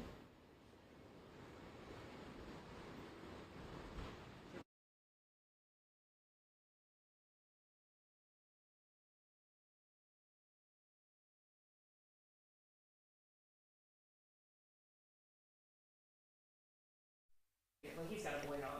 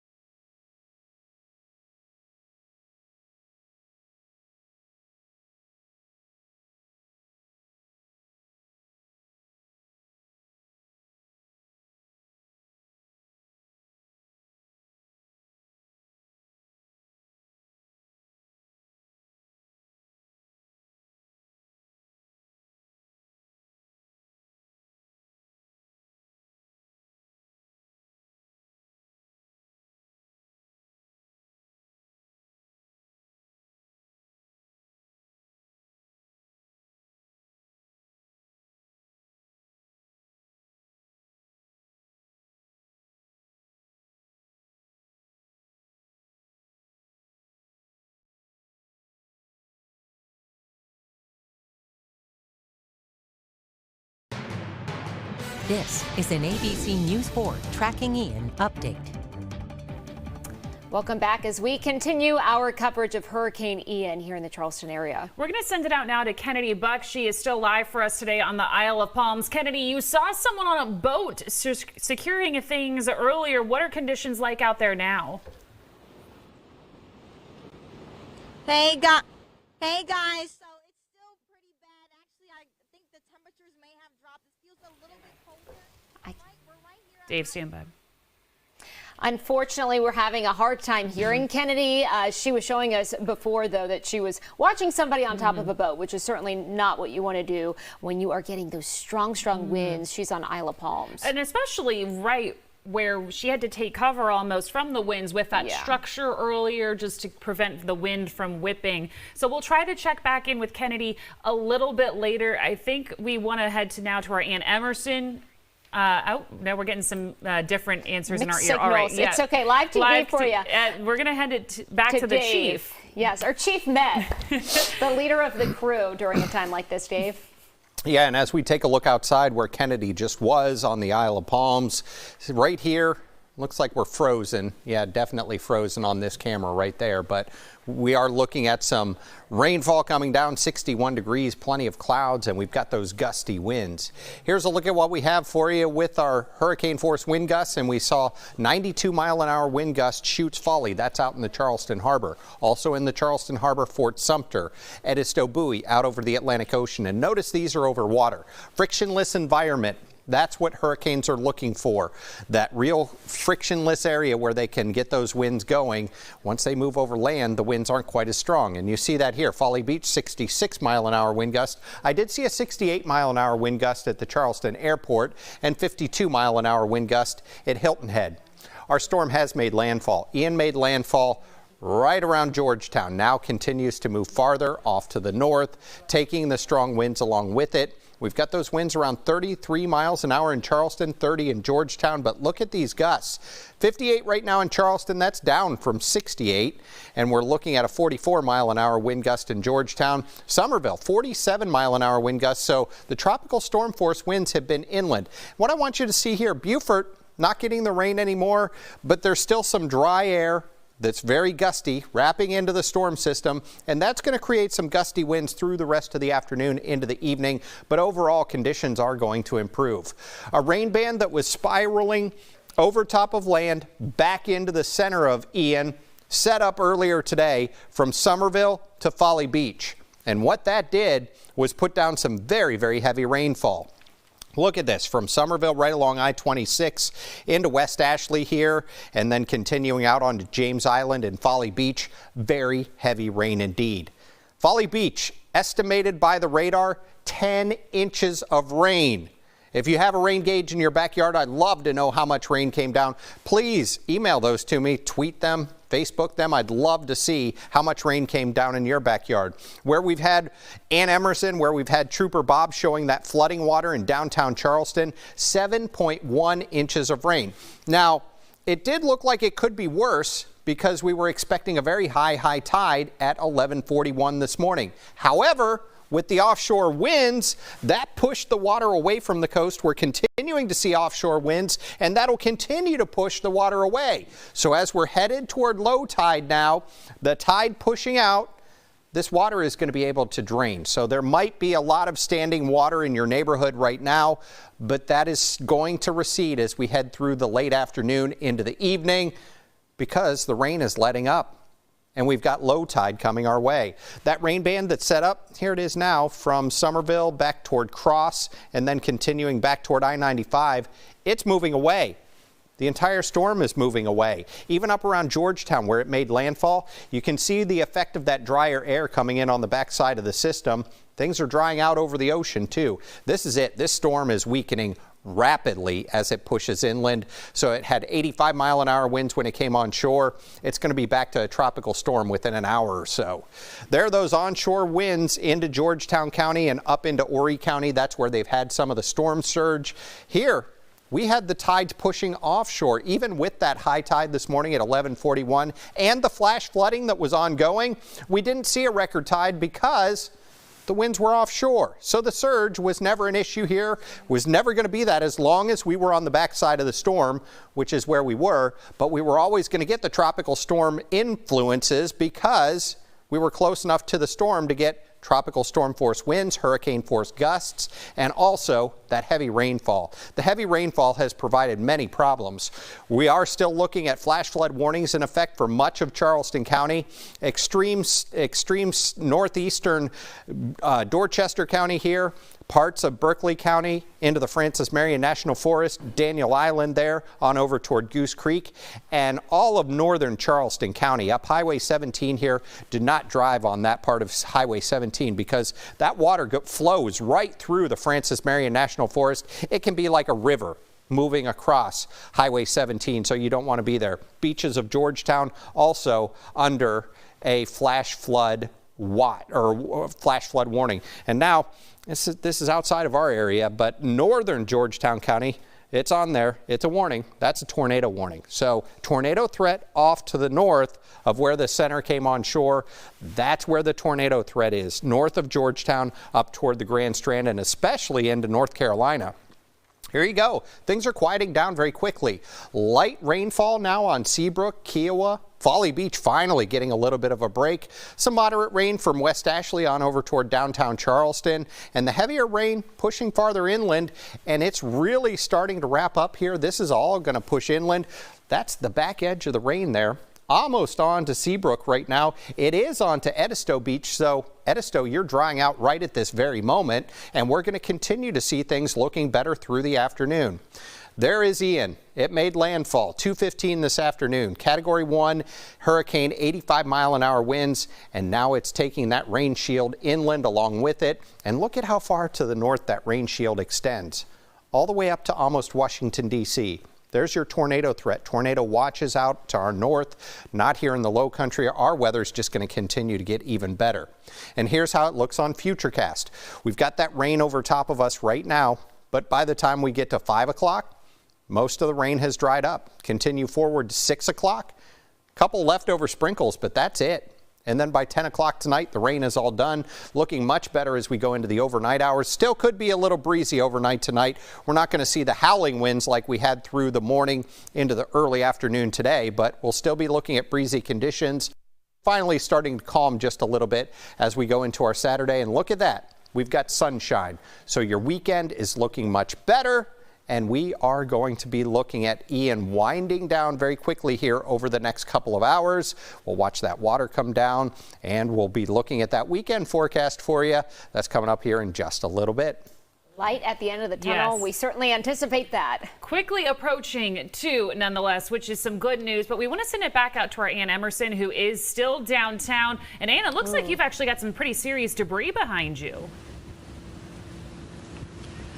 It's incredible, right? This is, we've just been able to get to this location as this weather's calmed down a little bit. So let me show you what we're seeing. This major tree, we're at Broad Street and Colonial. Let me know if you can hear me okay. It's a little windy out here, but this is a very large tree that has fallen. It's actually blocking part of the road, you can see, and of course we still have these very flooded conditions.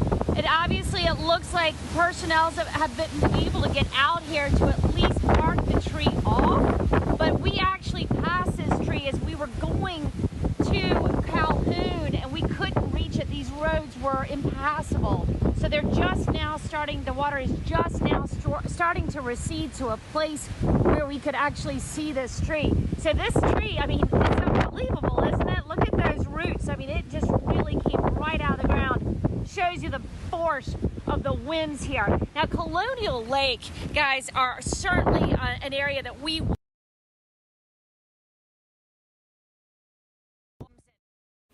All right, it sounds like we lost Ann there, but you can see the devastation still not over throughout the low country. And certainly flooding down trees, and that was a massive tree that was pulled, like Ann said, right from the root.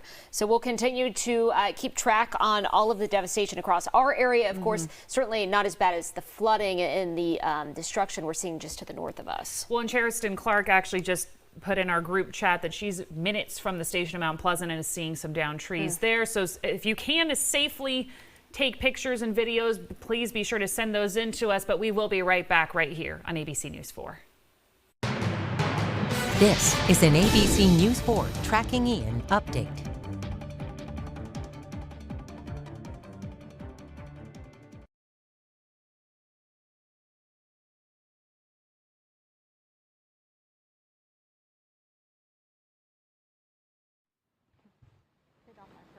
Okay.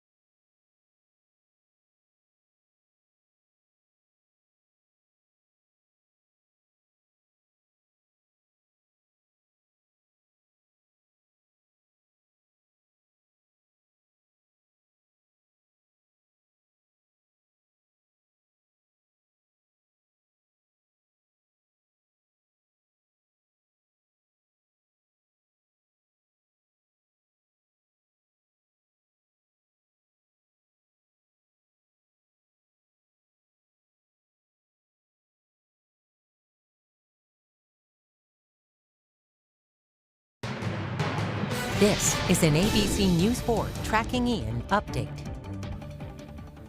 Welcome back as we continue to track Hurricane Ian here in the Low Country. We're going to send it straight out to our Floriana Boardman. She's been braving the elements all morning into the afternoon. She is still at Mount Pleasant Waterfront Park. Floriana, I can still see the wind whipping behind you, so tell us what it's like out there.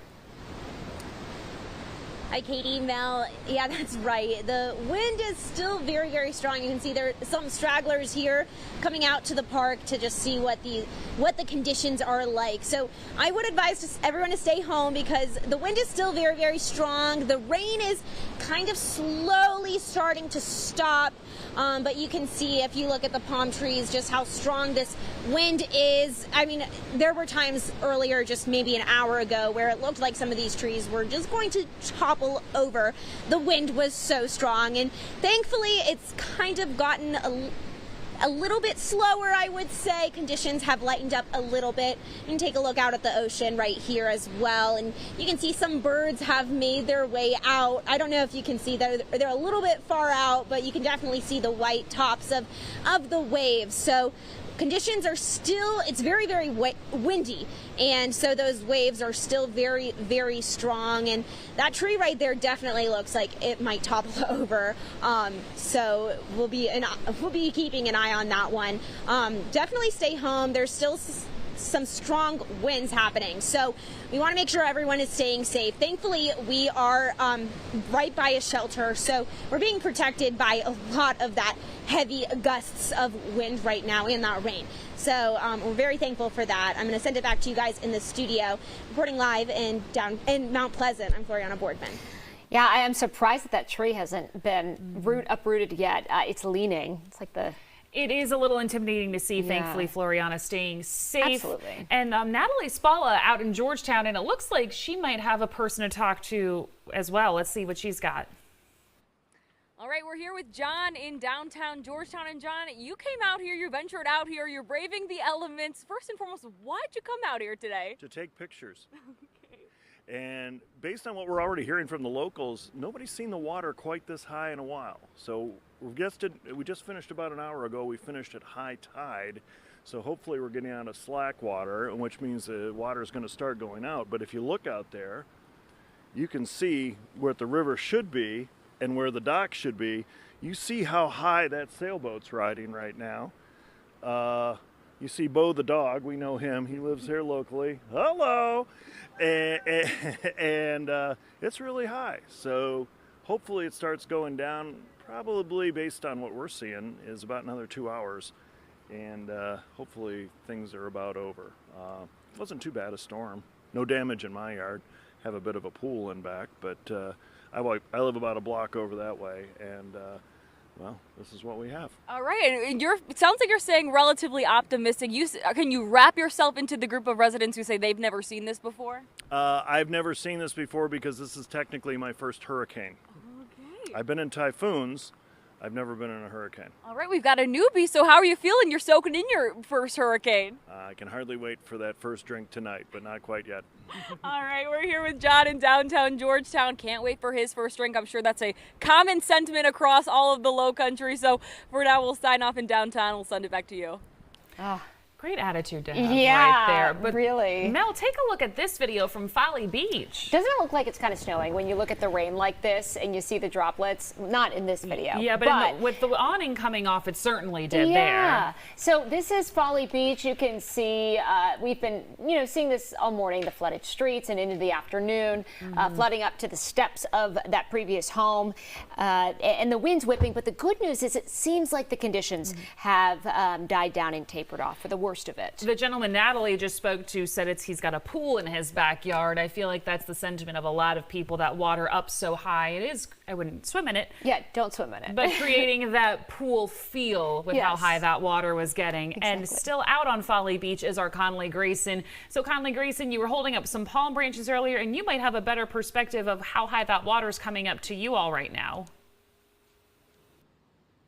Right, Katie. So like I mentioned earlier, I was standing out in the street and I was showing you that water on the road was moving so fast and it was going up to the homes. Now we are in the back of a home and you can see just how high this flooding actually is. Now I'm not going to take a step down into it, but right here is the grass. So that's about, I want to say about 4 or 5 inches.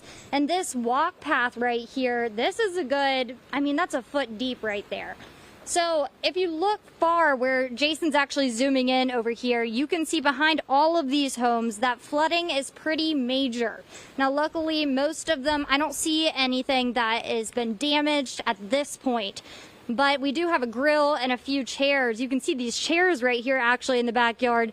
Those are underwater all the way up to the seat where you would actually sit in. If that shows you how deep this is back here. Now the gutter, I can say we were out front just a second ago and that thing has almost come completely off. Now the good news is that the rain is done. We are standing under some trees right now so we feel these drops, but most of it, it's made out of its way out of Folly Beach. So the 10 inches, about a foot, is pretty much done here. Working for you, Conley Grayson, ABC News 4. Is the information that we want to hear. Exactly. And I think we're going to have some more coverage just in a few minutes. So stay with us as we continue to monitor Ian. We'll be right back. This is an ABC News 4 Tracking Ian update.